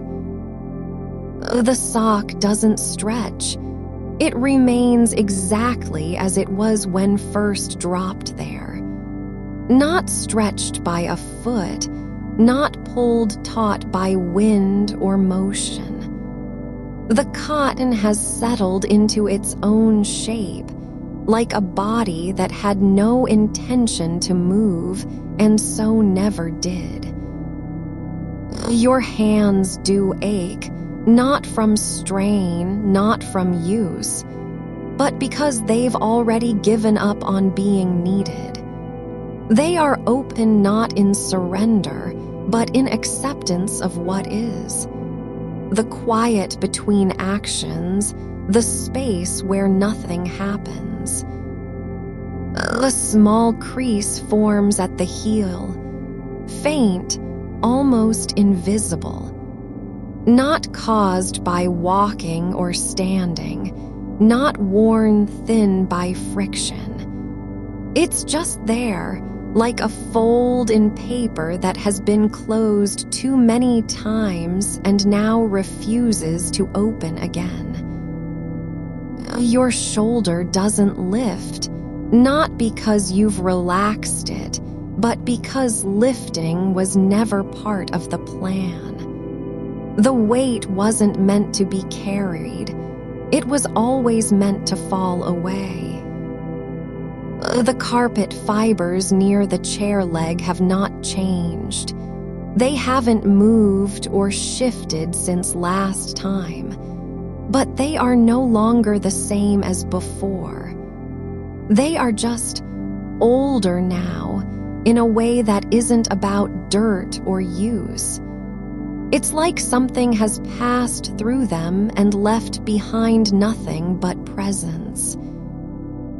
Your breath doesn't stop.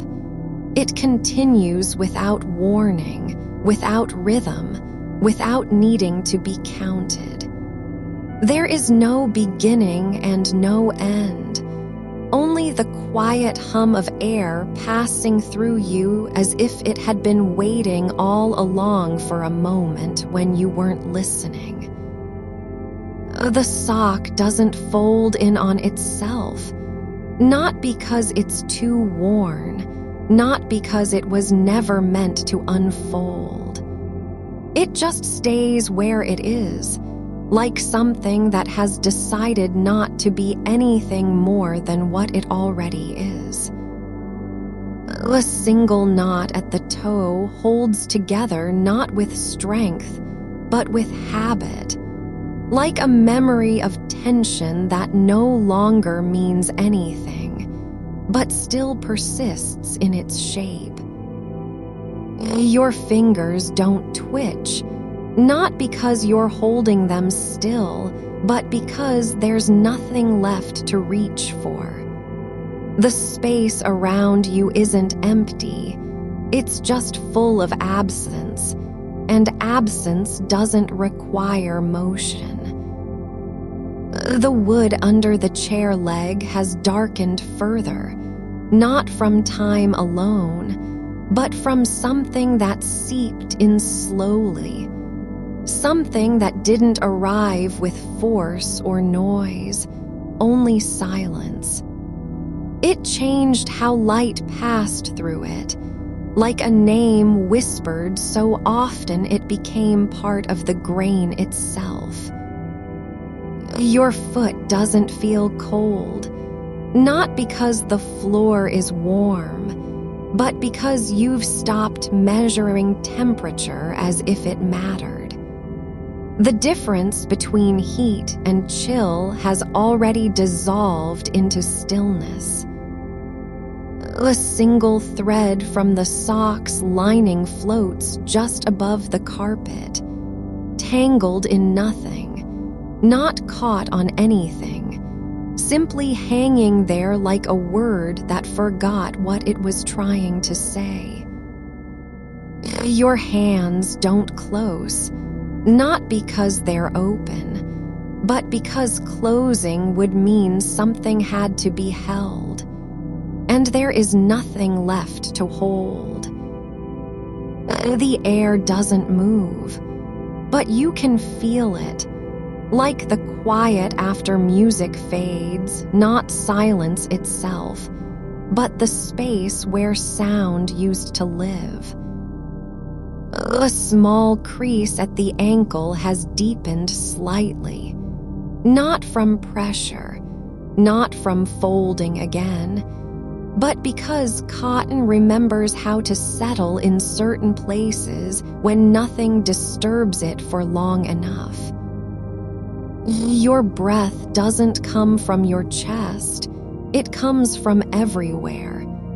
It isn't located anywhere.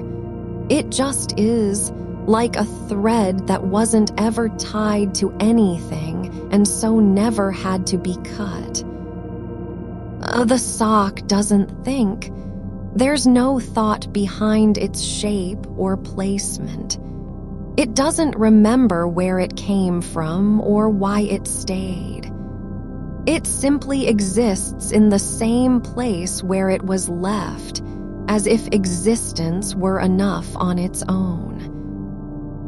Your body doesn't shift, not because you're holding yourself still, but because there's nowhere else to go. The space around you is full of quiet that doesn't need explanation. The carpet near the chair leg has not changed, but now it looks different. Not in color or texture, but in how light touches it. As if something had passed through and left behind a slight impression, not on the surface, but in how the air rests over it. Your hands don't feel heavy, not because they're light, but because weight has stopped meaning anything. The only thing that matters is the fact that you are here and still. A single thread lies across the edge of the carpet, thin, nearly invisible, but not from being faded or worn. It's just there, like a whisper no one ever heard. The wood under the chair leg doesn't creak, not because it's new, but because it has stopped remembering how to complain. Your breath doesn't need to be deep. It only needs to continue, like something that knows not to stop before it's ready. The sock remains where it was placed. No one came back for it. No one noticed it left behind. It isn't a token, nor a memory. Just an object in the corner of a room that never needed to be seen. Your hands don't close. They stay open as if they had already let go and forgotten what letting go felt like. The air doesn't vibrate. There's no sound. But you can feel it, like something passing through without needing to be heard. A single fold at the ankle has settled into place, not because of pressure, not from wear, but because cotton remembers how to rest when nothing pulls on it. Your foot doesn't rise. There is no need to stand. The floor holds you as if it had been waiting for that exact moment, a body that stopped trying and finally stayed. A single dust mote drifts in the corner where the wall meets the floor, not rising or falling, but suspended as if time had paused just long enough for one particle to forget its direction. You don't follow it. There's no reason to track something that isn't moving toward anything. It hangs there like a sentence left mid-phrase by someone who never returned. The sock remains curled at the base of the chair, not folded neatly, but softened into shapelessness over hours, as if gravity had slowly reshaped its intention without permission. Your shoulder doesn't press against the pillow, not because you're avoiding contact, but because pressure is no longer a signal. There's nothing to resist or accept, only presence, which isn't effortful anymore. A faint smudge on the wooden floorboards near the chair leg has grown slightly darker. Just one spot where dust settled and stayed, not from spillage or track marks, but simply because it had nowhere else to go. It doesn't stand out. It just is, like a shadow that stopped being cast long ago. You don't wonder what happened before this moment, not because you've forgotten, but because the past has turned into air around you, not gone, but no longer needing to be named. The thread from the sock's lining lies on its side now, stretched across a patch of carpet where light doesn't fall directly. Still there, still invisible, just part of what isn't meant to be seen. Your mind doesn't wander, not because it's quiet, but because wandering requires an anchor, and you've stopped needing one. The space between thoughts is no longer empty.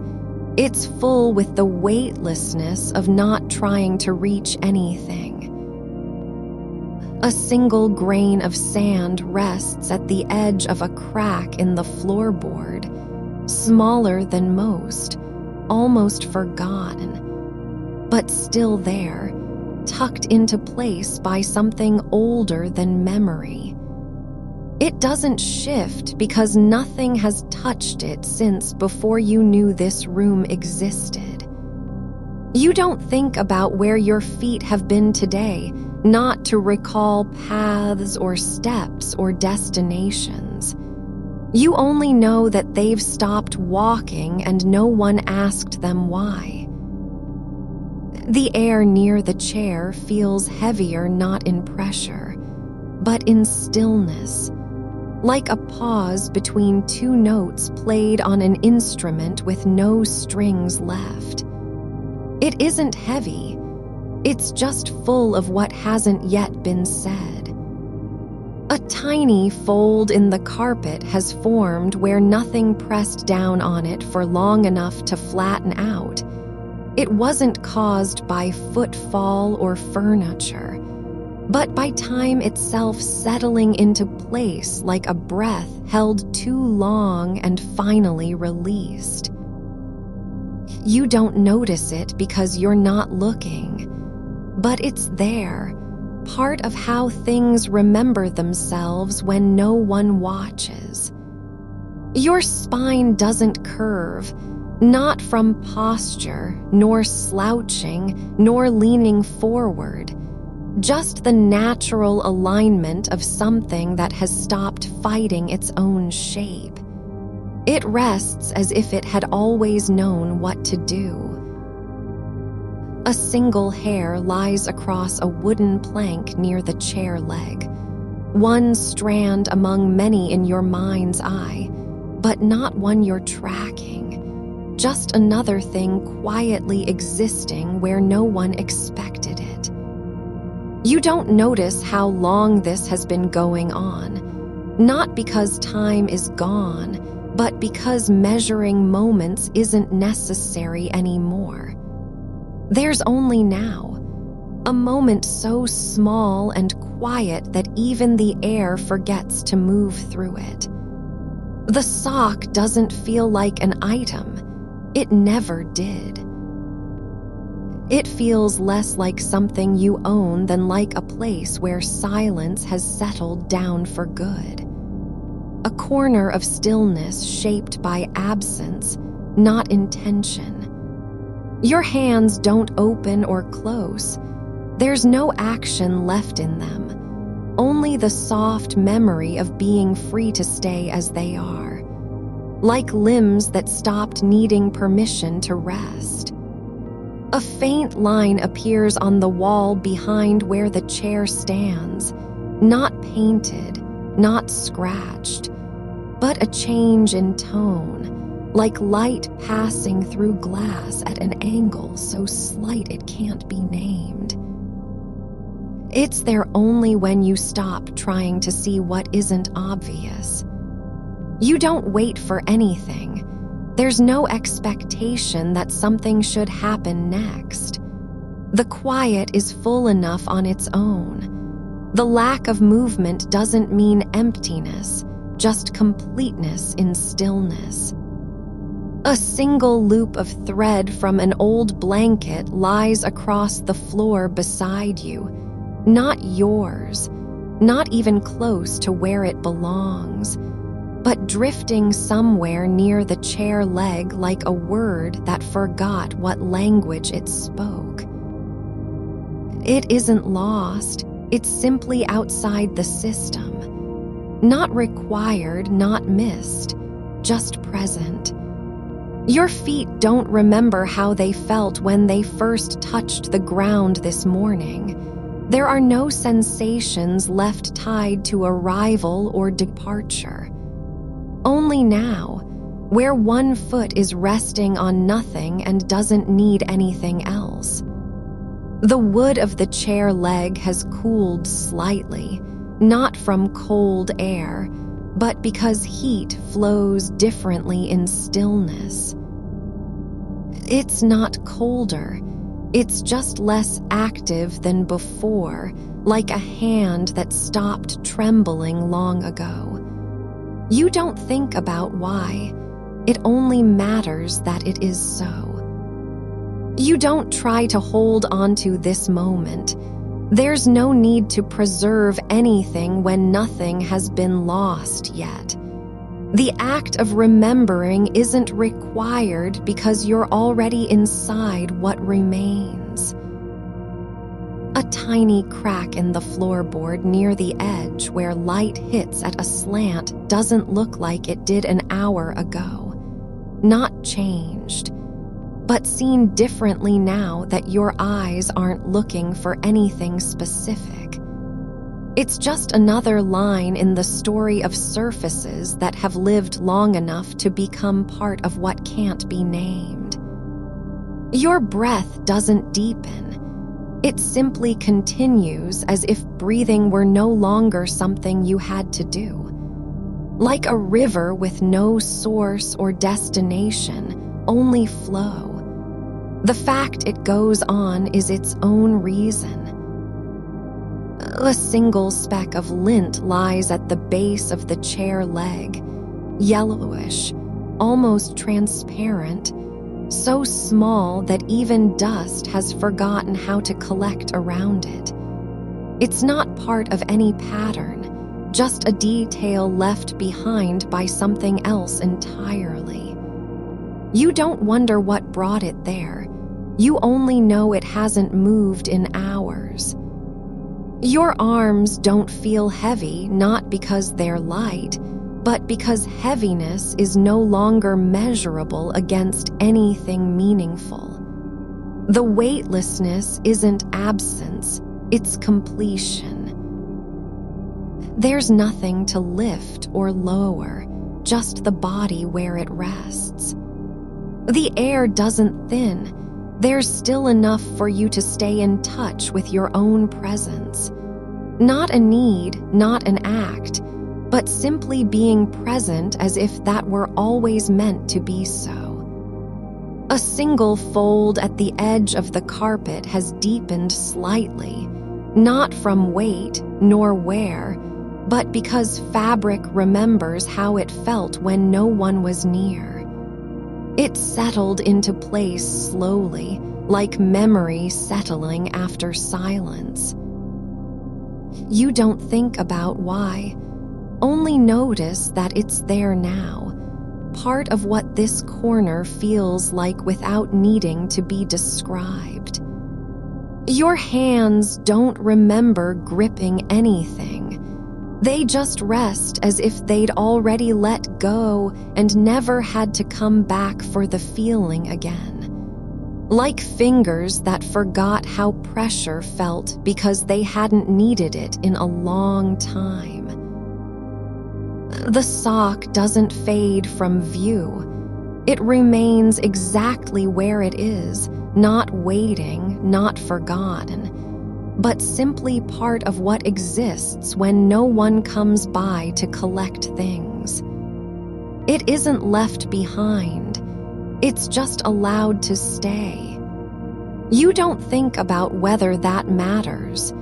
You only know the room feels heavier in its quietness because something has stopped being judged for staying put.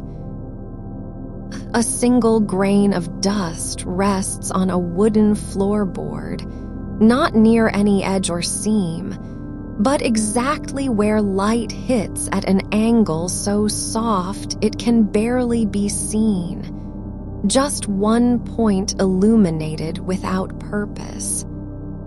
It's not shiny. It's just there, like the moment between two thoughts that never became anything. You don't reach for clarity, not because you're afraid of what might come, but because clarity isn't required anymore. The space around you holds everything that needs to be held. No more, no less. There's only stillness, quiet enough not even sound has a reason to move through it. The thread from the sock's lining lies across a patch where carpet and wood meet, not caught in anything, just resting as if time had paused long enough for one small thing to forget how to be useful. It doesn't pull or tangle. It only remains, like an idea that never needed to arrive anywhere. You don't wonder if it's been there long, only notice that its shape has settled into the space where things go unremarked, like a shadow that forgets it was cast. The sock doesn't belong to anyone anymore, not in the way ownership means something now. It rests on the floor beside the chair as if it had decided to stay after all the other parts of the day had left. You don't think about who wore it or where they are, only that its presence is a quiet kind of completion. A single thread from the heel has curled slightly, not pulled taut but just bent in on itself, like a thought that didn't finish saying what it meant to say. It lies across the wood grain at an angle too soft for any hand to notice unless they were already still, like you are now. Not waiting, not hoping, not even aware of having been somewhere else.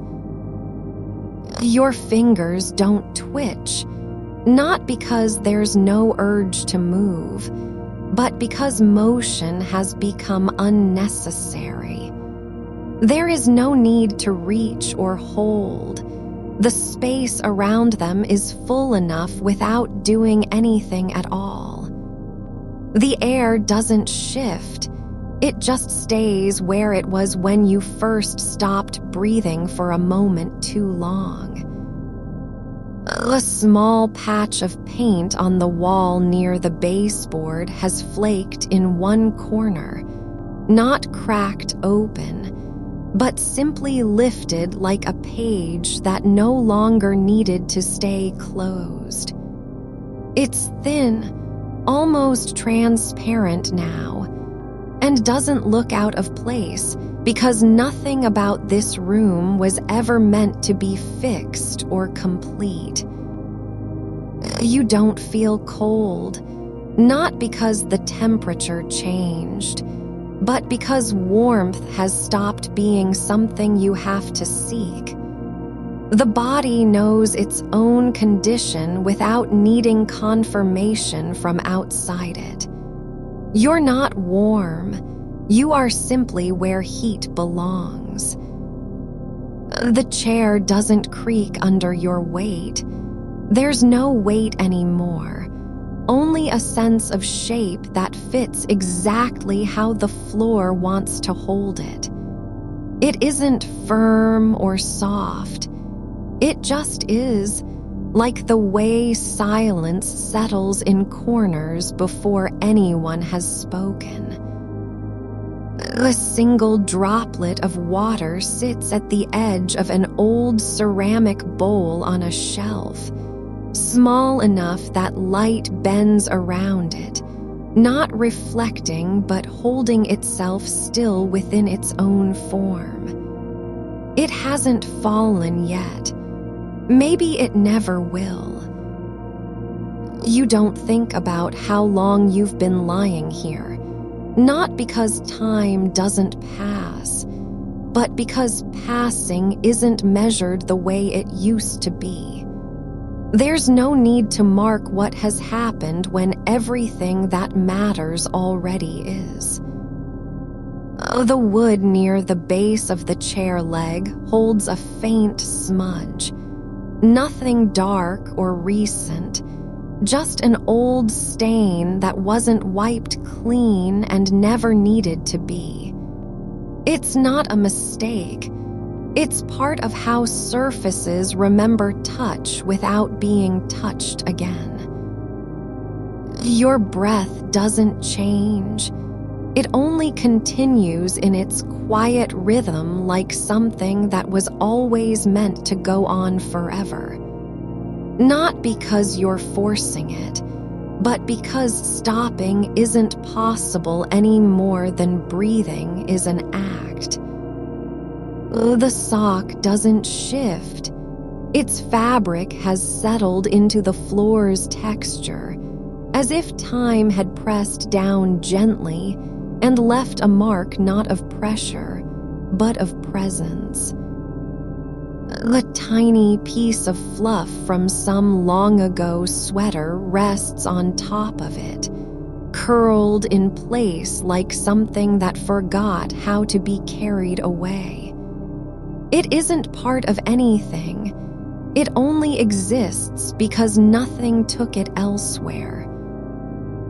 You don't think about the words you didn't say, only notice that they're no longer hanging in the air between thoughts. They've settled somewhere deeper, where even silence doesn't disturb them. The light from outside hasn't changed, not really, but something has shifted in how it hits the floorboards now. The angle is softer, the edges less defined. It's not bright enough to show anything clearly, but just enough to make shapes feel like they could be real without needing proof. A single hair, fine and pale, lies caught between two floorboards where no foot has passed in years. Not a strand from you or anyone near this room, but one that arrived long ago, perhaps on the wind, perhaps left behind by something else entirely. Your hands don't move. They just rest like they've been waiting for nothing more than to be allowed to stay still.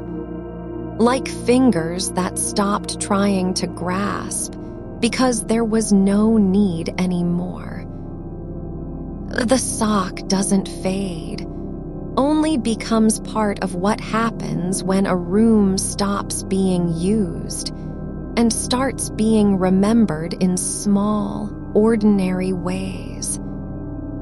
A grain of sand rests on the sill just inside the window frame, not from outside, not from any journey, but slipped through somewhere long ago and forgotten. It's smaller than most dust particles, yet it sits where light touches first each morning, waiting for nothing to happen.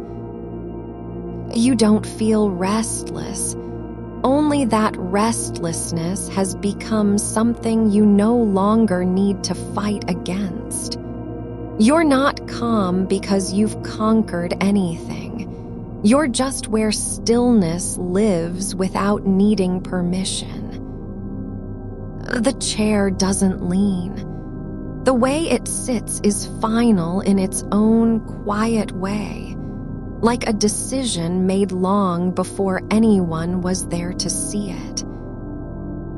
A small chip in the paint near the floor has grown slightly, maybe from moisture over time, maybe not. It's not large enough to matter, only noticeable because you're looking at things that don't need to be noticed anymore. Your body doesn't feel like yours. It feels more like a place where something is allowed to rest without explanation. Like a space that knows it doesn't have to prove itself. The sock doesn't seem out of place, only present, in the way shadows are when they've stopped being cast and just become part of the room's shape. A single fold in the carpet near the edge has settled into a soft curve, not from pressure, not from motion, but because fabric remembers stillness better than movement sometimes. You don't wonder what will happen next, only that there is no next.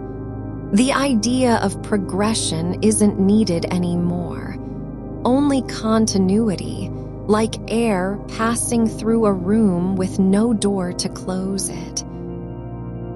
The thread from the sock's lining hasn't moved. It lies across the boundary between floor and carpet, as if time paused just long enough for one small thing to forget its purpose. A speck of rust clings to the underside of the chair leg, tiny, almost invisible, not spreading or growing. It's not a flaw, it's just another detail that has lived longer than anything expected. The room doesn't breathe. You don't need it to. You're already breathing enough for both. Your eyes don't close, not because they haven't, but because the act of closing them is no longer required. The dark isn't something you enter. It's where your attention stops needing a reason to stay open. The sock doesn't fade. It only becomes part of what happens when things are left behind not by accident, but by choice, by permission, by quiet. A single drop of old wax has hardened near the baseboard.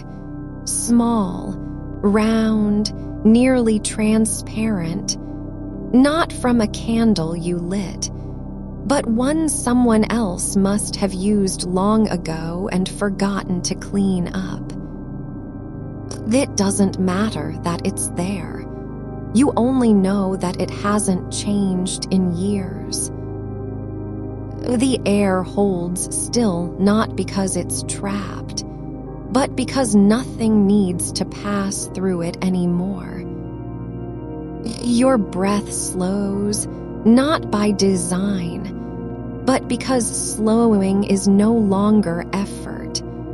It just happens like water finding its level.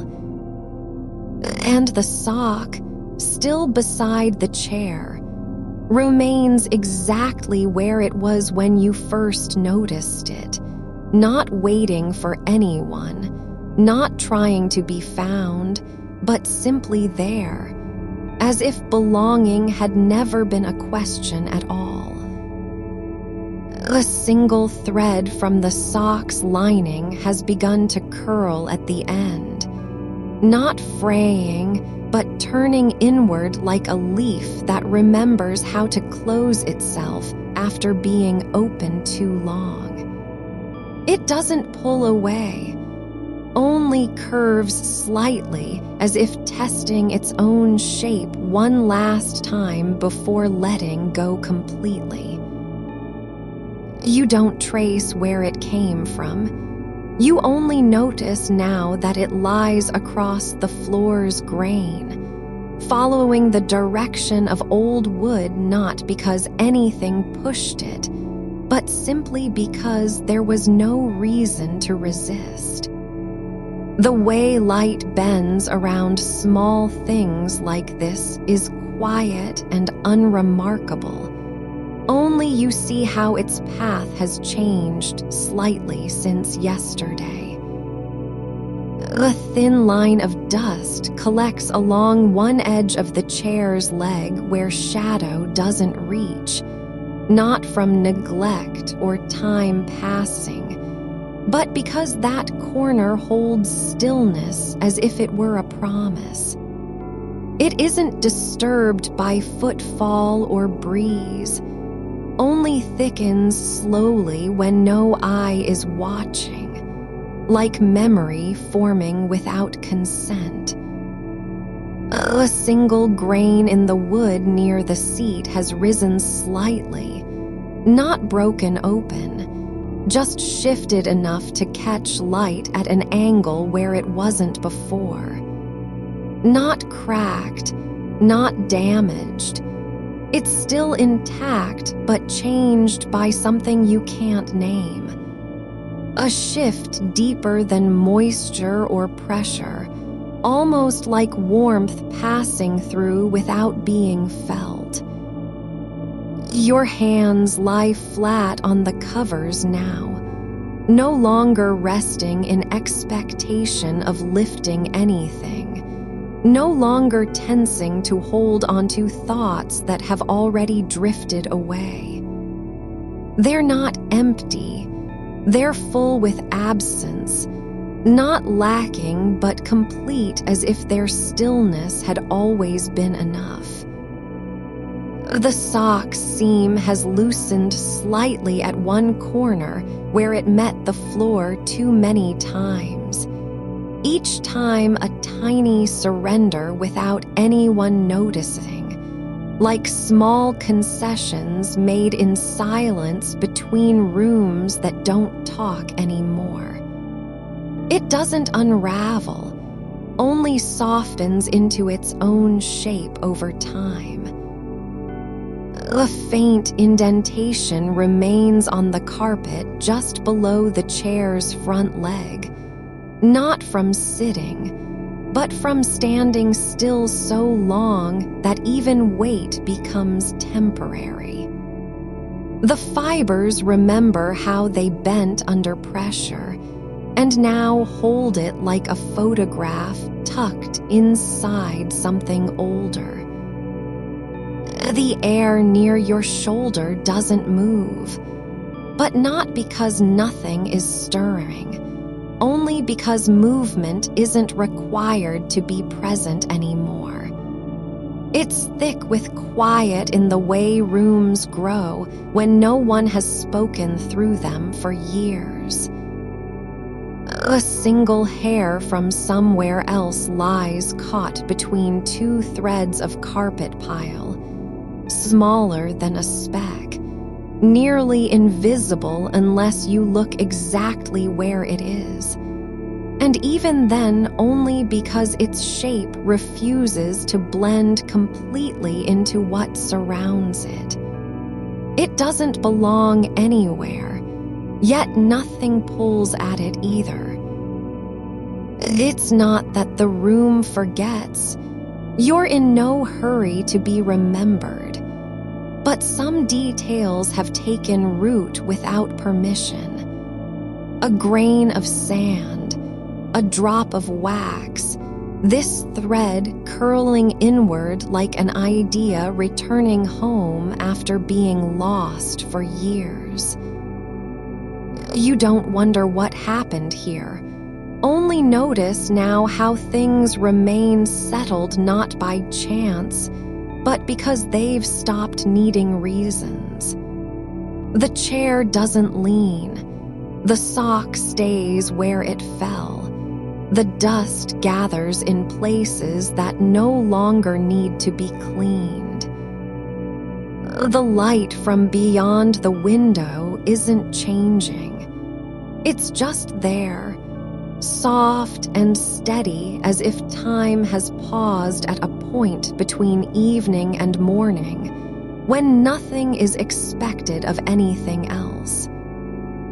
A small patch near the baseboard shows less wear than the rest, more even, more intact, not because it was protected, but because something in that area never needed to be stepped on or brushed against. It's not preserved, only untouched by action. The edge of the sock where it meets fabric has begun to fade slightly. A softness replacing color, as if time were unspooling slowly through one small corner, like a thread pulled too gently from its origin and allowed to drift without being missed. Your breath doesn't rise, only flows outward in long, slow waves, not because you're controlling them, but simply because there's no reason for urgency. It moves with the quiet rhythm of something that has been waiting patiently all along. The floorboard beneath your feet is warm, not from sunlight, not from heating, but as if it absorbed heat once and now holds onto it without needing to give anything back. A single crease in the carpet near the wall runs straight for a few inches before breaking into scattered folds. No pattern, no purpose. It's just there. An accidental path that never meant to go anywhere but still exists because something passed over it at some point and left its shadow behind. The rust on the chair leg isn't spreading. It only sits in one place like water trapped under a stone. Not growing stronger, not fading away, only unchanged, existing as if indifferent to time or attention. Your fingers don't twitch, not from need, not from want, but because motion is no longer required for awareness. You know where they are without looking. That's enough. The thread still lies across the carpet edge, the one that came loose from inside the sock, curling slightly like a comma in an unfinished sentence written long before anyone knew it would end. It doesn't matter if you see it or not. It only matters that it exists exactly as it is, neither more nor less than what it was meant to be when left behind. Small, quiet, and unclaimed by anything else. The air near the window frame feels different, lighter in weight, but no cooler. Not because temperature changed, but because something inside has stopped resisting how things are. A tiny speck of dried glue clings to the underside of a floorboard, not from repair or fix. It's just there, forgotten where it landed years ago and never picked up since. It doesn't break apart, only persists in its place like evidence that some moments were not meant for explanation, but only for staying put. Your body isn't asleep yet, but you aren't awake either. You're somewhere between, a space where nothing needs to be done, no thought completed or dismissed just because it arrived. The sock hasn't shifted, only grown softer at the edges like something that has been held too long by hands not its own, and now returns to stillness without protest. The thin line of dust on the chair's backrest isn't uniform. It collects more densely in one small section where light hits differently, as if gravity were slightly altered there just for this moment. It doesn't fall, only holds itself together with no explanation, like a silence that refuses to be filled even when someone steps close enough to speak. You don't try to name what's happening. You only notice how things continue without needing names. Not broken, not repaired. Simply present as if they had always been waiting for this moment of quiet where nothing else is needed. The thread from the sock still lies across the floor, now curled at one end like a question mark that never finished asking itself. Your breath slows, not because you're trying to slow it, but because slowing has become automatic, like water finding its level in a glass not yet full. It's not peace exactly, but something quieter, an absence of effort where even wanting isn't required anymore. You don't need relief, only continuity. The dust on the baseboard near the chair hasn't shifted, not from wind or footfall, but because it knows no one will come to disturb it again. And so it remains undisturbed by choice as much as chance. A single grain of sand in the window sill has begun to turn slightly, just enough that its surface catches light differently than before. Not moving toward anything, only adjusting itself with time's quiet patience. The air doesn't thicken, not because there is less space, but because it holds everything without needing to carry any weight at all. Your hands don't move. They're not resting, nor are they still in the way that means waiting. They're simply where they've always belonged, on top of the covers with no expectation attached.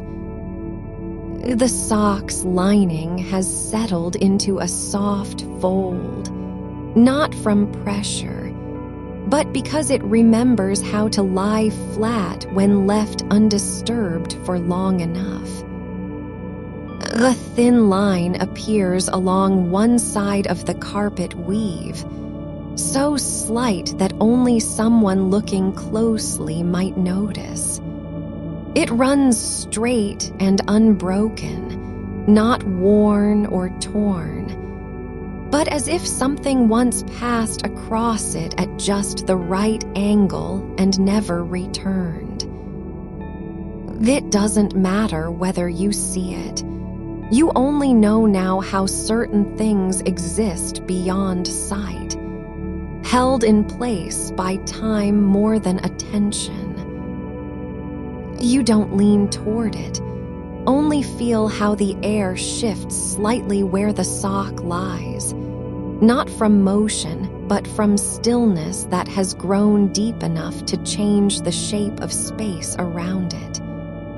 The edge of the chair's wood is worn smooth in one small curve, not from use, but because something once rested there for so long that time itself became a kind of sandpaper. You don't wonder why it's worn, only notice how even absence can leave a mark that feels like memory without content. A single thread has come loose from the sock's cuff and now drags just barely across the floor, not caught by anything, not pulled in any direction, just trailing like an afterthought too quiet to be noticed until it's already been there for hours. Your eyelids don't close fully. They rest open with no resistance, as if they've decided that even the act of shutting is a kind of effort better left undone tonight. The sound of the house settling isn't loud, not a creak or groan, but a slow shift in weight, like something deep inside the walls just letting go after holding its breath for longer than it meant to. You don't listen for meaning, only accept that sounds can exist without needing your attention, like dust motes floating through a sunbeam that never decide where they're going. The sock has begun to blur at the corners, not from fading light or poor vision, but because the edges have softened into something less defined, as if it knows its shape is no longer important, and so stops trying to be one. A small patch of paint on the floorboard near the chair's leg peels back in a curl that doesn't fall, only hangs there like a fragment of time suspended between two states, not repaired, not lost. You don't think about what it might have been before, the color, the room it once belonged to, only let yourself be held by how little it matters now, even as it remains. The dust on the chair's armrest has thickened in one spot, not from more falling, but because something beneath it is slowly rising, like a quiet exhalation trapped under wood and time. You don't name the sensation. You only feel how stillness can be active, not empty, but full of small things happening without announcement or permission. The thread from the sock has stopped dragging. It lies now curled against the baseboard, as if it too has decided that movement is no longer necessary, and so stays exactly where it landed. Your hands don't twitch. They're not asleep either, nor are they awake in any way you've known before. They simply exist on top of the covers with no need to be used or held or moved. A faint scent drifts up from beneath the floorboard. Not wood, not dust, but something older and more neutral.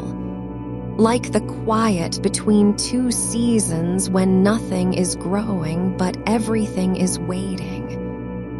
You don't follow it. You only let it arrive uninvited and then disappear just as quietly without needing to understand or remember. The line of sand on the windowsill has turned again, now catching light from a new angle, not because anything shifted in space, but because time itself has tilted slightly where you are. Your breath doesn't pause. It flows like water through a narrow channel that no longer resists its path. A single hair lies across the floor near the chair's leg, not fallen from anyone present, nor part of any story. Just there, unclaimed and unchanged by anything it might have touched before. You don't wonder how long it's been lying there. You only accept that some things endure not because they are noticed, but because nothing ever asked them to leave. The edge of the carpet near the baseboard has begun to rise slightly in one place, not from moisture or footfall, but as if something beneath is pushing up gently, like a small world stirring under layers of silence. You don't react, you only let it be, without calling it movement or stillness, failure or persistence. A tiny chip of varnish has flaked off the chair's leg and now rests in the groove between floorboards, no larger than the tip of your finger, not broken or damaged, just removed from its place as if time had quietly decided to release it. Your mind doesn't return. It doesn't wander back to earlier thoughts or unfinished phrases. It simply stops trying to hold anything at all. The sock hasn't changed shape, only become more like what it always was. Something that belonged in a corner, not needing explanation or attention, only presence. A thin line of grime runs along the underside of the window frame, not from dirt building up, but because light hits that spot just right and reveals what's been hidden beneath layers of stillness. You don't look for patterns, only accept that some lines are drawn not by hands or wills, but simply by time learning to settle in one way rather than another. The air near the chair feels fuller, not heavier nor lighter, but as if it has stopped being empty and instead become a kind of container for stillness itself. Your shoulders don't drop. They've never been raised to begin with.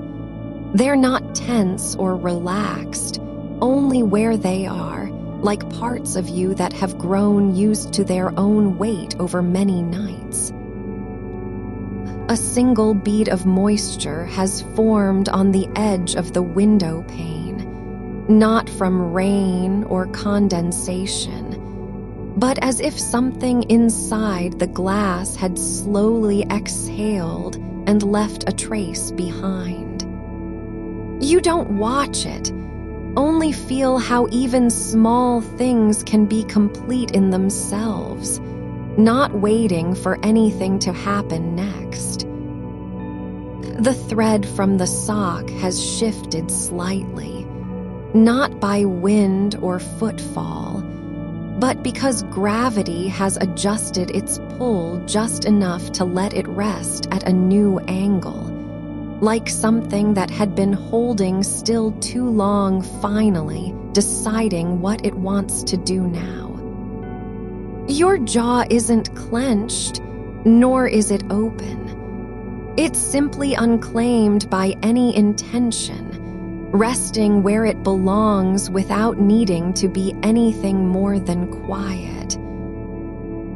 A patch of shadow near the baseboard has grown slightly darker, not because light changed, but because something in the air has thickened just enough to absorb it differently. You don't question why. Only let yourself stay within the moment where shadows no longer need names or reasons to exist. The sock's fabric has begun to settle into a fold that wasn't there before, not from pressure, not from folding, but because it knows how to return to its own shape when left undisturbed long enough. Your fingers don't curl. They're flat against the covers, not asleep and not awake, only existing in the way things exist when no one asks them to do anything. A speck of dried paint has cracked on the floorboard, smaller than a grain of sand, with no connection to any wall or surface it once touched, just broken open like a silence that finally spoke itself without words. You don't try to understand what's happening. You only let yourself be held by how things can simply stay, even when they're not supposed to. The dust on the chair hasn't moved. It has stopped resisting being disturbed, and so remains exactly where it landed, like a promise that no one will come back to clean it up. Your breath doesn't deepen, only continues with the same quiet rhythm, as if it has found its own level in a space that no longer requires effort to maintain. A faint warmth rises from beneath the floorboards, not heat, not cold, but something like memory of temperature held in place by time and stillness.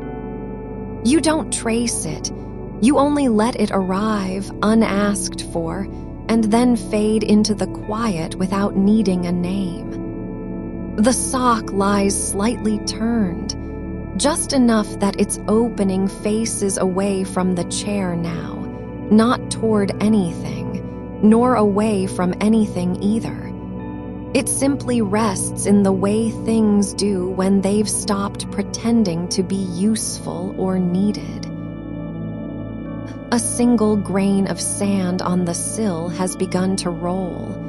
Not far, only a fraction of an inch, but it moves as if gravity itself had shifted slightly just for that moment. Your hands don't tremble. They're not holding anything and aren't meant to. They're simply where they've always been, resting at ease with no need to be otherwise. The air doesn't grow heavier. It's not light either. It only exists in the way quiet does when it has stopped needing to prove itself. You don't think about how long you've been lying here. You only feel how time can stretch without becoming unbearable, just by being allowed to stay still. A small crack runs through the wood near the chair's leg, not wide enough to see clearly, not deep enough to matter, just a line that has existed longer than anyone remembers and never needed fixing. You don't close your eyes. You only let them rest open with no expectation of what they might see or miss. The thread from the sock lies now curled at an angle it wasn't before, not because anything pulled it, but because something beneath the floorboard had shifted just enough to allow it to settle differently. Your chest doesn't rise and fall in a way that feels deliberate. It moves as if it has stopped trying to be seen or measured, only continuing like a breath that no longer needs to prove it's alive. A patch of light on the wall near the window has begun to dim, not because a single bead of wax has pooled at the base of an unused candle, small, darkened on top, but still soft beneath, like a memory that refused to harden completely. You don't reach for it. You notice its presence not because you want anything from it, but because your awareness lingers in places where nothing needs fixing or explaining. The wax has no shape now. It's just there, settled into the edge of wood, as if time had folded over itself and forgotten to unfold again. You don't wonder how long it's been waiting, only that it doesn't matter anymore whether it was ever meant for anything at all. A speck of lint floats near your ankle, not lifted by wind or movement, but drifting slowly through still air, as if the room has decided not to disturb even the smallest thing in its quiet care. You don't follow its path. You let it go where it wills, knowing that nothing about its journey requires a reason. A seam on the back of your hand is slightly raised, not sore, not inflamed, just a place where skin met pressure and remembered how to hold itself differently after being released.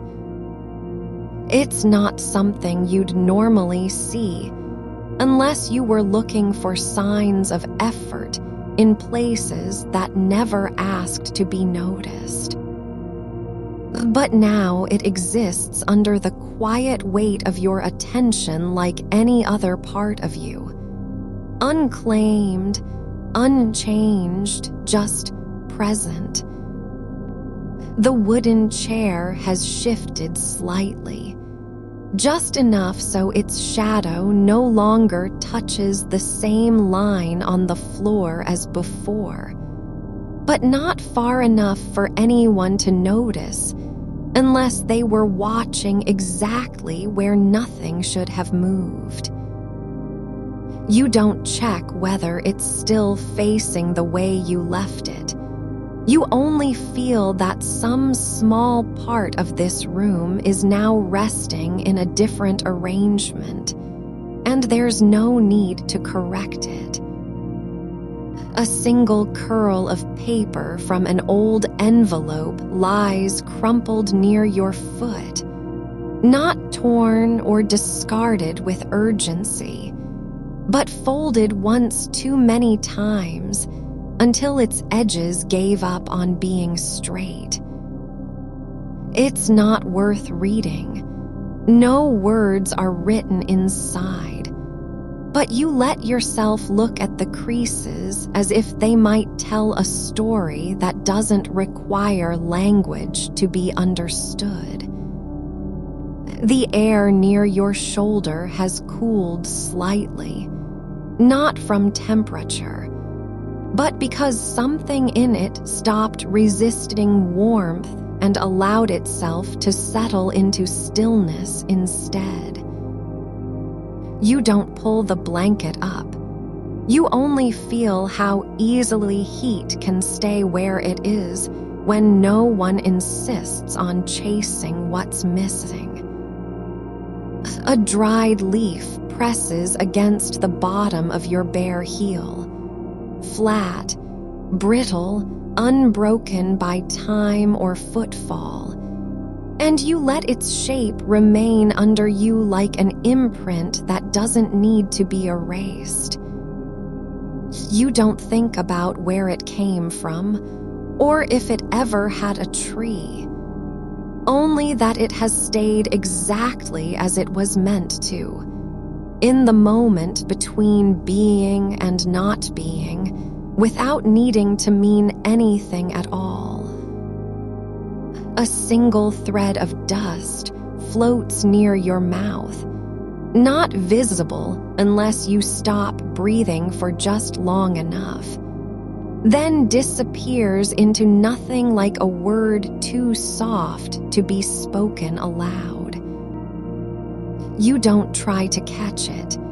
You only let yourself believe that some things are allowed to vanish if they've already said what they needed without being heard. The sock on the floor has shifted again. Not much, barely more than an inch. But now its toe points toward the wall instead of outward, not because anything pulled it, but because gravity had forgotten how to hold fast and let go just a little slower this time. You don't wonder if someone will come back for it, only that the room has stopped waiting for anyone else to arrive or leave.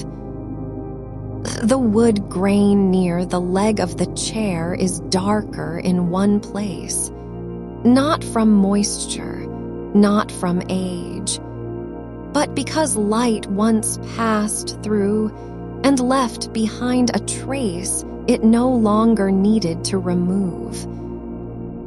You don't try to understand how long ago. It's enough that something has been marked without being changed by the mark itself.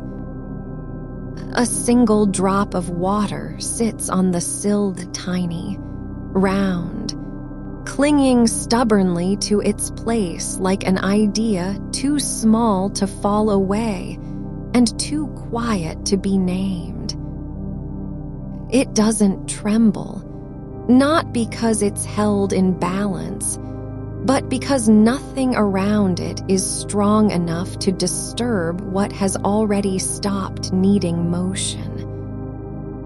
You don't think about where the water came from, or whether it was meant for anything at all, only that its existence now feels like a pause built into the world itself. A folded paperclip lies curled between two floorboards, not bent in haste, not broken by use, but shaped so carefully over time that no one could say when or why it stopped being straight and started becoming something else entirely. It's not useful anymore. It doesn't catch anything, hold anything, and yet it remains where it is, as if the space around it had grown too small to let go of even a relic from another purpose. You don't reach for it. You only feel how some things stay because they no longer need permission to exist.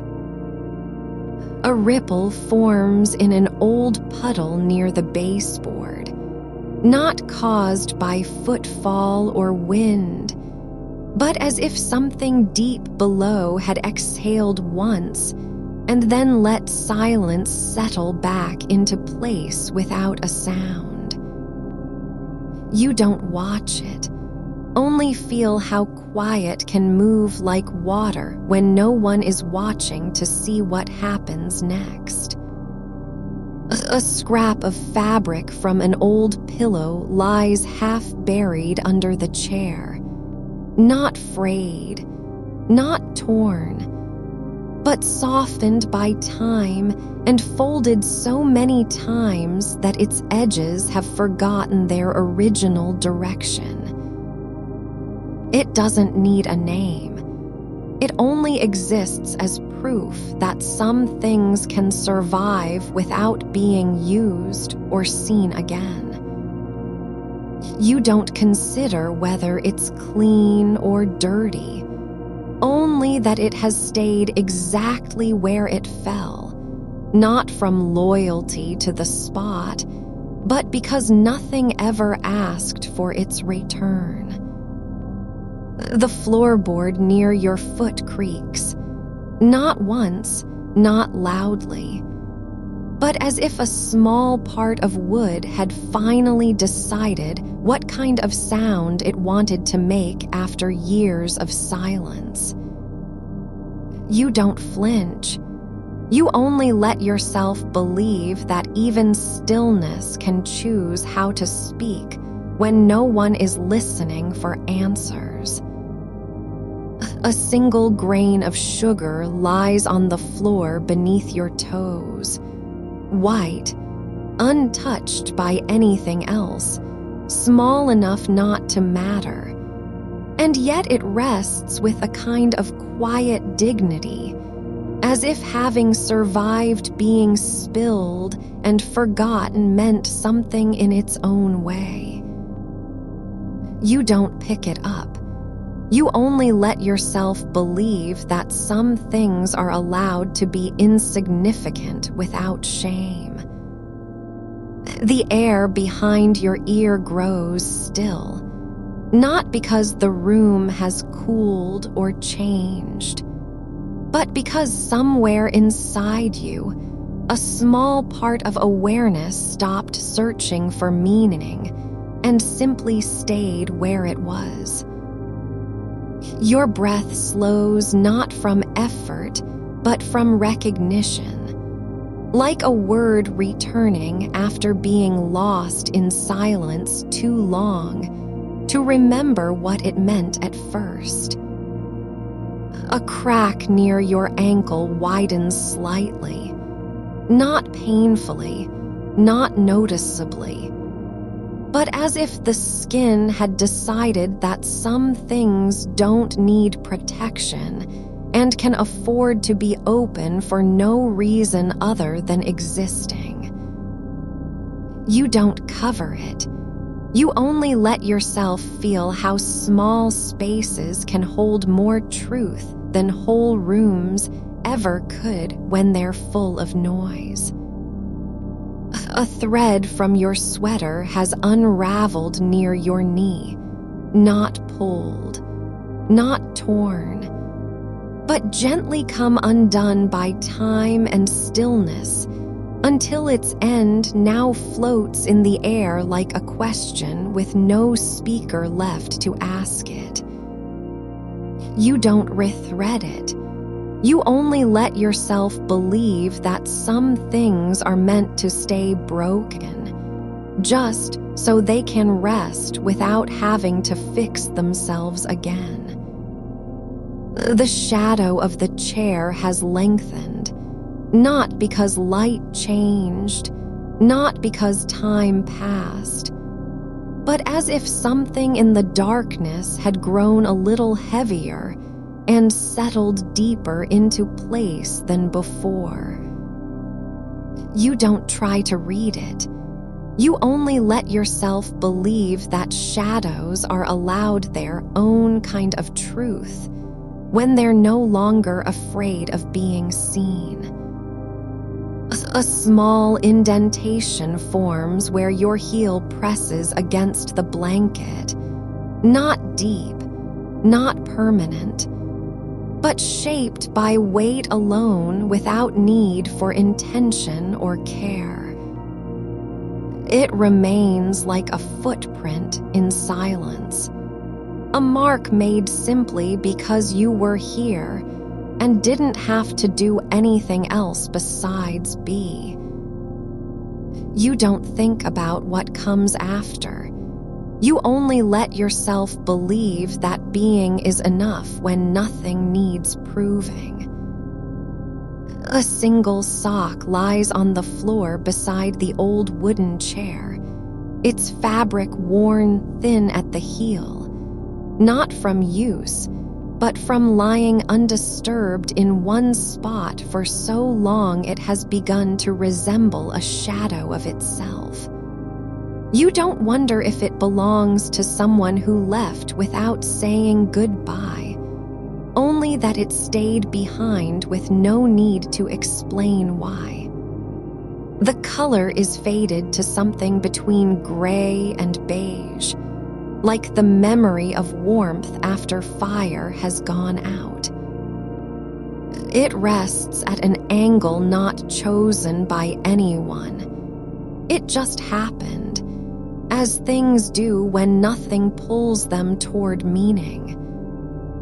The tip of your big toe brushes against its edge, not because you meant to touch it, but because movement comes in small, accidental ways even when no one is watching what happens next. The sock does not move. Only the space around it seems to shift slightly, like air adjusting to a shape that has been there long enough to change how light passes through. A faint smell rises from under the chair, not sharp or sour, just an old scent of wool and dust and time passing without notice. It's not unpleasant, only real in its quiet way, as if the room had exhaled slowly over months and left behind a breath that never needed to be shared with anyone. The lace on your shoe has loosened, just one thread undone at the toe, not enough for it to come off, but just enough so you can feel how loose things are when they're allowed to stay unattended. You don't tighten it. You only notice how easily small changes happen without any effort at all. A crumb of bread lies half buried beneath a fold in the carpet near your foot, smaller than most, nearly invisible, but still there, shaped by gravity and neglect into something that no longer looks like food or waste. It sits where it fell months ago, not because someone dropped it carelessly, but because nothing ever came to claim its place.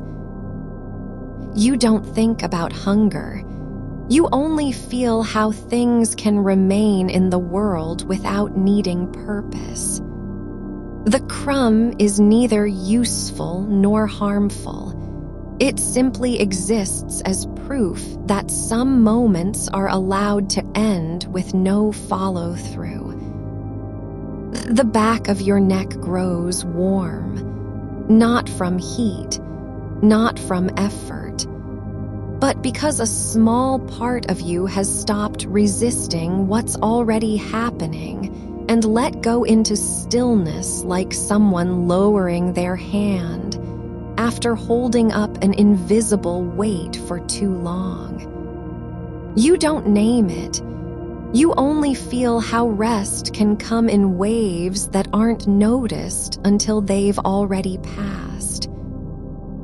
A piece of paper, white, folded once, not torn, is tucked between two floorboards near the chair leg. It might have been a note meant to be read. Now it's just something left behind with no one around to open it. The crease is sharp but soft at the edges, as if time had pressed down gently on it without force. You don't unfold it. You only notice how some things are better off remaining closed by choice rather than accident. It doesn't need to be read. It already knows what it holds. Silence. The blanket shifts slightly, just enough that your hip feels a new kind of pressure, not from weight, but from the way fabric moves when no one is holding it in place anymore. You don't adjust it. You only feel how things can settle into position without any help at all. A single hair has fallen near your knee, not dark like most, but light with age or sun, lying where it landed on the carpet as if it had decided not to follow its owner home. It's still there, unchanged by time or touch, resting in a place no one would expect to find something so small and personal. You don't pick it up. You only notice how some things are allowed to disappear without having been missed at all. The floor near the chair has worn down slightly where someone sat often, just enough that your fingers feel different when they press against it. Not rough, not smooth, but uneven in a way that doesn't hurt and doesn't matter either. It's shaped by habit more than intention. No one planned for this dent to form, but now it holds the memory of sitting. You don't think about who sat there. You only feel how places can remember without needing words.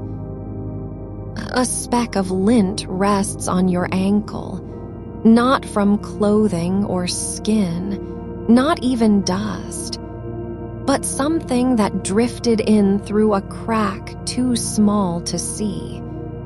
It sits perfectly still despite the air moving slightly around it, as if its purpose is simply to exist where no one would expect anything meaningful to be found. You don't brush it away. You only notice how some things are allowed to stay without being judged for not belonging anywhere. The wooden chair has a faint grain pattern that catches light differently from other parts. Not because of the wood itself, but because something in its surface absorbed years of quiet and changed color, just enough so no one would know unless they looked very closely. You don't examine it. You only feel how small differences can be real even when they aren't seen by anyone else. A thread has come loose from your sleeve, not pulled out, not torn, but gently given up after holding on too long. It floats slightly in the air near your shoulder like a word that was never finished saying what needed to be said. You don't reach for it. You only notice how some endings happen quietly and without warning. The silence between heartbeats grows longer, not because time slows, but because you've stopped waiting for something to change before you can stop thinking about everything else. You don't count them. You only feel how stillness isn't empty when no one is listening. A small dent appears in the carpet where your heel pressed down earlier, like a footprint that didn't need an owner. It's shallow, almost invisible now, but it's there, shaped by weight alone and left behind without care or reason. You don't cover it. You only feel how some marks are made just because you were here long enough to leave one. The air near your ear has cooled slightly. Not from the room, not from outside, but as if a small part of awareness had finally stopped searching for answers and stayed where it was. You don't turn toward it. You only notice how stillness can grow deeper when no voice calls back. A single grain of sand lies in the seam between two floorboards. Tiny, perfectly round, untouched by foot or hand. It sits there like a detail that forgot to be noticed until now. You don't pick it up. You only feel how some things are allowed to remain without having been seen at all. The shadow from the chair has softened, not darkened, not grown longer, but shifted in shape so slightly you'd miss it if you weren't watching for changes no one else would care about.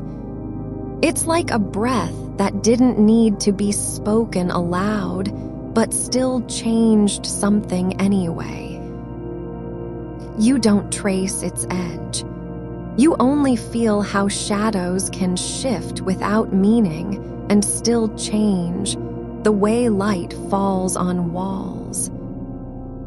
A crinkle forms in your blanket near your hip, not from movement, not from sleep, but because of where warmth collects when no one is doing anything else.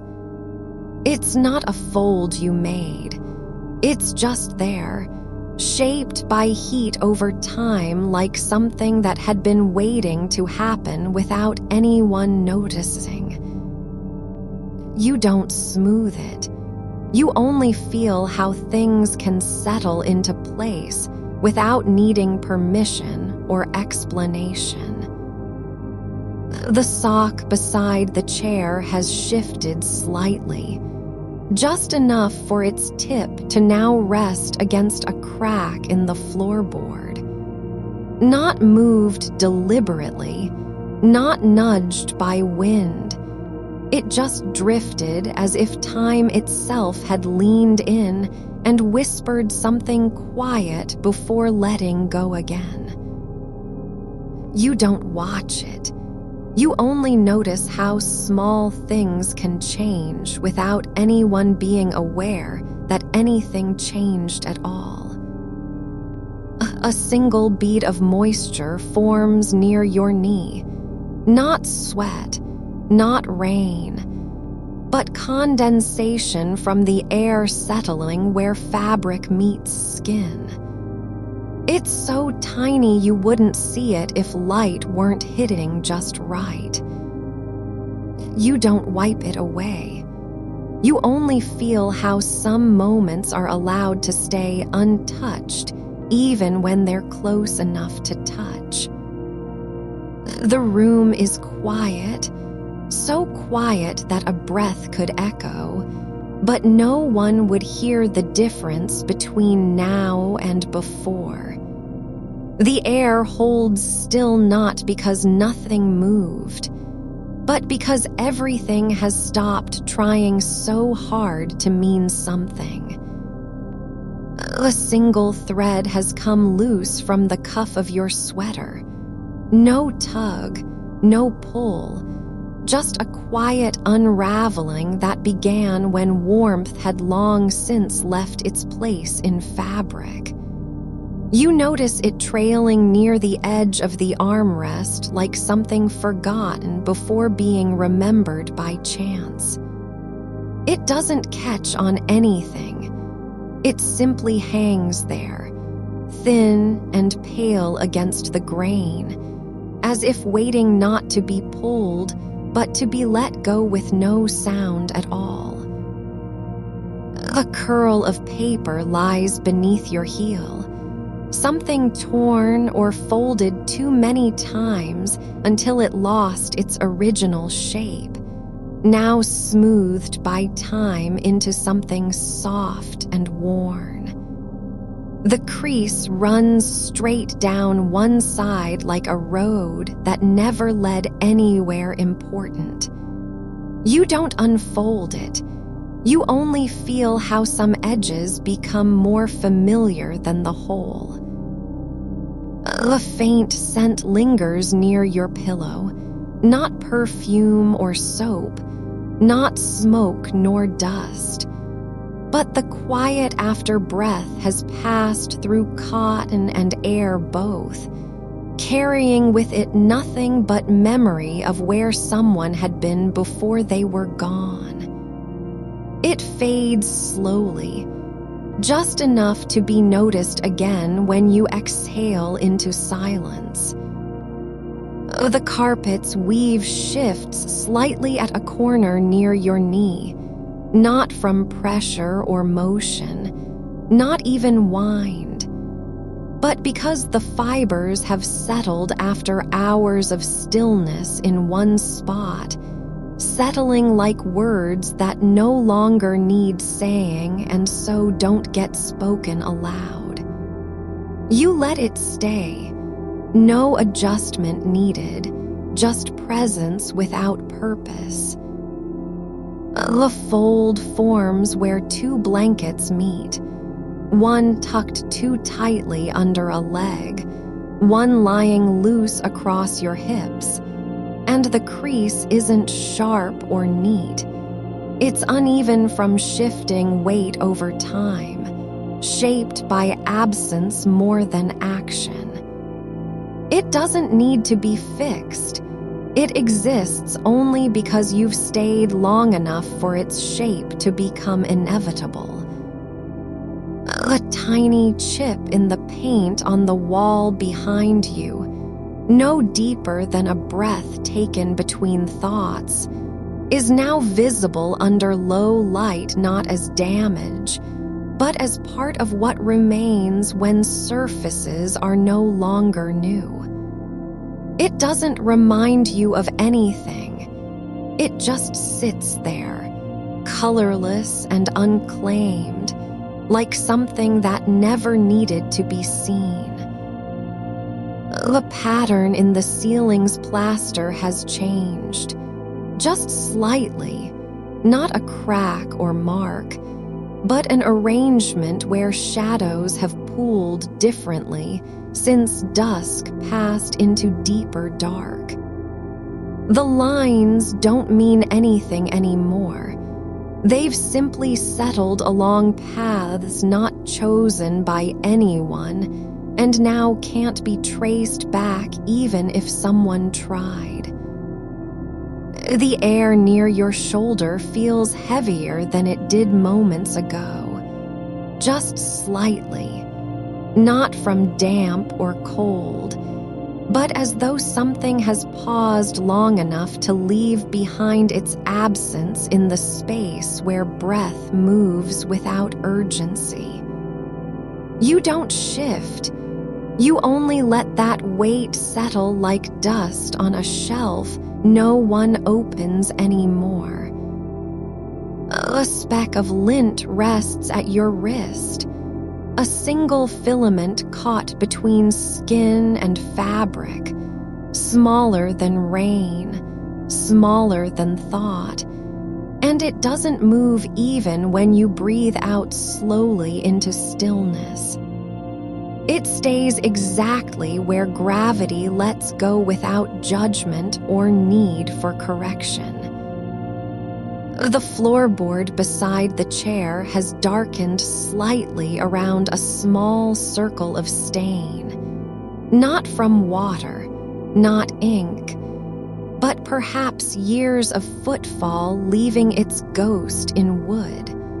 Soft brown rings that no longer match anything you can name, only feel as if they've been waiting to be noticed by someone who isn't looking.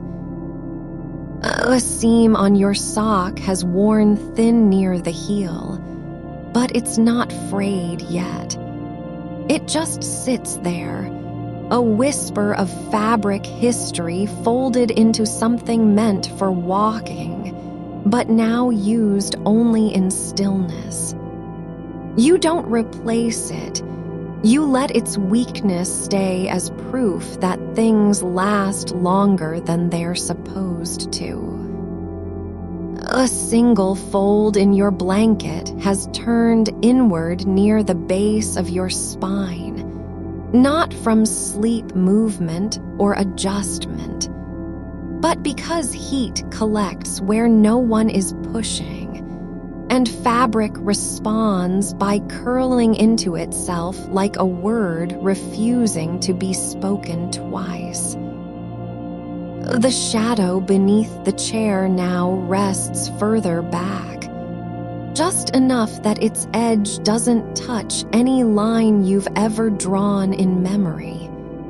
It's not darker than before, it just occupies space differently, as if time has leaned over quietly and moved it without warning or reason. The whisper of dust floats near your foot, not rising from floorboard, nor kicked up by breath, but drifting like something that never meant to exist until now. You don't reach for it. You only let the air carry its weight across a patch where light no longer lands with certainty. The corner of an old notebook has curled slightly at one end, paper too brittle to be used again, but still kept on top of a shelf, not out of memory or meaning, but because someone once left it there and never came back for reasons that weren't about the book itself. It stays even though nothing keeps it upright. A faint groove appears where your hand rested earlier, one barely visible in shadow, not pressed into wood or metal, but worn from repeated touch at rest, like a shape made not by effort, but simply presence over time. You don't smooth it. You only let the silence hold what was left behind without explanation. The air near the floor has cooled slightly around your ankle, but this isn't cold in any way that matters. It's just space where heat hasn't been for long enough to call itself warmth again. You don't cover yourself. Just feel how absence can be as real as touch, even when no one is there to notice. A single thread of wool has slipped from the edge of a worn blanket and now lies across your foot like something that had belonged elsewhere, but found its way home by accident. It doesn't tug or pull. It just rests where it landed, not asking for anything more than stillness. The corner of an old envelope sits under the chair, unopened perhaps for years. A flap turned down gently as if someone paused mid-motion and decided to leave things unfinished on purpose. No stamp is needed, no name written in ink. It stays exactly how it was left, open without being read, closed by intention, not design. A tiny crack forms along one side of a floorboard near your knee, not wide enough for light or dust, but just deep enough that the wood has split into two paths where none were meant to be before. You don't examine it. You only let its quiet fracture exist as proof that some changes happen without anyone being aware they've started. A breath escapes you, soft and slow, so gentle it doesn't disturb air or sound, but just passes through like something leaving behind no trace, but the absence of resistance.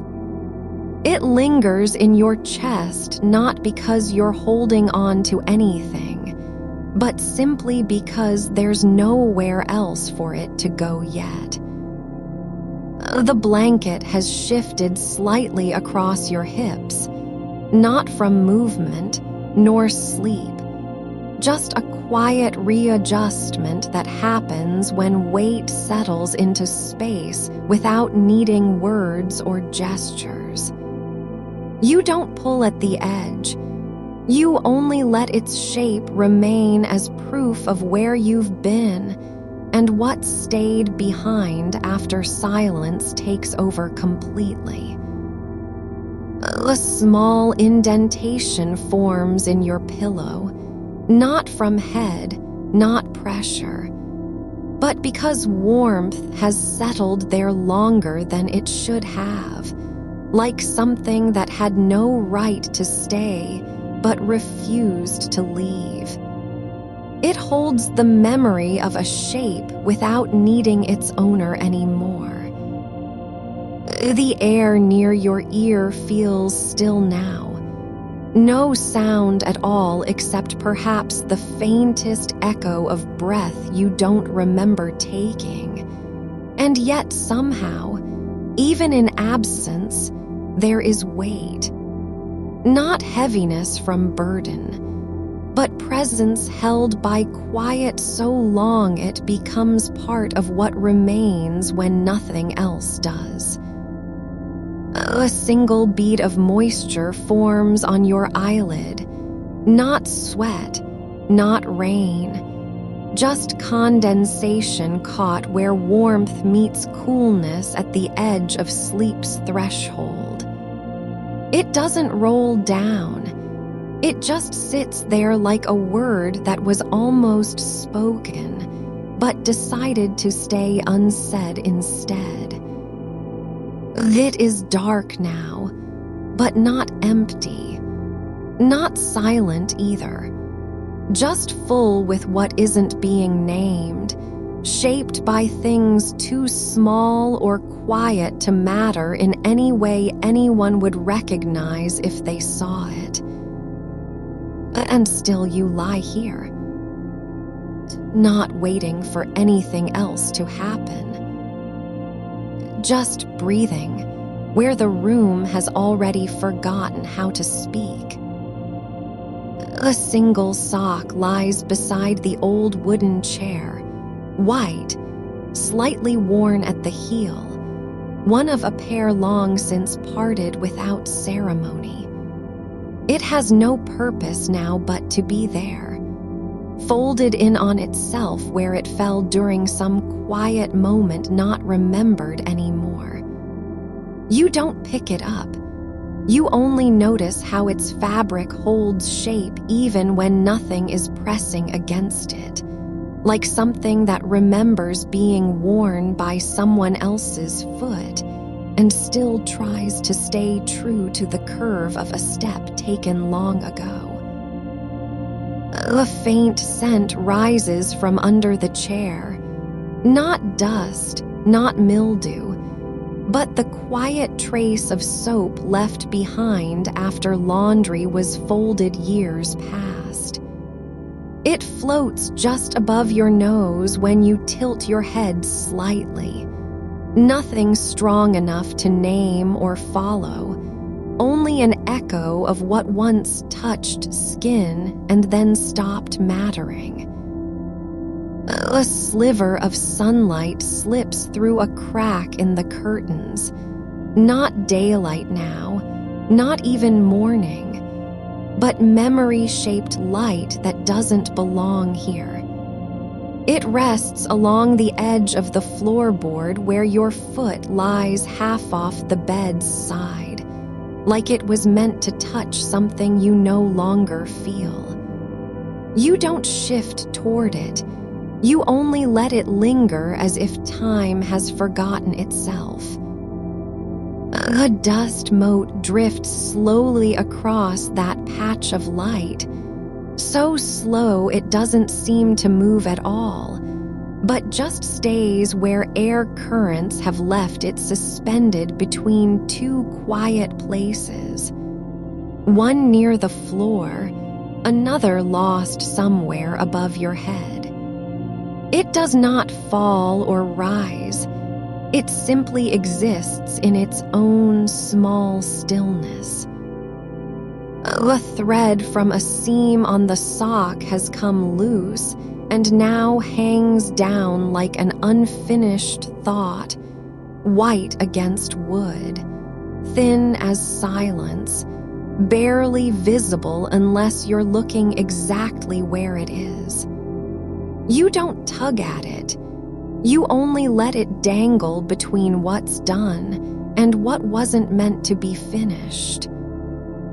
A faint line appears along the underside of your knee, not a bruise, not an injury, but just a place where skin has stretched slightly over bone during sleep, as if weight had shifted in some silent way while you weren't aware. It stays there after breath settles again, a shape without cause, lasting only long enough for notice.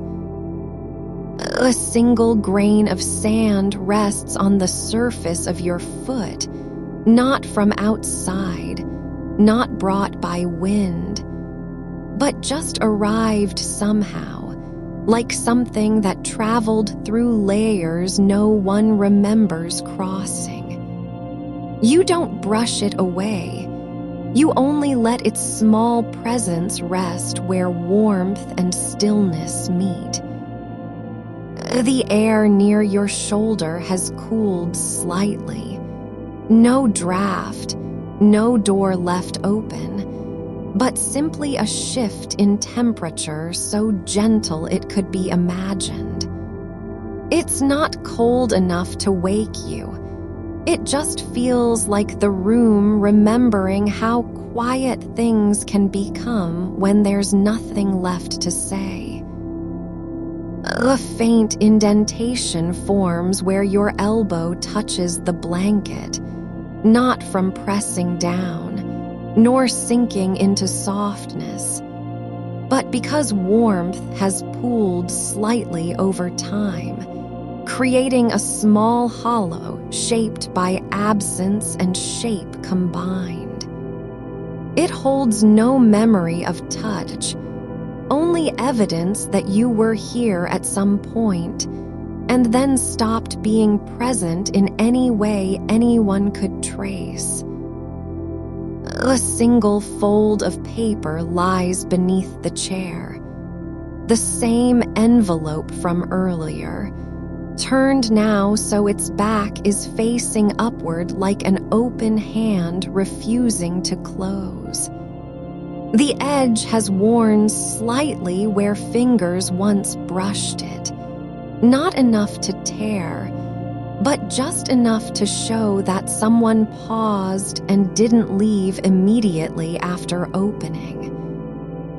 The tip of your index finger rests near a fold in the blanket, just barely touching fabric without meaning to. But you don't move it.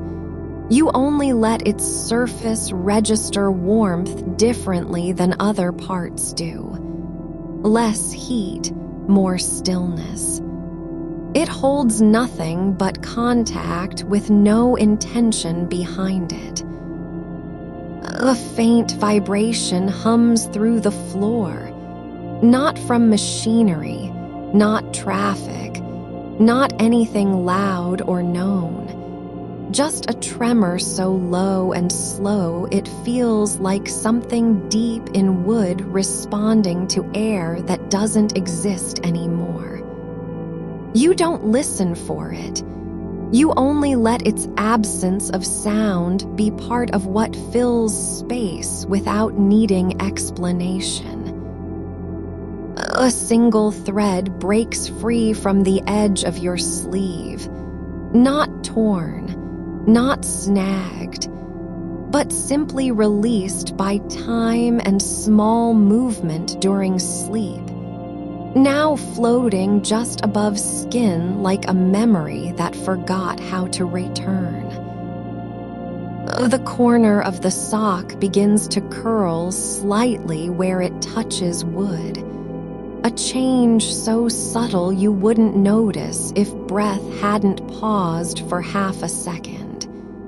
It's only the weight of air, really, not even wind, but something pressing down gently enough to disturb stillness without breaking it. A faint ripple runs through your left foot, just beneath skin, the kind that happens when blood shifts slightly after lying in one place too long. You don't feel it as movement. You let it pass like a thought you never decided to keep. The wooden chair has settled into the floor more than before. Not with sound, not sudden shift, but just another quiet settling, like wood learning how to stay still even when pressure changes slowly over years. A single bead of moisture forms at your wrist, cold enough to notice, but too small to call a tear. It rests there for a moment, as if waiting to decide whether it wants to fall or remain suspended in the space between breath and sleep. The air near your ear feels heavier now, not because sound has returned, not because someone is speaking, but just because silence has grown thick with things left unuttered. You don't listen. You only let its weight stay where no word could ever fit. A small patch of color appears on the floor, the shadow from a blind that didn't quite close, just enough to blur one corner of wood into softness, like something trying to hide what it was meant to show. The sock has shifted slightly, not by wind or motion, but because your foot drifted just so during sleep. It now rests in its own new position, as if the shape of stillness had rearranged itself while you weren't watching. A single grain of lint falls from the corner of the blanket and lands near your knee, so quiet it doesn't disturb air at all. You don't see where it goes. You only let it stay exactly where warmth no longer reaches. The edge of a floorboard begins to whisper, not with voice, not sound, but just through vibration in wood that travels upward like memory returning without meaning. It lasts only long enough for you to feel the space around your knee grow warmer than before. A faint line appears along your lower back, where skin has lifted slightly after shifting weight during sleep. A mark of where pressure had been and now isn't, left behind as a shape that no longer fits its own name. The sock lies in shadow again, not because light has moved, but because the room is learning how to forget small things. You don't reach for it. You only let its presence fade into what's already quiet enough not to be noticed. A single breath escapes you, longer than before, and lingers just above your lips like a word that didn't mean anything at all except being there. The air between your fingers feels different, not cooler, not warmer, but thinner. as if space had grown slightly lighter with each moment of stillness. The wood beneath the chair settles once more, with no sound, only evidence in how light now falls across its surface like something giving up on resistance. A single thread from inside the sock has begun to pull free, and it doesn't break, not yet. It just drifts slowly into air as if deciding whether it wants to stay or leave without being called. The edge of your foot rests against a piece of fabric that isn't yours, just something left behind after someone else was here. You don't identify it. You only let its texture remain as proof you are no longer alone in silence.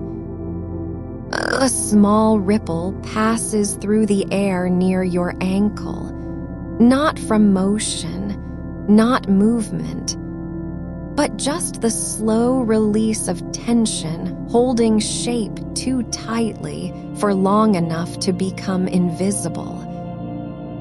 The sock lies still again, folded once more into itself, like something that gave up on being whole and now rests as proof it never needed to be. You feel the soft give beneath your shoulder, not deep enough to sink, but just enough to remind you that this body still knows how to yield. Like soil after rain remembers its shape even when dry again. A single curl of thread from the blanket's edge has unspooled and now rests against your forearm, not quite clinging, not quite falling, just waiting for the right kind of air to lift it into nothingness. The space between your ribs holds a quiet fullness, not breath, not pressure, but something like memory that doesn't need words to be real. You don't think about why you're here. You only let the room breathe around you as if it has been holding its own stillness for longer than you've known how to stay. A faint line of dust gathers along the bottom edge of the chair's leg, just enough to catch light from nowhere, like a secret the wood forgot was ever shared. The sock lies in half shadow again, not because shadow moved, but because your eyes no longer look for it, and so the room chooses not to show it anymore. A single grain of sand, perhaps dropped years ago by accident, rests beneath one floorboard, its shape worn smooth from slow time passing without being noticed. Your left hand lies open on top of the blanket, fingers relaxed, palms facing up, not like a gesture, but just as they fell when you stopped trying to hold anything. The air near your ear grows heavier again, but not with sound or thought, only with what's been left unsaid for so long it now lives in silence like an old letter folded too many times. You don't need to name the weight. You let it stay where no word could ever land without breaking it open. A faint scent rises from somewhere, wood and wool mixed together, not sharp, not sweet, but just a trace of what was here before you arrived. The thread still drifting above your arm begins to shift, not toward any place, not toward anything, but simply because the air has shifted too, and so must it follow without purpose. You don't reach for it. You only let it move as if remembering that movement itself is enough. A small ripple passes through the blanket's weave, just one tiny disturbance near your hip, as though something beneath the surface just decided to shift its weight slightly in sleep. The corner of the room feels darker than before, not because light has changed, but because you've stopped watching for it. Your breath comes slower now, not deeper, not fuller, but simply more even, like a rhythm that doesn't need to be felt to exist. A single bead of sweat forms at your temple and stays there, not enough to roll, not enough to matter, just a tiny sphere of warmth in the stillness between thoughts. The sock has begun to fold itself again, not from movement, not from intention, but just because it no longer needs to be straight, not when nothing is expecting it to mean anything. You don't think about why you said what you didn't say. You only let that moment dissolve into the quiet like a word spoken in an empty house. A faint vibration travels through your spine, not from noise, not from motion, but just the slow settling of bones adjusting beneath layers of stillness. The edge of the carpet near the chair has frayed slightly.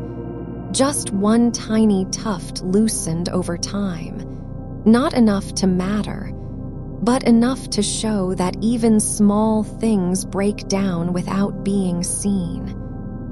Your right foot rests gently against the cold tile at the base of the bed, not pressed, not leaning, but just present, like a thing left behind after someone else walked away and forgot it was there. The air above your knees feels different, lighter than before, as if something has been released without being called for. A single thread from inside the sock pulls further free now. It doesn't break, but hovers in place between you and the floor like a question that never needed to be asked. You don't watch it. You only let it stay suspended between what's real and what might have been. The wood of the chair creaks once, not loudly, not painfully, but just enough to remind you that stillness isn't absence, only patience. Your fingers curl slightly, just one, no other movement, like a muscle remembering how to hold something without needing to keep it. A faint warmth spreads across your lower back, not from heat, not from motion, but from the way sleep has begun to settle into the shape of you like water filling a bowl that was never meant to be empty. The sock lies folded again in on itself, no longer trying to be whole, no longer pretending to match its pair. It rests now as proof that some things don't need symmetry to belong. You don't think about what could have been said. You only let the silence grow so thick it begins to feel like fabric. A single grain of lint drifts from your knee and floats toward the floor. So slowly, so gently, not even disturbing air as it goes. Not falling, just arriving somewhere else without ever having meant to leave. The edge of the blanket shifts slightly, not by wind, not by you, but because something beneath has shifted too, and so the surface responds with a quiet ripple that doesn't need to be seen. Your breath slows again, longer than before, deeper in its silence, And for one moment, you're not breathing into stillness, but allowing stillness to breathe through you. A small patch of color returns to the floor, the same shadow from the blind. But now it's softer, older, as though time has blurred it into something that no longer needs a name. You don't look at it. You only let it stay where light and dark have learned how to live together without needing each other. The thread still hangs in midair, no longer moving, not quite falling, just suspended between what's been and what might never be. Your jaw relaxes, not with effort, not with awareness, but just because tension has finally decided it doesn't need to stay. A faint scent of old paper rises from the floorboards, the kind that lasts long after the book is gone, like memory that can't remember its own beginning. The air near your wrist feels cooler now, not cold, not warm, but thinner, as though space had grown slightly more open with each moment you stopped trying to fill it.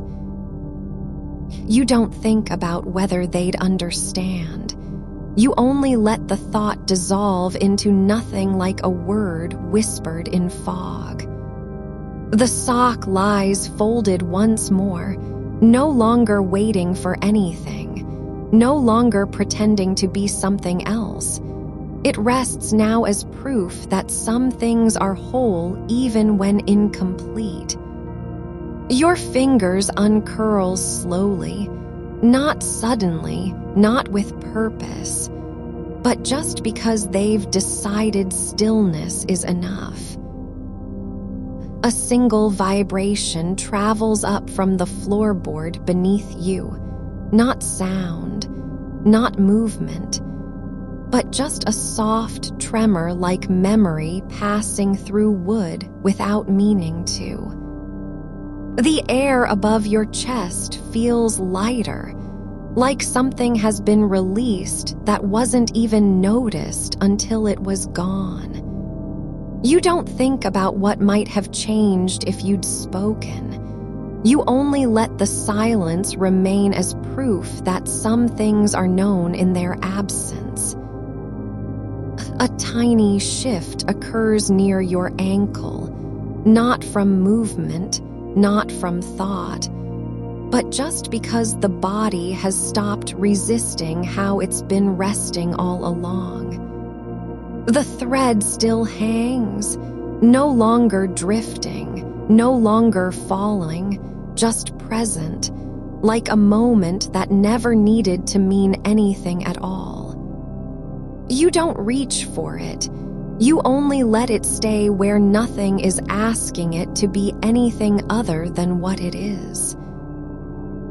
The room holds its breath, not in waiting, not in tension, but just because it knows how to exist without needing to be noticed.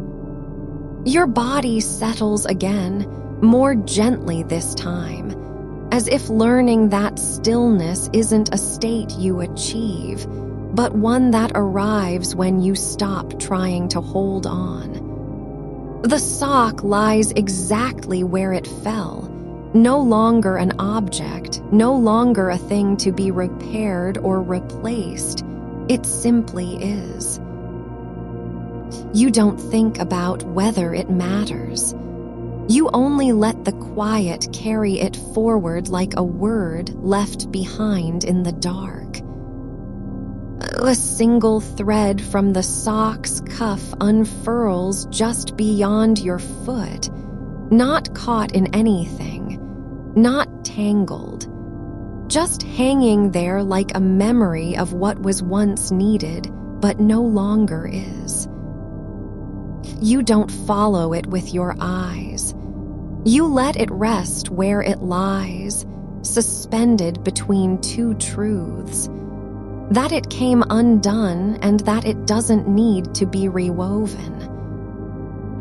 A slow shift in the air near your shoulder, so slight you might think it's not real. But then a breath from somewhere else reaches you, soft as dust settling on glass, carrying no name, no direction, just presence. You don't ask where it came from. You only notice how stillness has learned to breathe through motionless things. The patch of shadow beneath the chair grows darker now, not because light changed, but because your eyes have stopped looking for meaning in its shape. It's not a doorway, nor an absence. It is simply what remains when nothing else demands attention. The tip of that thread brushes against the floorboard, just once, and then stills again as if it had already said everything worth saying and now knows better than to repeat itself. You feel no need to pick it up. You only accept its quiet arrival like a word spoken in another language, understood without translation. A faint ridge appears along the edge of your palm, just one fold where skin meets stillness, as if even your hand has decided that holding on is not required tonight. The wooden legs beneath the chair creaks, not loudly, never sharply, but with the soft weight of a single thought letting go after years of waiting to be heard. It does not echo. It only happens and then becomes part of what's already there. The faint grain in the floorboard near your knee seems deeper than the others, like something has pressed into it long ago, left its mark without meaning to, and now time has smoothed over all trace except for this tiny hollow. You don't wonder who or why. You only let the space remain as evidence that some impressions last longer than memory.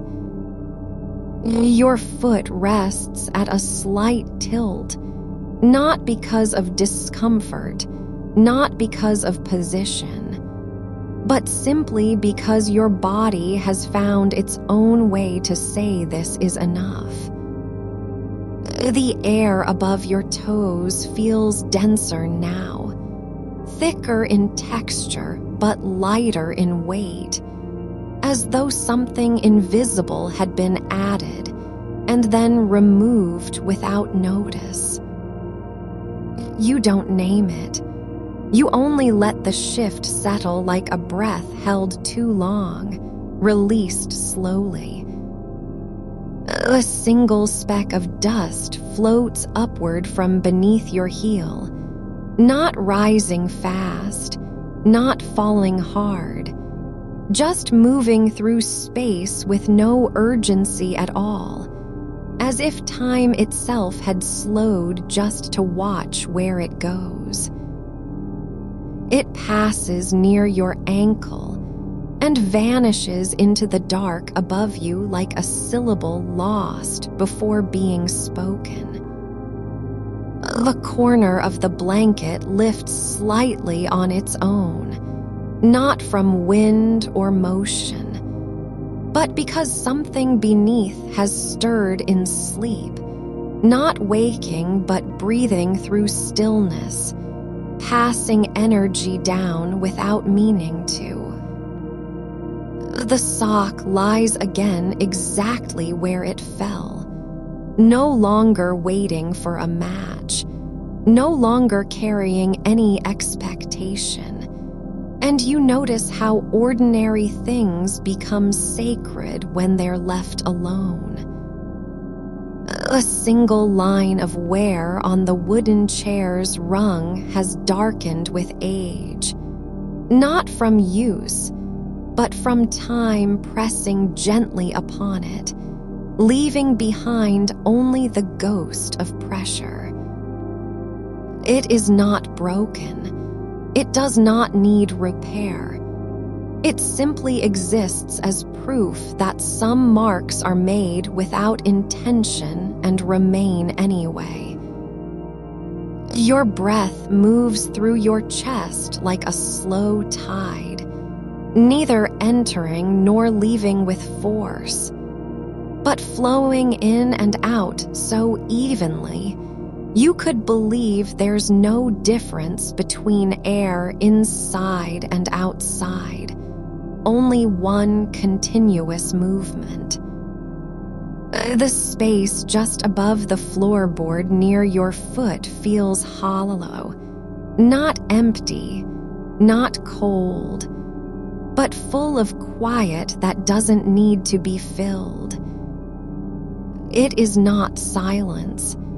It is stillness with texture, like a room where nothing has ever been said, but everything remains understood. A small dent in the chair's armrest widens slightly as though something had settled there, and then gently lifted away, leaving behind only memory of contact. The thread from the sock now lies half on the floorboard, half floating above it, no longer connected to anything, no longer needing connection. It simply is where it has been left. Your fingers rest flat against your thigh, not curled, not clenched, but open as if waiting for nothing in particular, and yet fully capable of receiving. You don't reach, you only stay. A faint warmth spreads from the center of your back, soft, steady, like a stone resting beneath earth, carrying no heat but holding it anyway. The shadow under the chair deepens again, not because light changed, not because anything shifted, but simply because your eyes have stopped searching for answers in darkness, and so let it be as it is. A single grain of wood dust floats upward from near the leg of the chair, tiny enough to vanish before you can name its shape, and yet you feel its passage like a memory that never had form. The air above your chest moves differently now, not with breath, not with sound, but with quiet motion, as if something just beneath has begun to settle into place without effort. Your foot feels heavier than it did moments ago, just slightly, as though gravity had changed only enough for the weight of stillness to be noticed. A small patch on the floorboard where light once touched is now indistinguishable from shadow, not because it's darker, but because you no longer care which is which. It doesn't matter whether a line was ever drawn, or if anything ever stood in that spot, only that what remains is not waiting for correction. Your hand lies still on your thigh, the palm flat against skin, but the shape of it has softened into something more like a footprint than an intent to hold. You don't think about fingers. You only feel how space can be full without needing content. The edge of the blanket now rests just below your hip, Not pulled, not tucked, just lying where gravity placed it after years of being adjusted by hands that no longer remember why they did so. A faint vibration travels through wood under your foot, not from outside, not from sound, but as if something deep within had released a single thought and then let go. The sock rests beneath the chair now, as though time itself has finally decided to leave it be, no longer waiting for someone else's return, no longer needing completion. Your breath moves through you like water moving over stones that have long forgotten their own shape. It does not carry meaning. It only flows where nothing resists. The air above the floorboard near your foot holds still, not because there is no motion, but because every movement has been acknowledged and let go. It doesn't matter whether anything was said, or if silence could be called a language, only that this moment exists as proof that some things need not mean anything to exist fully. Your shoulder drops slightly to the left, just enough for your collarbone to shift its weight without notice, and you feel no urge to correct it. The shadow under the chair is no longer dark. It's simply part of the floor, like a second skin grown over time and forgotten. A single strand from the sock lies across the wood, like an unfinished sentence that never needed punctuation. You don't close it. You only let its ending be as soft as absence itself. The warmth in your back grows deeper, not more intense, not hotter, but richer, like a memory of sunlight on skin long after sun has moved past. Your fingers remain open, not because they've relaxed, but because there's no reason to do otherwise. They are simply present. It doesn't matter whether you'll remember this later, or even if anyone ever knows it happened. The moment is not meant for remembrance, only existence. The thread from the sock now lies completely on the floorboard, no longer drifting, no longer suspended, not because it fell, but because it decided to stay. Your foot rests exactly where gravity has placed it, neither aligned nor misaligned, but simply as part of what is allowed now. You don't adjust, you only let. The air above your chest feels like a room with no walls, filled not with emptiness, but with the quiet hum of something that never needed to be named. Your breath moves through you in waves so slow, they feel less like breathing than being breathed by silence itself. So deeply does it carry you along without effort.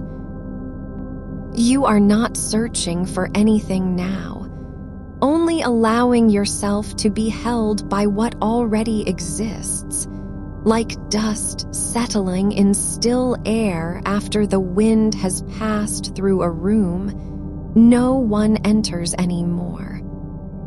The floorboard beneath your foot feels less like wood than an old letter left unopened on a shelf where time forgot its name.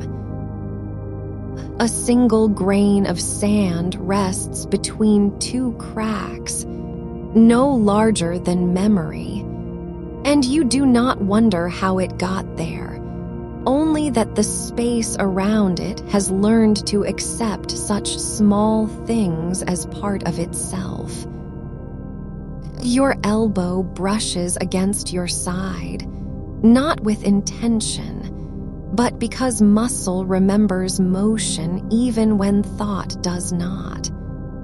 The air above your ribs holds still in a way that feels like waiting without expectation, like something paused between breaths and no longer needing the next one. You don't know whether this moment has always been here or if it just arrived unnoticed.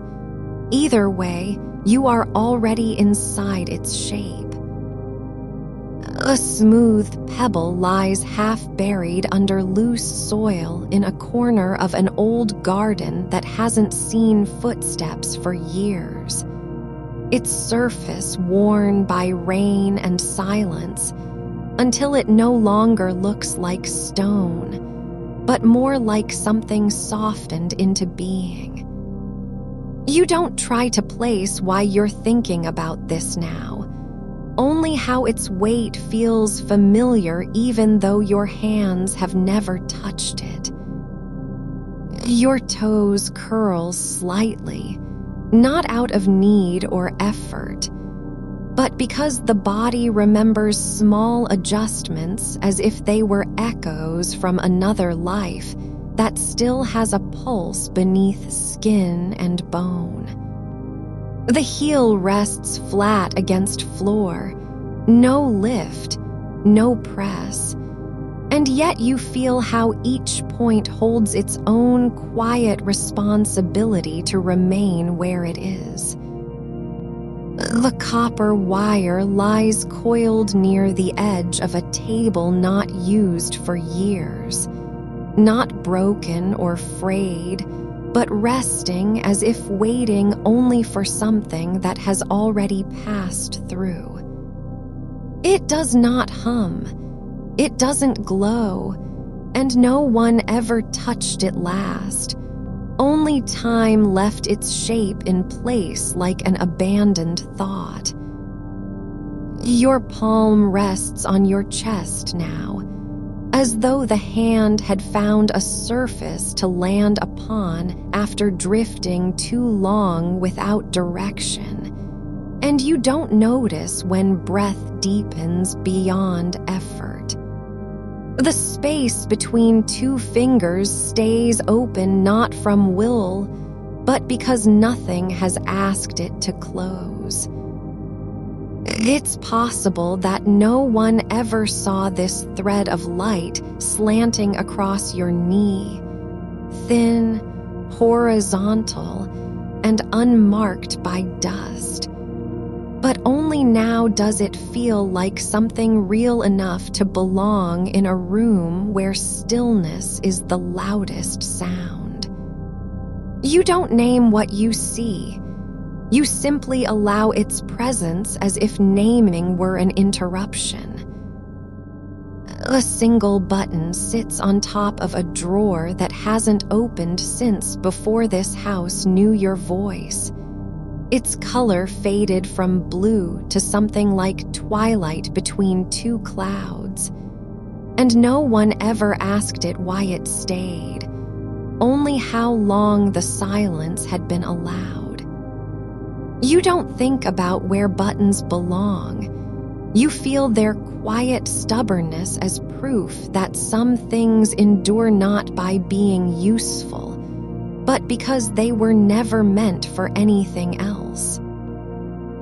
Your shoulder rests lower than before, not due to fatigue or gravity alone, but like a fold in fabric left unpressed after years of no one caring.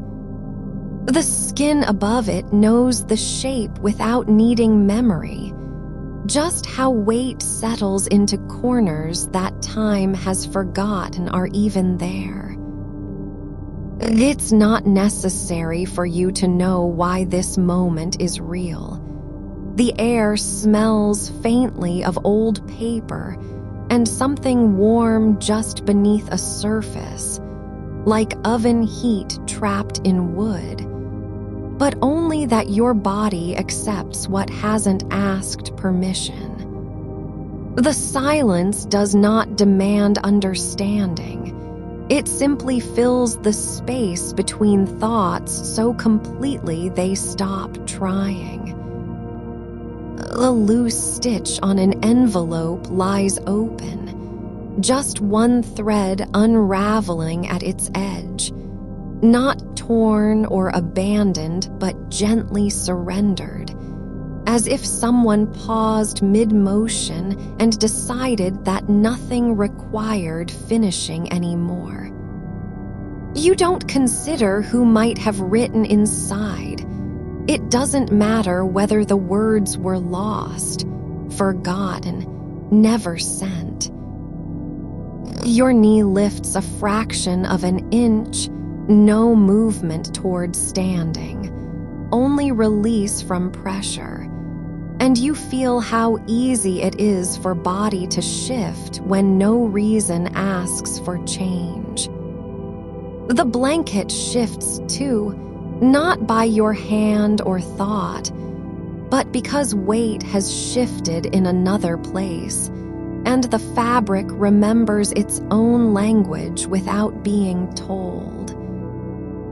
A shard of porcelain rests near a baseboard, small, white with one chip at the rim, and though it may once have held something delicate like sugar or salt, now it's only what remains after all use was finished.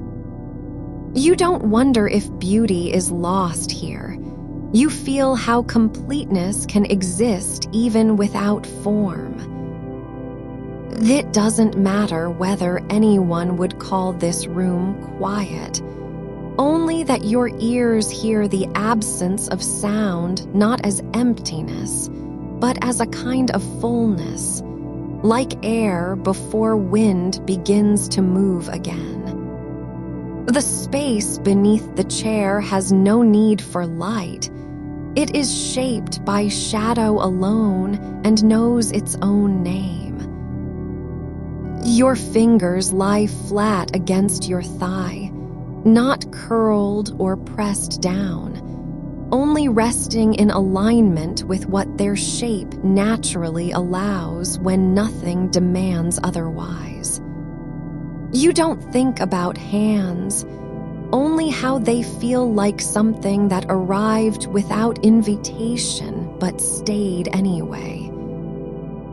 The air near the floor feels thicker now, not from heat, not from dust, but as if it had gathered meaning slowly over time, like a breath held too long and released in silence. No one ever named this place. No map includes its corners. Only presence remains where names once failed to stick. A wooden spoon rests on a shelf above the stove with neither meal nor use near. It has not been washed or used for years, but it stays because something about stillness feels like belonging, even without purpose. You don't wonder if someone left it there. You only feel how objects learn patience when no one watches. Your foot shifts slightly, not toward anything but into a different position by accident. And yet the change is so small that nothing noticed it except perhaps gravity itself, which never asks for thanks. The heel settles again, not in adjustment, but simply as part of what has already happened and been accepted. It's possible you have always carried this silence with you, this slow way of being where time doesn't matter because no one remembers to measure it. But only now does your body recognize how much space can be held without needing meaning. You don't need words for the air. You let its stillness settle into skin and bone. A single thread from a curtain hangs loose near a window that hasn't been opened since winter, frayed at one end, not pulled or tied, but just letting itself exist in the space between wall and frame as if it had forgotten how to be fixed. You don't think about fabric. You feel its quiet refusal to belong anywhere else. The warmth behind your eyes grows soft, not hot, not bright, but like a memory of being touched without permission, yet never needing to say no. Your jaw unclenches in slow motion, so slowly that the act itself becomes invisible, and stillness fills where tension once lived. The wooden block rests on top of an old book whose title has worn away under fingers and time. The grain runs straight, even though it's not meant for anything except to be. You don't need a reason why you're thinking about this, only that the thought arrives without demand or consequence. It doesn't matter if your mind wanders. It never was in one place anyway. But what matters is how easily each image leaves behind no trace of effort, like smoke dissolving into sky after fire has cooled. You don't reach for anything now. Only allow yourself to be held by the quiet that comes when nothing needs saving. A single leaf lies on a windowsill, not green anymore, but dry and brittle with veins still showing faintly beneath its surface.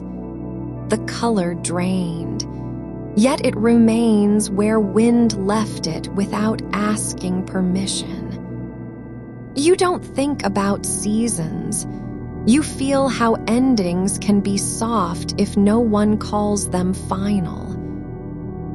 The air above your chest moves slowly, so slow that the motion feels less like breath than a current passing through still water in another room, one that never reaches anyone but is known anyway by those who listen without trying. You don't try to follow it.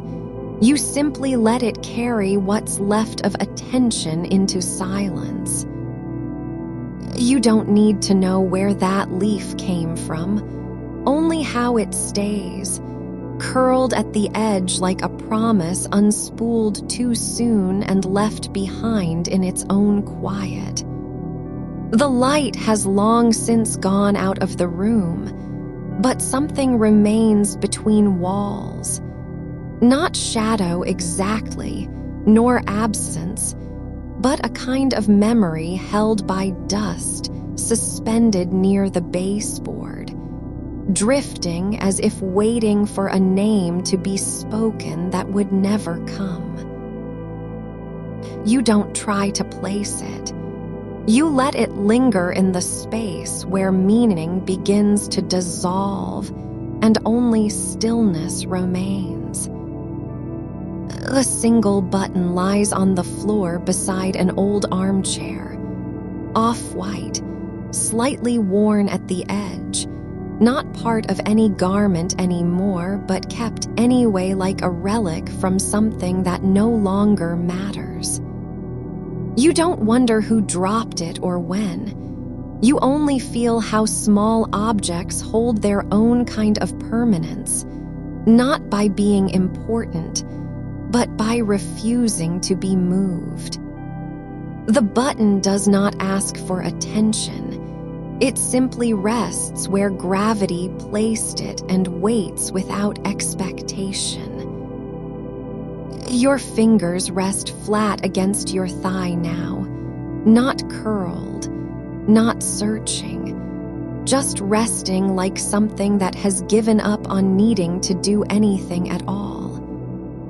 You don't think about what they might have done with their hands if someone had asked earlier. You only feel how soft the weight of them is when left alone.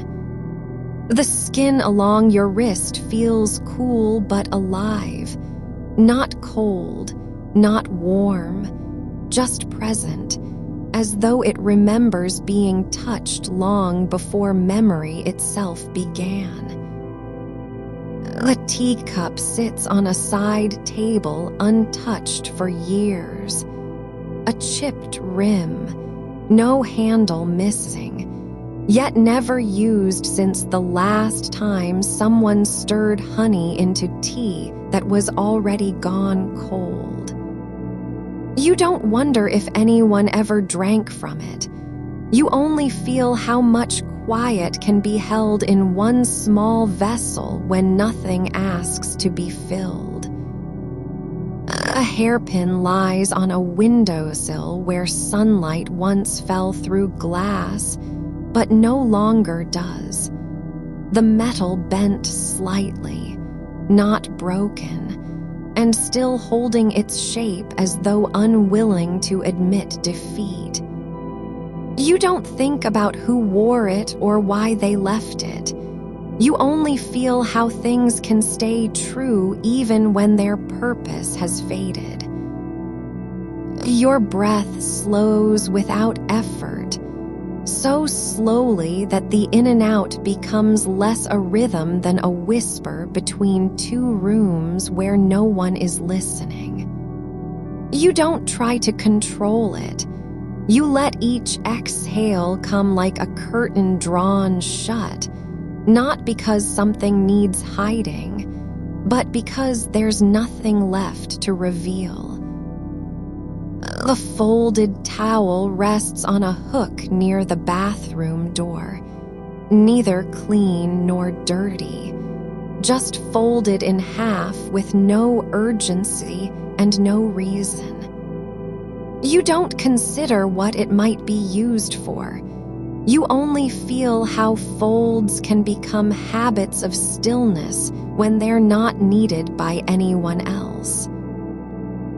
The air between your ribs moves less now, not stopped entirely, but moving like water through a narrow channel where nothing flows fast enough to matter. You don't ask whether this is sleep or something just before it. Only let the space expand quietly until even thought feels unnecessary. The stone sits on a shelf above the sink, a river-worn oval, smooth from time and not much else. No one placed it there intentionally, but now it's been left in its own corner like an offering to absence. You don't think about where it came from or how long it has lived under glass, only that it doesn't need a story because it already belongs.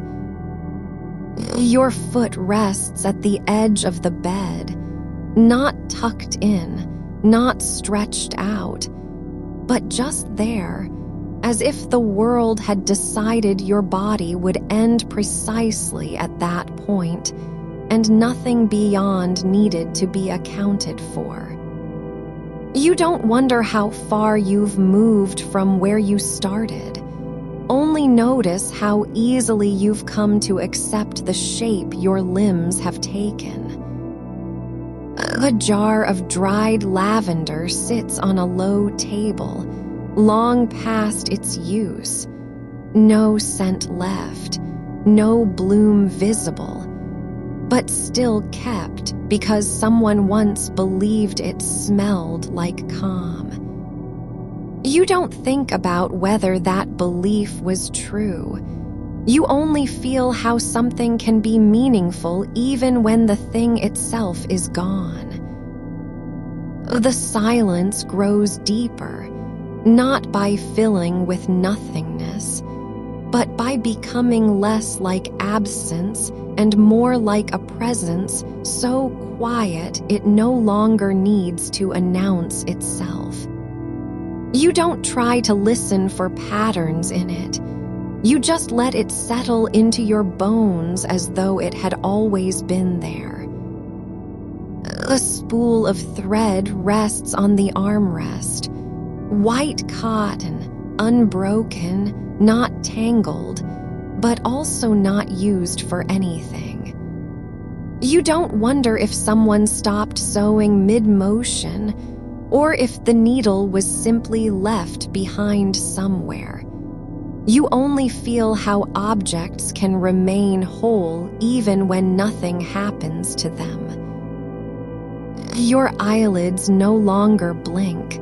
They rest open in darkness, not because they want to see, but because there's no reason to close. You don't think about seeing anything at all. You're not looking for light or shape or name. You are simply held by the weightlessness of being without purpose.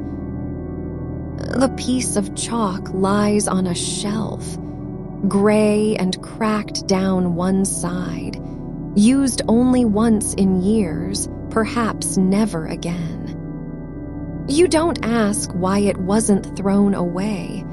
You only feel how small things can outlast intention by surviving unnoticed. Your hands lie still now, not clasped, not curled, just resting where they fell when motion stopped without warning. You don't wonder what might have happened if someone had called your name or touched your shoulder. Only let the space between them remain open and empty, like a page no one ever wrote on. The wooden bead rolls slowly across a table. No force behind it, no direction, just movement that exists only because gravity allowed. You don't watch it stop. You only feel how things can travel without destination and still be complete in their passing. Your breath moves through the air like something carried by current rather than made by effort, so soft it barely disturbs the quiet around it. You don't try to follow its path. You let it go as though it had never been yours to begin with. A single page of a notebook lies on the floor, not torn or damaged, but just left where someone stopped writing and walked away without returning. You don't read what was written there, only feel how words can vanish into silence even when they were meant to remain. The air near your neck feels different now, not heavy, not light, but like it has begun to carry the shape of stillness more than temperature. You don't think about warmth or cold. You only let the quiet press against skin as though it had learned how to stay without permission. A small wooden cross sits on a shelf near the bed, no religious meaning attached, no history visible in its lines, but just there, carved simply and left behind like something that didn't need an explanation. You don't wonder who placed it or why. You only feel how some things can exist with nothing to prove.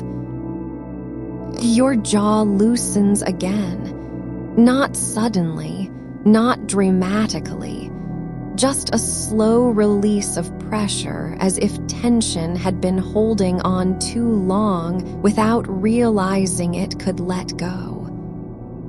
You don't think about what that relief might mean. You just let the softness spread through your face like light entering an empty room. The button from an old coat rests in the corner where carpet meets wall. A tiny thing, not matching anything nearby, not even a color that fits. But it stays anyway, as if its reason had been to simply be there. You don't consider whether it was lost or found. You only feel how some things belong just by being. The space around your shoulders feels open, not because of air, but because something inside has stopped resisting the weight of being still. You don't think about moving forward or backward. You're not going anywhere, and nothing expects you to arrive. A hairbrush sits on a dresser with bristles stiffened by time. No one has used it in years, but it stays as though waiting for someone who might never come back. You don't wonder if it's forgotten, only feel how objects can outlast the hands that held them without ever needing to be remembered. Your body sinks slightly into the mattress, not because of gravity, not because of tiredness, but because something has finally decided it doesn't need to stay upright anymore.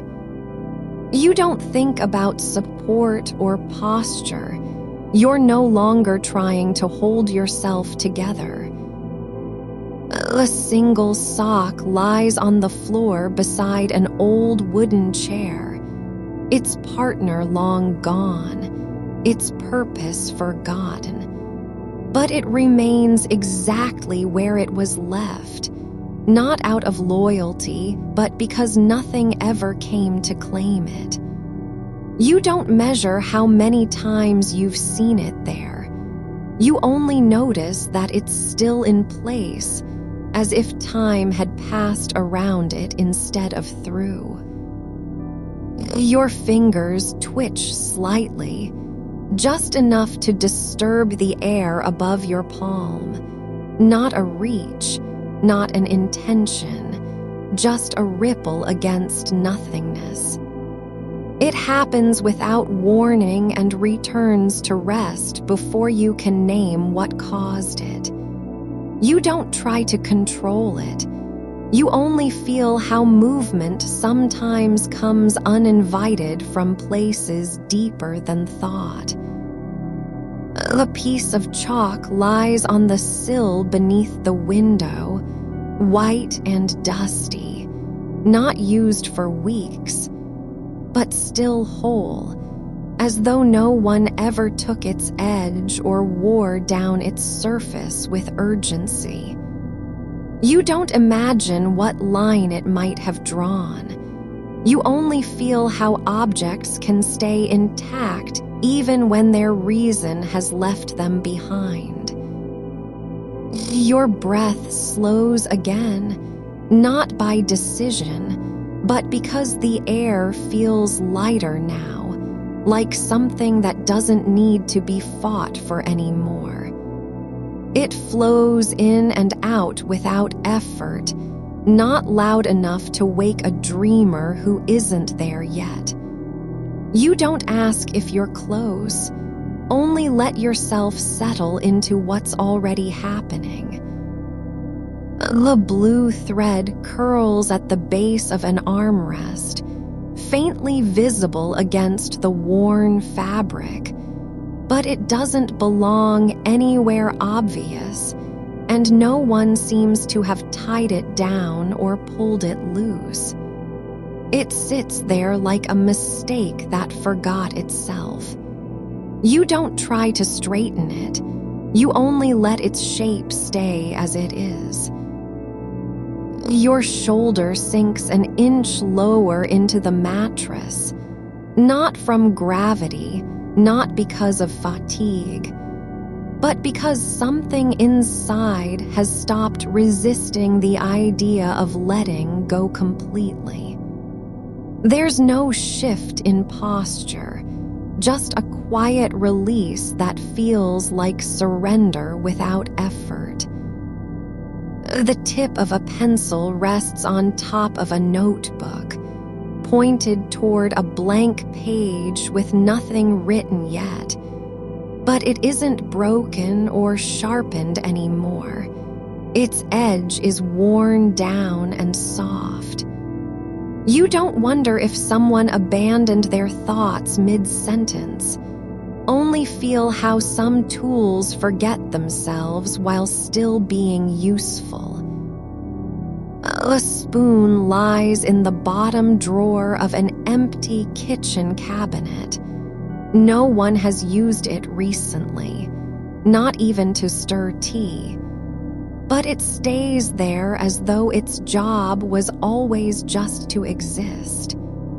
You don't question whether someone left it behind or if it simply refused to leave. Only notice how some things linger without explanation. Your ear feels warm, not from heat, but because the quiet presses gently against it like a hand that knows not to move too fast. It doesn't need attention. You don't check your pulse or listen for distant sounds. Only let the warmth remain as though it had been waiting all along. The seam on an old pair of gloves has started to fray. Not enough to be dangerous, just visible in places where light catches the fabric at a certain angle. You don't try to fix it. You only feel how wear doesn't have to mean failure, just presence over time. A small stone sits between two floorboards near the door, a flat piece of rock, not chosen for anything but left there by accident or carelessness. It stays put despite being out of place and never claimed back. You don't think about where it came from. Only notice how some things remain in spite of their lack of function. Your hand rests open on your chest, not pressed down, not clenched, but just resting over the space beneath your ribs as if holding something that's already gone. It doesn't need to hold anything. You don't try to fill it with meaning. Only let its position be enough. The edge of a curtain shifts slightly in air too still for wind. It moves only because one side has been pulled down by weight, not by force or intention. You don't watch how far it drifts. You only feel the softness of motion that exists without reason. The metal paperclip lies on top of an envelope, bent into a spiral shape from when someone tried to close it quickly. But now it's still and quiet again, as though whatever urgency had driven it was forgotten long ago. You don't wonder if letters were sent or left unread. Only feel how small actions can become permanent in their simplicity. Your jaw softens further. No movement this time. Just a letting go that feels like something returning home after being lost for years. It doesn't need to be noticed. It simply happens and remains where it is. The corner of a photograph lies slightly curled at the edge, not damaged enough to matter, but bent from sitting too long on a surface without care. You don't try to smooth it, only feel how some things remain changed even when no one sees them.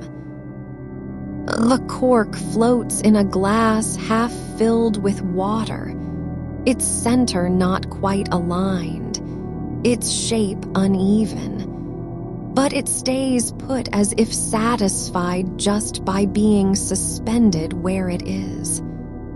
You don't ask whether it came from wine or memory. You only notice that floating doesn't have to mean moving forward. The tip of your tongue touches the inside of your lower lip, not in anticipation, not because you're thirsty. Just a tiny shift in position with no purpose other than to be there.